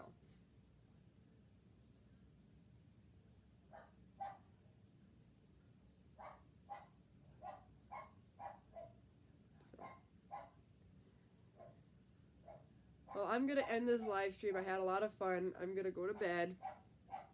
And I hope you guys enjoyed this. And I will see you guys for another video. And I hope to do more of these in the future. Again, congratulations to Caged and Matt